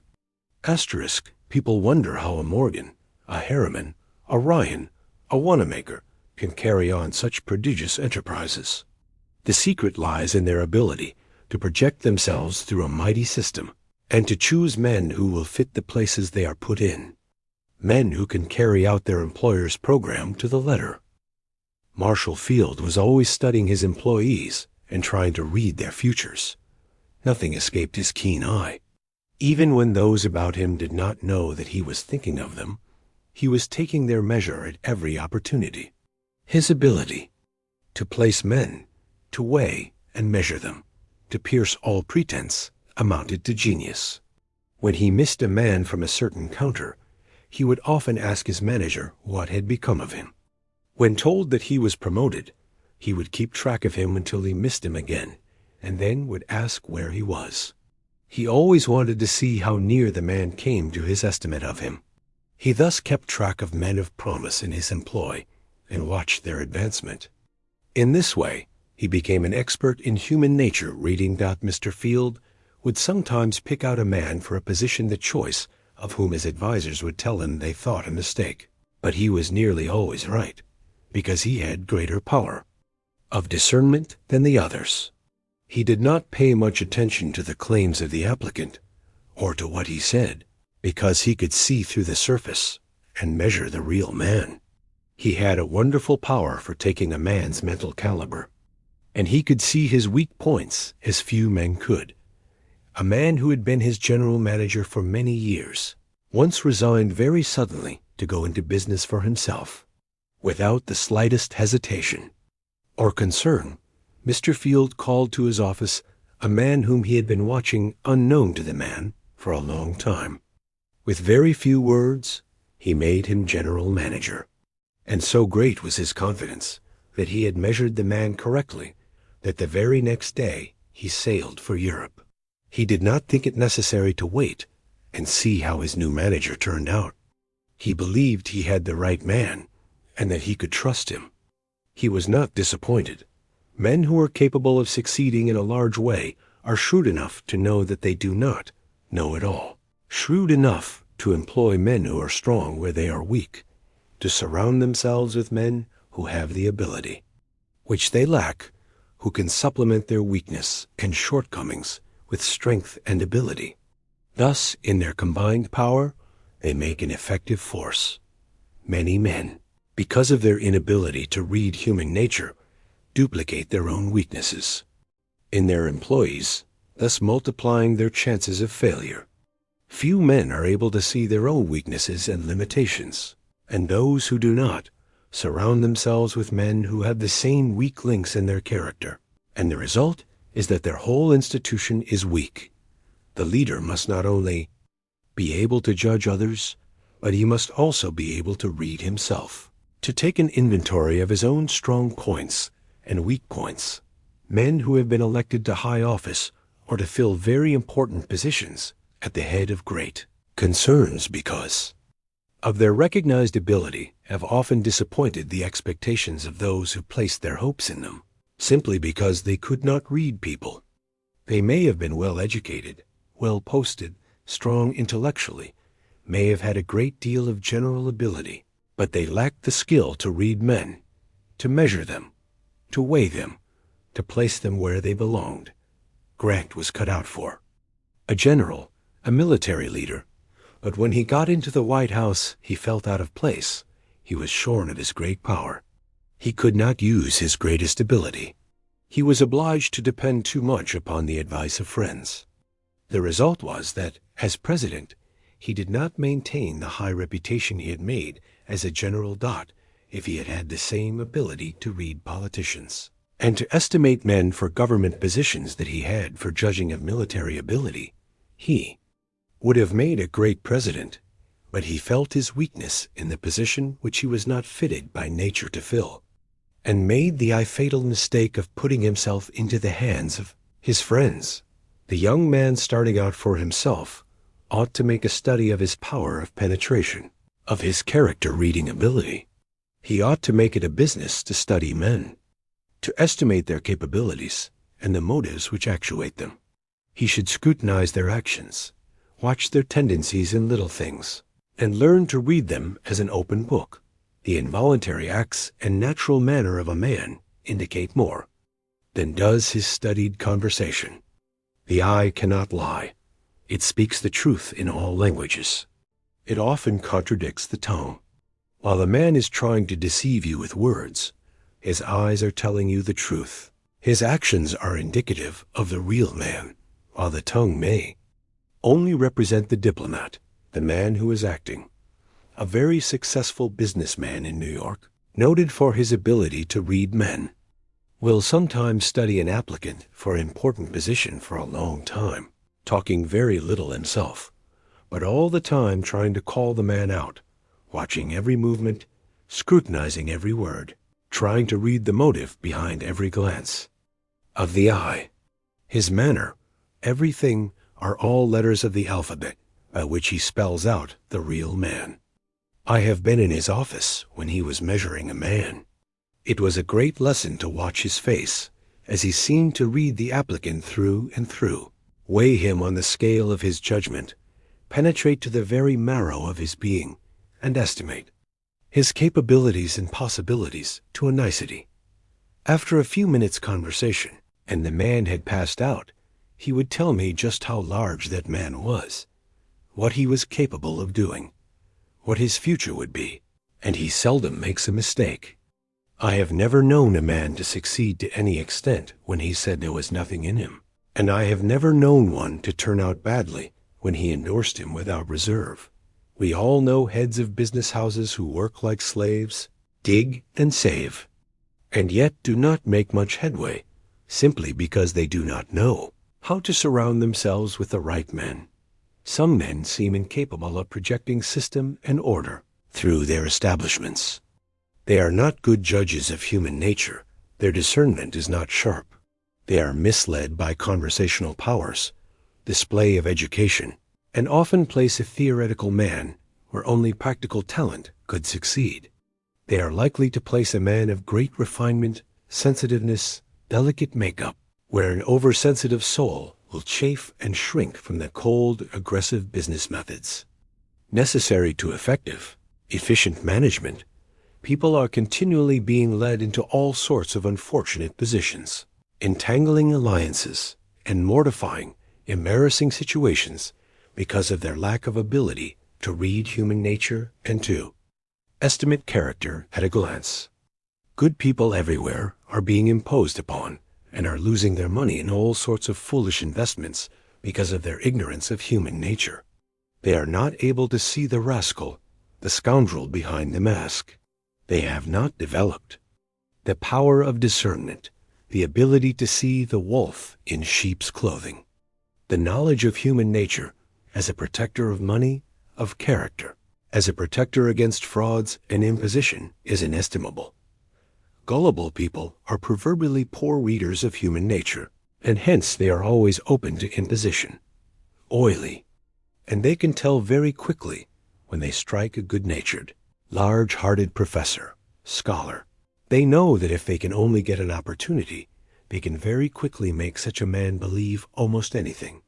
A shrewd, level-headed businessman for their nefarious schemes, because he is too keen, too sharp, too good a judge of human nature. Such a man would be likely to penetrate the mask and see the real motive beneath the oily, honeyed words. Smooth, seductive manner. The ability to read people at sight is a great business asset. Expertness in reading human nature is just as valuable to a young lawyer as a knowledge of law. It is as valuable to a physician as a knowledge of medicine. The man who can read human nature, who can size up a person quickly, who can arrive at an accurate estimate of character, no matter what his vocation or profession, has a great advantage over others. With some men, the power to read people aright amounts to an instinct. They see the man as he is, his reality, pays little attention to what a person seeking employment may say of himself. He can see for himself. Human nature is, to him, an open book, while to others it is a sealed book. They do not have the faculty of going back of pretensions. They are largely at the mercy of what he claims for himself, and they are always being duped. They make very poor employers. I know a popular businessman, a very able man in many respects, and one much beloved by everybody who knows him, but he has always been the victim of his ignorance of human nature. He cannot read motives, weigh, or estimate the ability of others to do certain things. If an applicant for a position talks well, he immediately jumps to the conclusion that he is a good man for the position and hires him, usually to be disappointed. He has a great weakness for clergymen who have lost their positions through failing health or for other reasons, and also for ex-teachers and professors. The result is that he has a lot of impractical people about him who know nothing of progressive, scientific business building. It is an education in itself to form the habit of measuring, weighing, estimating the different people we meet. For in this way, we are improving our own powers of observation, sharpening our perceptive faculties, improving our judgment. The ability to read human nature is a cultivable quality, and we have a great opportunity in this country, with its conglomerate population, to study the various types of character. What a wonderful school most of us are in practically all of the time, especially in large cities, where we are constantly coming in contact with strangers. What a chance to become experts in reading human nature, in studying motives. The face, the eye, the manners, the gestures, the walk, all these are hieroglyphics, which, if we can only decipher them, spell out the character. Sometimes a single glance of the eye, when one is unconscious, will give you a glimpse into his innermost soul and reveal secrets which he would never dare to utter with his tongue. The facial expression and the manner, especially when people are off their guard or unconscious that they are being watched, are great revealers of character. You will find, as you become an expert in face study, in reading character, human nature, that you will develop marvelous skill in seeing things which are never noticed before. You will be able to protect yourself from the promoter, the insinuating man who is trying to persuade you into something which may not be to your benefit, but which will be to his. You will be able to discriminate between friendship and duplicity. You will be able to protect yourself from 1,000 annoyances and embarrassments and humiliations which might cripple your career. How many people are living in poverty, are wretched, homeless today because they could not read human nature and were robbed of their property and their rights? To discern the difference between the false and the true, to place the right values upon men, to emphasize the right thing in them, to discriminate between the genuine and the pretended, is an accomplishment which may be worth infinitely more to you than a college education without this practical power, and may make all the difference to you between success and failure, happiness and misery. XV. Does the world owe you a living? 15-year-old bell boy was arrested in Cleveland for stealing $8. When asked in court why he stole, he said, "Because the world owes me a living." No doubt the youth had heard this many times from older lips. When the armies of Louis XIV were devastated in Flanders, the monarch exclaimed, "Has God forgotten all that I have done for him?" A vast number of people seem to think that God and the world are under great obligations to them, and that the world owes them a living without any return service from them. Not long ago, I heard a young woman say that she did not consider that she owed the world anything, that she was thrust into it without being consulted, that she proposed to get out of it what she could with as little effort as possible, and that she did not feel under the slightest obligation to the past. Did you ever think, my idle friend, what you really owe the world for the privilege of living in it? Did you ever think that all the civilizations of the globe have been working for you through all the ages up to the present moment, and that you are reaping the harvest of all the hard-working, sacrificing, suffering, drudging sowers that have preceded you? Can you look the workers of the world in the face and tell them that you intend to have all the benefits of their labor, to enjoy all the good things of the world without doing anything to compensate for them? The man who does not feel his heart throb with gratitude every day of his life for being born in the very golden age of the world, and who does not feel that he owes a tremendous debt to the past, to all the people who have struggled and striven and sacrificed before him, is not made of the right kind of stuff. In other words, he is not a man, and he ought to be treated as a drone, a thief of other men's labors. Everything that has gone before you enters into your life and time. You enjoy the sum of all the past every moment of your life. Think of the untold thousands who have laid down their lives to make possible the comforts, the blessings, and the amenities you now enjoy. Think of the rivers of blood that have been spilt, of the thousands who have perished or lived in the misery of prison and dungeon to purchase the liberties of speech and freedom of action which you enjoy today. How many lives have been lived in solitude and misery in order to develop sciences which are today beacon lights of the world? And think what multitudes of people are engaged in producing, manufacturing and forwarding your clothing, your furniture, your food, the tropical fruits on your table, the foreign textiles, the bric-a-brac, and all the things which come from foreign lands to minister to your comfort and convenience. Asterisk, you buy an orange on the street for 2 or 3 cents. But did you ever think of what it has cost to bring it to you? Did you ever think of the number of people who have aided in its production and its transportation so that you might buy it for a few pennies? You get a yard of cotton cloth for 10 cents. But did you ever think of the toil and the hardships of the poor people in the South, of the operatives in the mill, the packers, shippers, and clerks who have handled and rehandled and shipped it by steamship and railroad that you might buy it for a song? Suppose these people who say that they owe the world nothing were obliged to make all the comforts and luxuries they enjoy. How long would it take them to produce even a lead pencil, a sheet of writing paper, a jackknife, a pair of spectacles, a pair of shoes, or a suit of clothes, representing an untold amount of drudgery and sacrifice? There is toil, struggle, and sacrifice in everything you purchase, everything you enjoy. How many thousands of people have worked like slaves to make it even possible for you to ride on a railroad or on a steamship? And how many lives have been sacrificed in order to reach the perfection and safety attained by modern trains and steamers, and to enable you to enjoy the comforts and luxuries which they provide?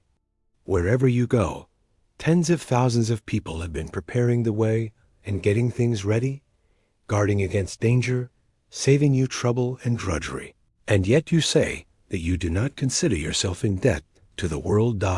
If all the workers and all the wealth of the world today had been employed for thousands of years for your special benefit, to prepare for your reception upon the earth, they could not have provided the comforts, the conveniences, the facilities, the immunities, the luxuries which you found waiting for you when you were born, and for which you gave not even a penny or a thought.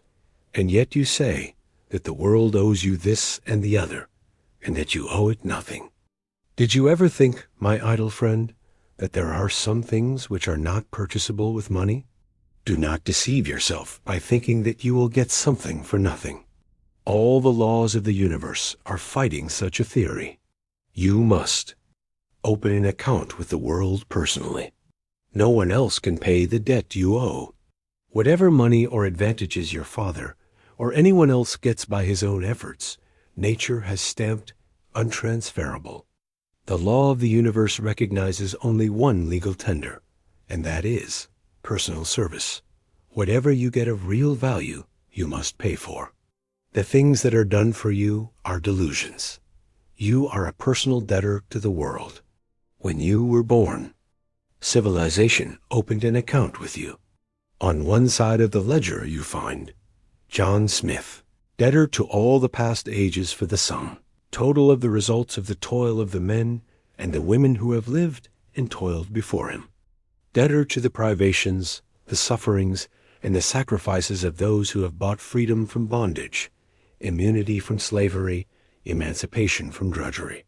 You are debtor to all the inventions that have ameliorated the hard conditions of mankind and which have emancipated you from the same hard drudgery and stern conditions, the same narrow, limited life of your prehistoric ancestors. Who are you, Mr. Idler, that you claim a living from the world when you have not earned the clothing you have on your back or the shelter which covers your head? Why should tens of thousands of people drudge and endure hardships and privations to produce all of the useful things, the beautiful things, the luxuries for you to enjoy without effort? You say the world owes you a living. What if the sheep should refuse to furnish its wool to cover your lazy back? The earth refused to produce the crops to fill your lazy stomach. The army of laborers refused to let you take all the good things out of the world's great granary without putting anything back? What would become of you who have never lifted your finger to learn a trade or to prepare yourself for a career or to do work of any kind if an edict were to come from the skies that would force you henceforth to do your share of the world's work or starve? Is he not a thief, an enemy of civilization who thrusts his arm into the great world's storehouse, pulling out all the good things he wishes and refusing to put anything back in exchange? We hear a great deal about indiscriminate giving-making. Paupers, but what shall we say about the giving of fortunes to youth who have never been taught that they should give anything in return for all they receive? What are the chances of growth in character, in sturdy manhood, for the boy who knows that a fortune is waiting for him when he is 21, and who is told every day that his father is rich and that he is a fool to work, that he should just make a business of having a good time? What are the chances of his developing a rugged, sturdy independence, resourcefulness, originality, inventiveness, and all the other qualities that make for vigorous manhood? It is cruel, little less than creamy now, to leave vast fortunes to youth without stamina of character, a superb, practical training, or the experience or wisdom to use them wisely. Things are so arranged in this world that happiness as a profession must ever be a failure. It cannot be found by seeking. It is reflex action. It is incidental, a product which comes from doing noble things. It is impossible for a person to be really happy by making pleasure a profession. No idle life can produce a real man. A life of luxury calls out only the effeminate, destructive qualities. The creative forces are developed only by stern endeavor to better one's condition in the world. No wealth or efforts of the parents can bring the latent energies out in the son which make for sturdy manhood. He must work out his problem himself. It can never be done for him. That how little Harry Thaw's parents realized the cruelty of bringing their son up in idleness, without a trade or a profession, helpless to earn his own living in case of necessity. One would think they would have learned wisdom from the tens of thousands of lessons which ruined lives have taught, that there is no getting around God's fiat, no evading the law, that work, exercise of faculty, self-effort are the only things that will develop a real man. The Creator has put an enormous penalty upon idleness, the penalty of weakness, of deterioration, of destruction, of annihilation. Use or lose is nature's edict. The idle man is like an idle machine. It destroys itself very quickly. A score of enemies are in readiness to attack anything as soon as it is at rest. Rust, decay, and all sorts of disintegrating processes start in a man just as soon as he becomes idle. Self-destruction begins in the mind the moment it ceases to work. There is no power in heaven or on earth that can save an idle brain from deterioration. No power that can make a man strong and vigorous unless he obeys the natural laws of his life, written in his very constitution. Work, steady, persistent, with a purpose, with zeal, with enthusiasm, with a love for it, is the only thing that can save a man from the disgrace of being a nobody. Work is the inexorable law of growth. There is no getting away from it. The time will come when an able-bodied man who has the audacity, the presumption, to try to get all the good things out of the world and give nothing in return will be looked upon as a monstrosity, an enemy to civilization, and will be ostracized by all decent people. A youth who thinks he is going to go through this world on what somebody else has produced or done, and still develop into the highest type of a man, is attempting to fight against his maker. The very laws of the universe have made it forever impossible. Leave this vast, living, complicated machine idle, if you will. Try to divert it to some other use. Try to make a pleasure machine out of it when it was intended for a work machine. But all nature protests. One of the most demoralizing features of our American civilization today is found in the influence of the idle, rich, great human drones, who refuse to work, but who demand the best products of other men's labor and brains. I have heard rich fathers boast that necessity was the spur which made men of them, which gave them the foresight, the stamina, the shrewdness, the creative power, the ability necessary to make and protect their fortune. And yet they turn right around and leave a fortune to a son, which is likely to take away his energy, to take the spring out of his ambition, to rob him of the zest, the enthusiasm which can only come from the exercise of earnest, honest effort. No. Man is so rich, no matter how honestly he got his money, as to be able to confer immunity from work upon his offspring. The very nature of things, the eternal law of the universe, has made it forever impossible for you to transfer the stamina, the vigorous manhood, the stability, the character, everything that is of real value which you have gained in your struggle to get on in the world to your son or daughter. Your offspring owes a debt to civilization which goes back to the parent. It is a debt which can only be wiped out by the individual. It cannot be discharged by proxy. Personal effort is the condition of the child's development. It is the inevitable price of manhood. No, there are some things you rich fathers cannot do for your boy. There is a law of nature which prohibits it, an omnipotent principle which protests against it. If a phrenologist should examine the heads of the idle grown-up sons of rich men, he would find very marked deficiencies, an underdevelopment of nearly all of the qualities which make strong men. He would usually find selfishness very largely developed, self-reliance, originality, inventiveness, resourcefulness, and all the other qualities which are drawn out and strengthened only by self-help in the struggle to make one's way in the world little developed. If he should compare them with the heads of their self-made fathers, he would find very marked inferiority, so marked that there would do as the world owe you. Asterisk apparently be no relationship between the owners of the heads.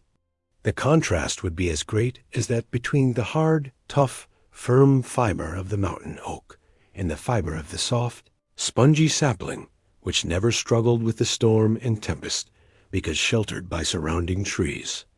How little a father realizes that it is one of the cruelest things he could do to his boy to practically rob him of the opportunity of making a real man of himself, of developing qualities which make strength, power, which build vigorous, stalwart manhood. There is something about the actual making of one's way in the world, of burning behind one all bridges which others have built, throwing away all crutches and refusing to lean, to be boosted, refusing all assistance, and standing erect upon one's own feet, thinking his own thoughts, fighting his own battles, bringing out his own latent possibilities by actual exercise, bringing into action every bit of one's inventiveness, resourcefulness, ingenuity, and originality, tact that makes a man strong, vigorous, and stalwart, which indicates that this is the normal life of a man, the only life which can develop the true man. The army of inefficients, the namby-pambys, the dressed-up nobodies, with soft hands and softer heads, who are expert only in saying silly nothings to silly women, or in the practice of some useless fad, the amount-ton of things everywhere, ought to convince you that there is no way of getting something for nothing, if you will not do a man's work. If you will not pay a man's price for manhood, you will be only an apology for a man. Of course, you can live the life of the idle if you will. If you are the son of a foolish rich father, no one may be able to hinder you, but you must take the idler's reward. You must go through life branded with the shame, labeled with the weakness, marked with the deformities of idleness. You must pay the penalty of your choice and be a nobody.xvi. What has luck done for you? Fortune brings in some boats that are not steered. People may say what they will about there not being any such thing as luck or chance, but we must all admit there is such a thing. We must all concede that things over which a man has no control, unforeseen happenings, or events with which he has had nothing to do, and on which he had not calculated, often change the whole course of his career. Good positions do not always come by merit, or as the result of one's own direct efforts. It is now a poor laboring man or washerwoman who falls heir to a fortune by the death of some relative. Or, again, it is a poor girl who is suddenly raised to wealth and what the world calls high position by marrying a man of rank or fortune. Every schoolboy knows that there is a great advantage in being in the right place in just the nick of time, and that being there is often a matter of chance. Men are constantly being moved up into positions which they did not get wholly by merit. Their elevation is due perhaps to a railroad accident, a stroke of paralysis, or the death of men in high places. We had a striking instance of this recently in the death of two presidents of the Long Island Railroad within a few months, which led to unexpected promotions. Everyone knows that men are constantly being put at the head of large concerns because of kinship with the owners of the business, when perhaps a score of those who are working in the establishments at the time are much better fitted to fill the positions. But after all, who will be foolish enough to say that man is the toy of chance, or that true success is the result of accident or fate?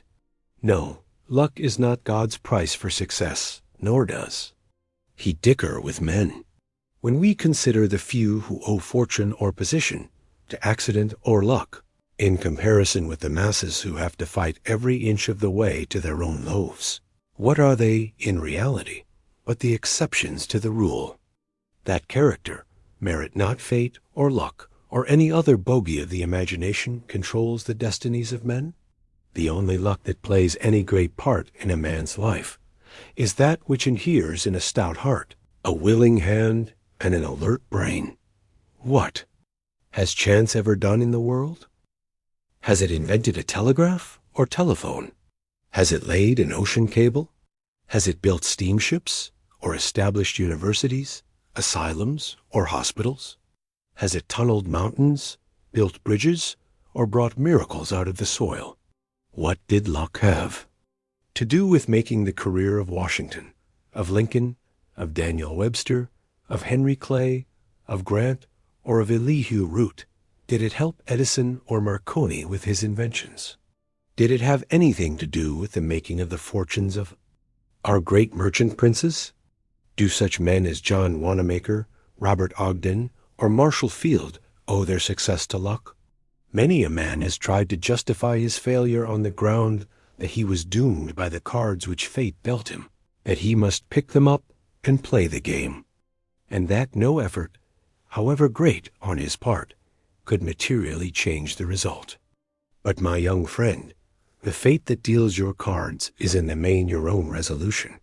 The result of the game does not rest with fate or destiny, but with you. You will take the trick if you have the superior energy, ability, and determination. Requisite to take it. You have the power within yourself to change the value of the cards which you say fate has dealt you. The game depends upon your training, upon the way you are disciplined to seize and use your opportunities, and upon your ability to put grit in the place of superior advantages. Just because circumstances sometimes give clients to lawyers and patients to physicians, put commonplace clergymen in uncommon pulpits, and place the sons of the rich at the head of great corporations, even when they have only average ability and scarcely any experience, while poor youths with greater ability and more experience often have to fight their way for years to obtain ordinary situations. Are you justified in starting out without a chart or in leaving a place for luck in your program? What would you think of a captain of a great liner who would start out to sea without any port in view and trust to luck to land his precious cargo safely? Did you ever know of a strong young man making out his life program and depending upon chance to carry out any part of it? Men who depend upon luck do not think it worth while to make a thorough preparation for success. They are not willing to pay the regular price for it. They are looking for bargains.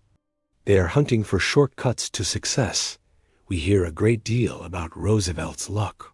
But what would it have availed him if he was not ready for the opportunity when it came? If he had not trained himself through years of persistent drill to grasp it, if he had not been prepared to make the best use of it?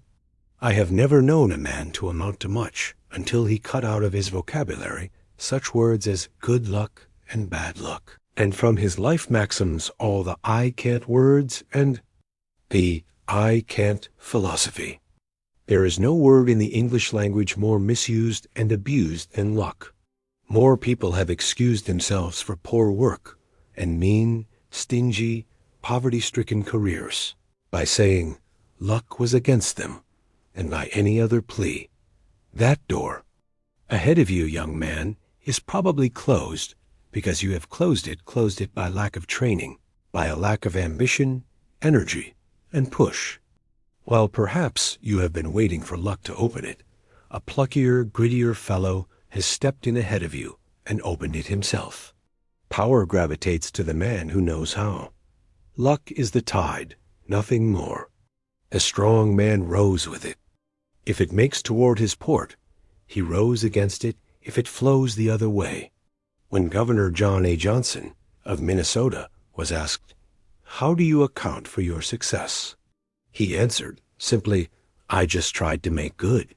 You will find 999 times out of 1,000 that the man who tries to make good is the lucky man. Young Johnson had to fight against poverty, heredity, and environment, everything that could be put forward as an excuse for bad luck or no chance. Yet in his hard battle with fate, he never once faltered or whined or complained that luck was against him. One of the most unfortunate delusions that ever found its way into a youth's brain is that there is some force or power outside of himself that will, in some mysterious way, and with very little effort on his part, lift him into a position of comfort and luxury. I never knew anyone who followed the ignis fatuus, luck, who did not follow it to his ruin. Good luck follows good sense, good judgment, good health, a gritty determination, a lofty ambition, and downright hard work. When you see horses in a race, you know perfectly well that the one in the lead is ahead because he has run faster than the others, and you would not have much sympathy for the horse behind if he should bemoan his fate and declare that the horse ahead had a snap. When you see anyone doing better than you are doing under similar circumstances, just say to yourself, there must be some reason for it. There is a secret back of it, and I must find it out. Do not try to ease your conscience or lull your ambition by pleading hard luck for yourself or good fortune for another. Napoleon said that God is always on the side of the strongest battalions. He is always on the side of the best prepared, the best trained, the most vigilant, the pluckiest, and the most determined. If we should examine the career of most men who are called lucky, we should find that their success has its roots far back in the past, and has drawn its nourishment from many a battle in the struggle for supremacy over poverty and opposition. We should probably find that the lucky man is a closer thinker than the unlucky man, that he has a finer judgment, that he has more system and order, that his brain acts more definitely and concisely, that he thinks more logically, more vigorously, and that he is more practical. Life is not a game of chance. The Creator did not put us where we would be the sport of circumstances, to be tossed about by a cruel fate, regardless of our own efforts. XVI. Success with the flawless. Now the American people are receiving some painful lessons in practical ethics, said President Nicholas Murray Butler recently. They are having brought home to them, with severe emphasis, the distinction between character and reputation. Of late, we have been watching reputations melt away like snow before the sun. Put bluntly, the situation which confronts the American people today is due to the lack of moral principle. Never before in the history of our country have the American people received a greater shock to their faith in human nature than during the past year, by the exposure of the diabolical methods practiced by men in high places upon an admiring and unsuspecting people.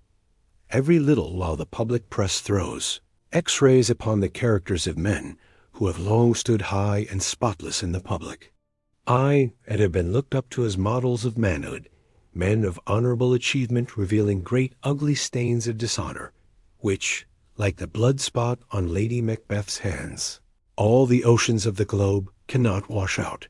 A tiny flaw sometimes cuts the value of an otherwise $1,000 diamond down to $50 or less. The defect is not noticeable to the average person.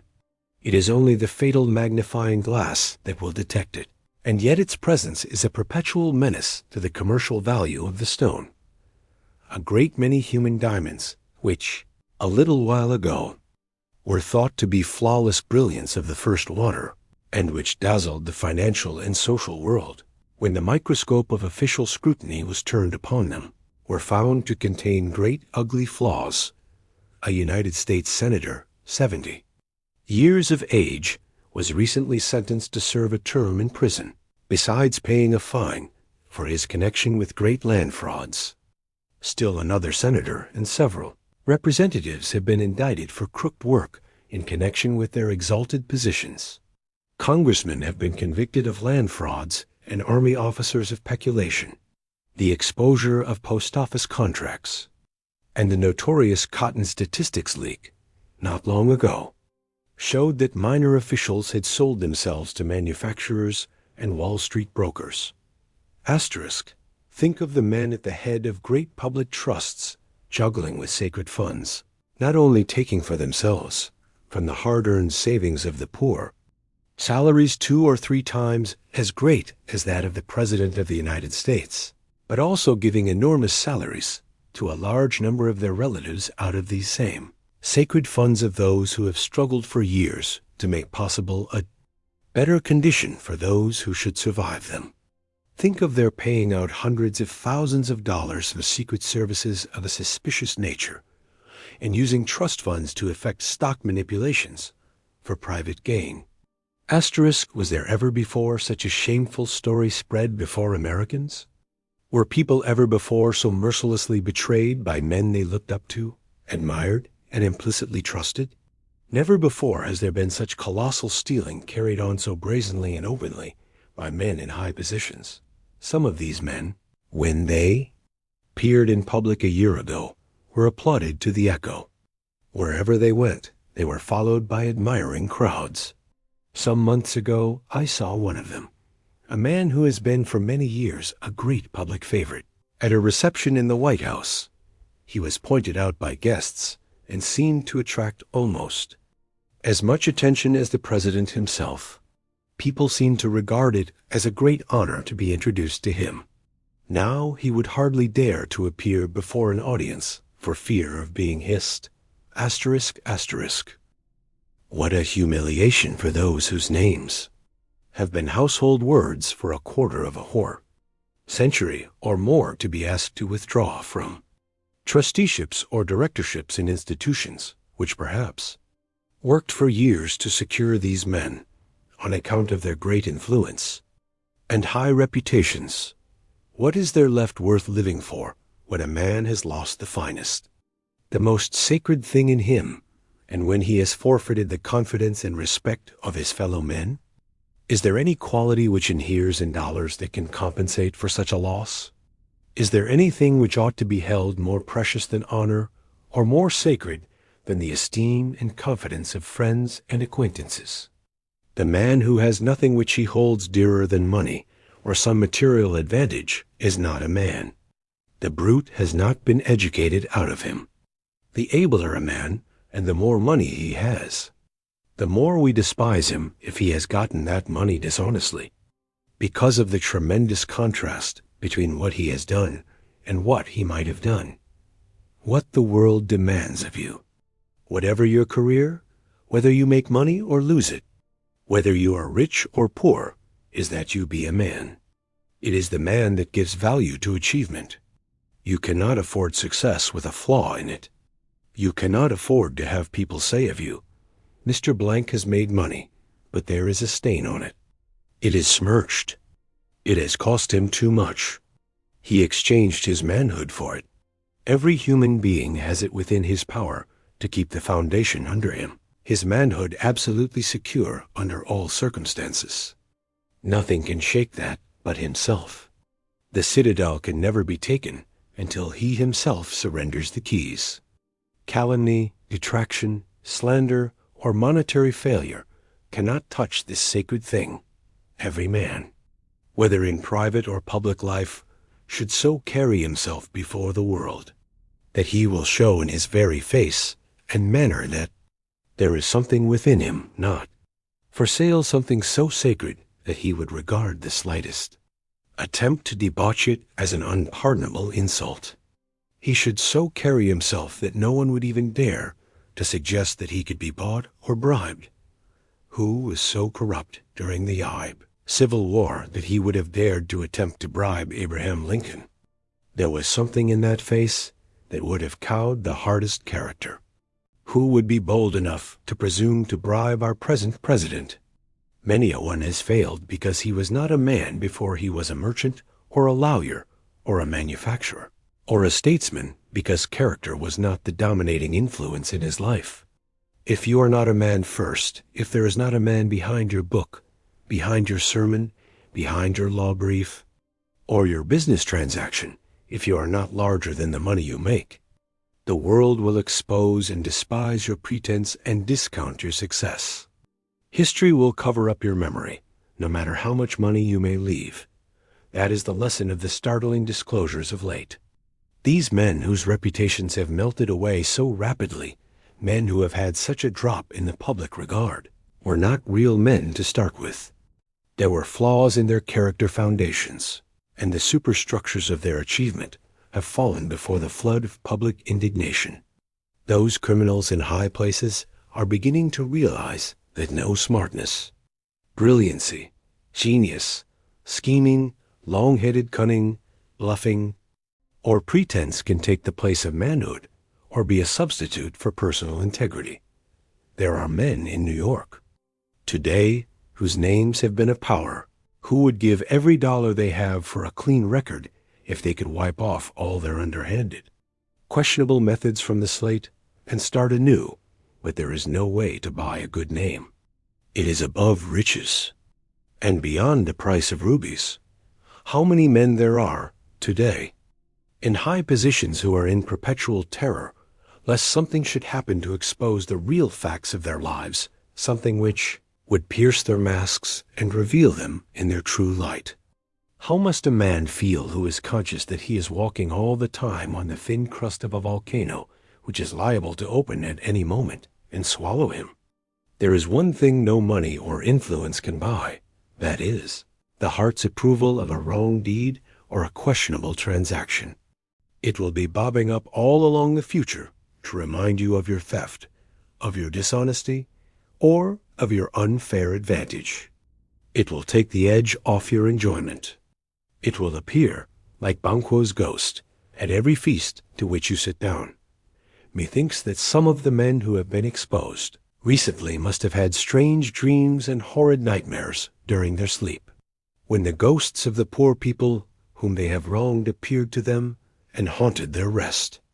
Methinks they must have had strange visions as these sacred dollars intended for widows and orphans slipped through their fingers for luxuries and amusements, dollars which had been wrung out of the lives of those who trusted them. What a pitiable picture those great financial giants made, under investigation in courts of inquiry, squirming, ducking, dodging, and resorting to all sorts of ingenuity to avoid telling the exact truth to keep from uncovering their tracks or exposing their crooked methods. No man has a right to put himself in a position where he has to cover up anything or where he must be afraid of the truth.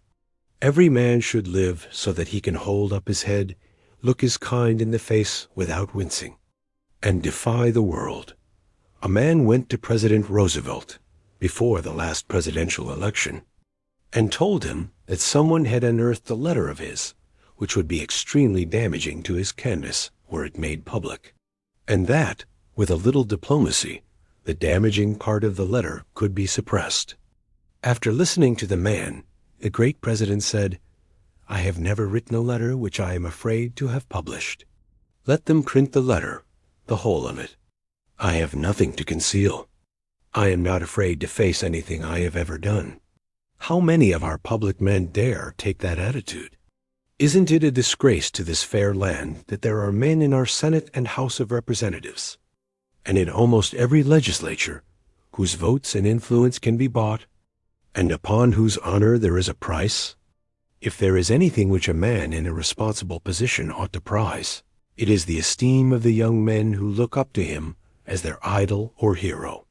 Is it strange, when our youth find their idols smashed and their heroes betraying them, that their ideals should become blurred and twisted? Is it strange that they should ignore the old-fashioned methods of slow fortune-making when they see the smooth, oily, diplomatic schemers getting rich in a few months, and young men who were mere clerks a year ago, now riding in costly automobiles, giving expensive entertainments, and living in fine houses? Why should they not catch the spirit and try to do the same thing themselves? You wrongdoers in high places, if you should live as long as Methuselah, should devote every minute of the balance of your lives to doing good, and should give every farthing of your wealth to charity, You could not repair the damage you have done in crushing the ideals of these tens of thousands of youths who have looked up to you as their models of successful men. How can you escape responsibility for the crookedness which may be repeated in their lives when they shall come to fill these high positions which you now hold? They thought that square dealing, honesty, and integrity had been the secrets of your success. And now they see that it was won by your smooth, oily, cunning dishonesty, your ability to deceive, to cover your tracks, and to live a double life. Who but yourselves will be responsible for the cracks in their characters, which may come from the terrible shaking of their confidence in humanity? But, young men, don't lose your faith in humanity. Don't let your fallen idols shake your faith in your fellow men, for the great majority of people are honest. Let these terrible examples that have recently been held up to you make you all the more determined to build your own superstructure on the eternal rock of right and justice. Let the man in you stand out so boldly in every transaction that the deed or task you do, however great, will look insignificant in comparison. Get what you can and keep your own good name, not a penny more. $1 more than that would make your whole fortune valueless.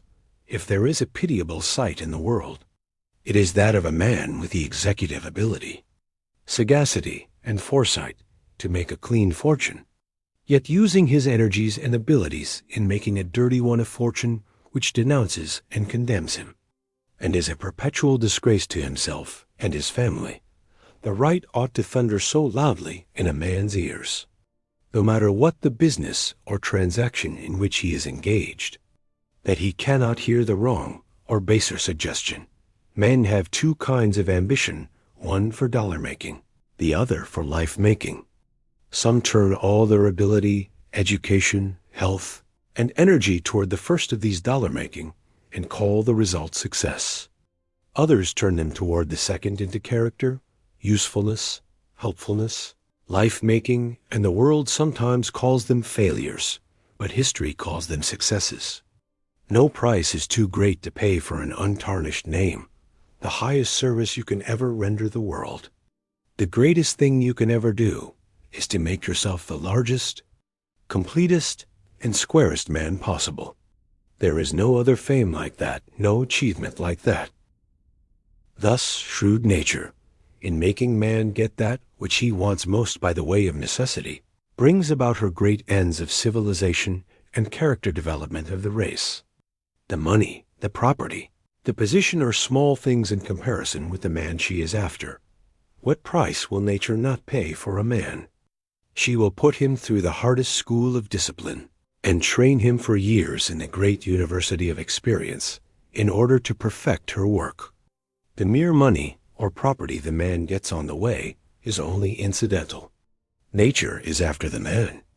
She does not care a fig for the money, in comparison, but she will pay any price for a human giant. You have been listening to He Can, Who Thinks He Can, by Orison Swett Marden. First published in 1908. A timeless reminder that belief is not merely a feeling, but a force.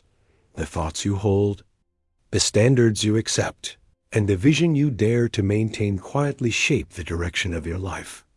If this work has spoken to you, let it not remain only words. Return to its ideas. Reflect on them. Apply them, for character is built in thought. And destiny follows character. Thank you for listening with MindWealth Audiobooks, where classic wisdom lives again for the modern mind. If you value these enduring works of personal mastery and success philosophy, consider subscribing and continuing this journey with us. Until the next book, keep thinking greatly and living deliberately.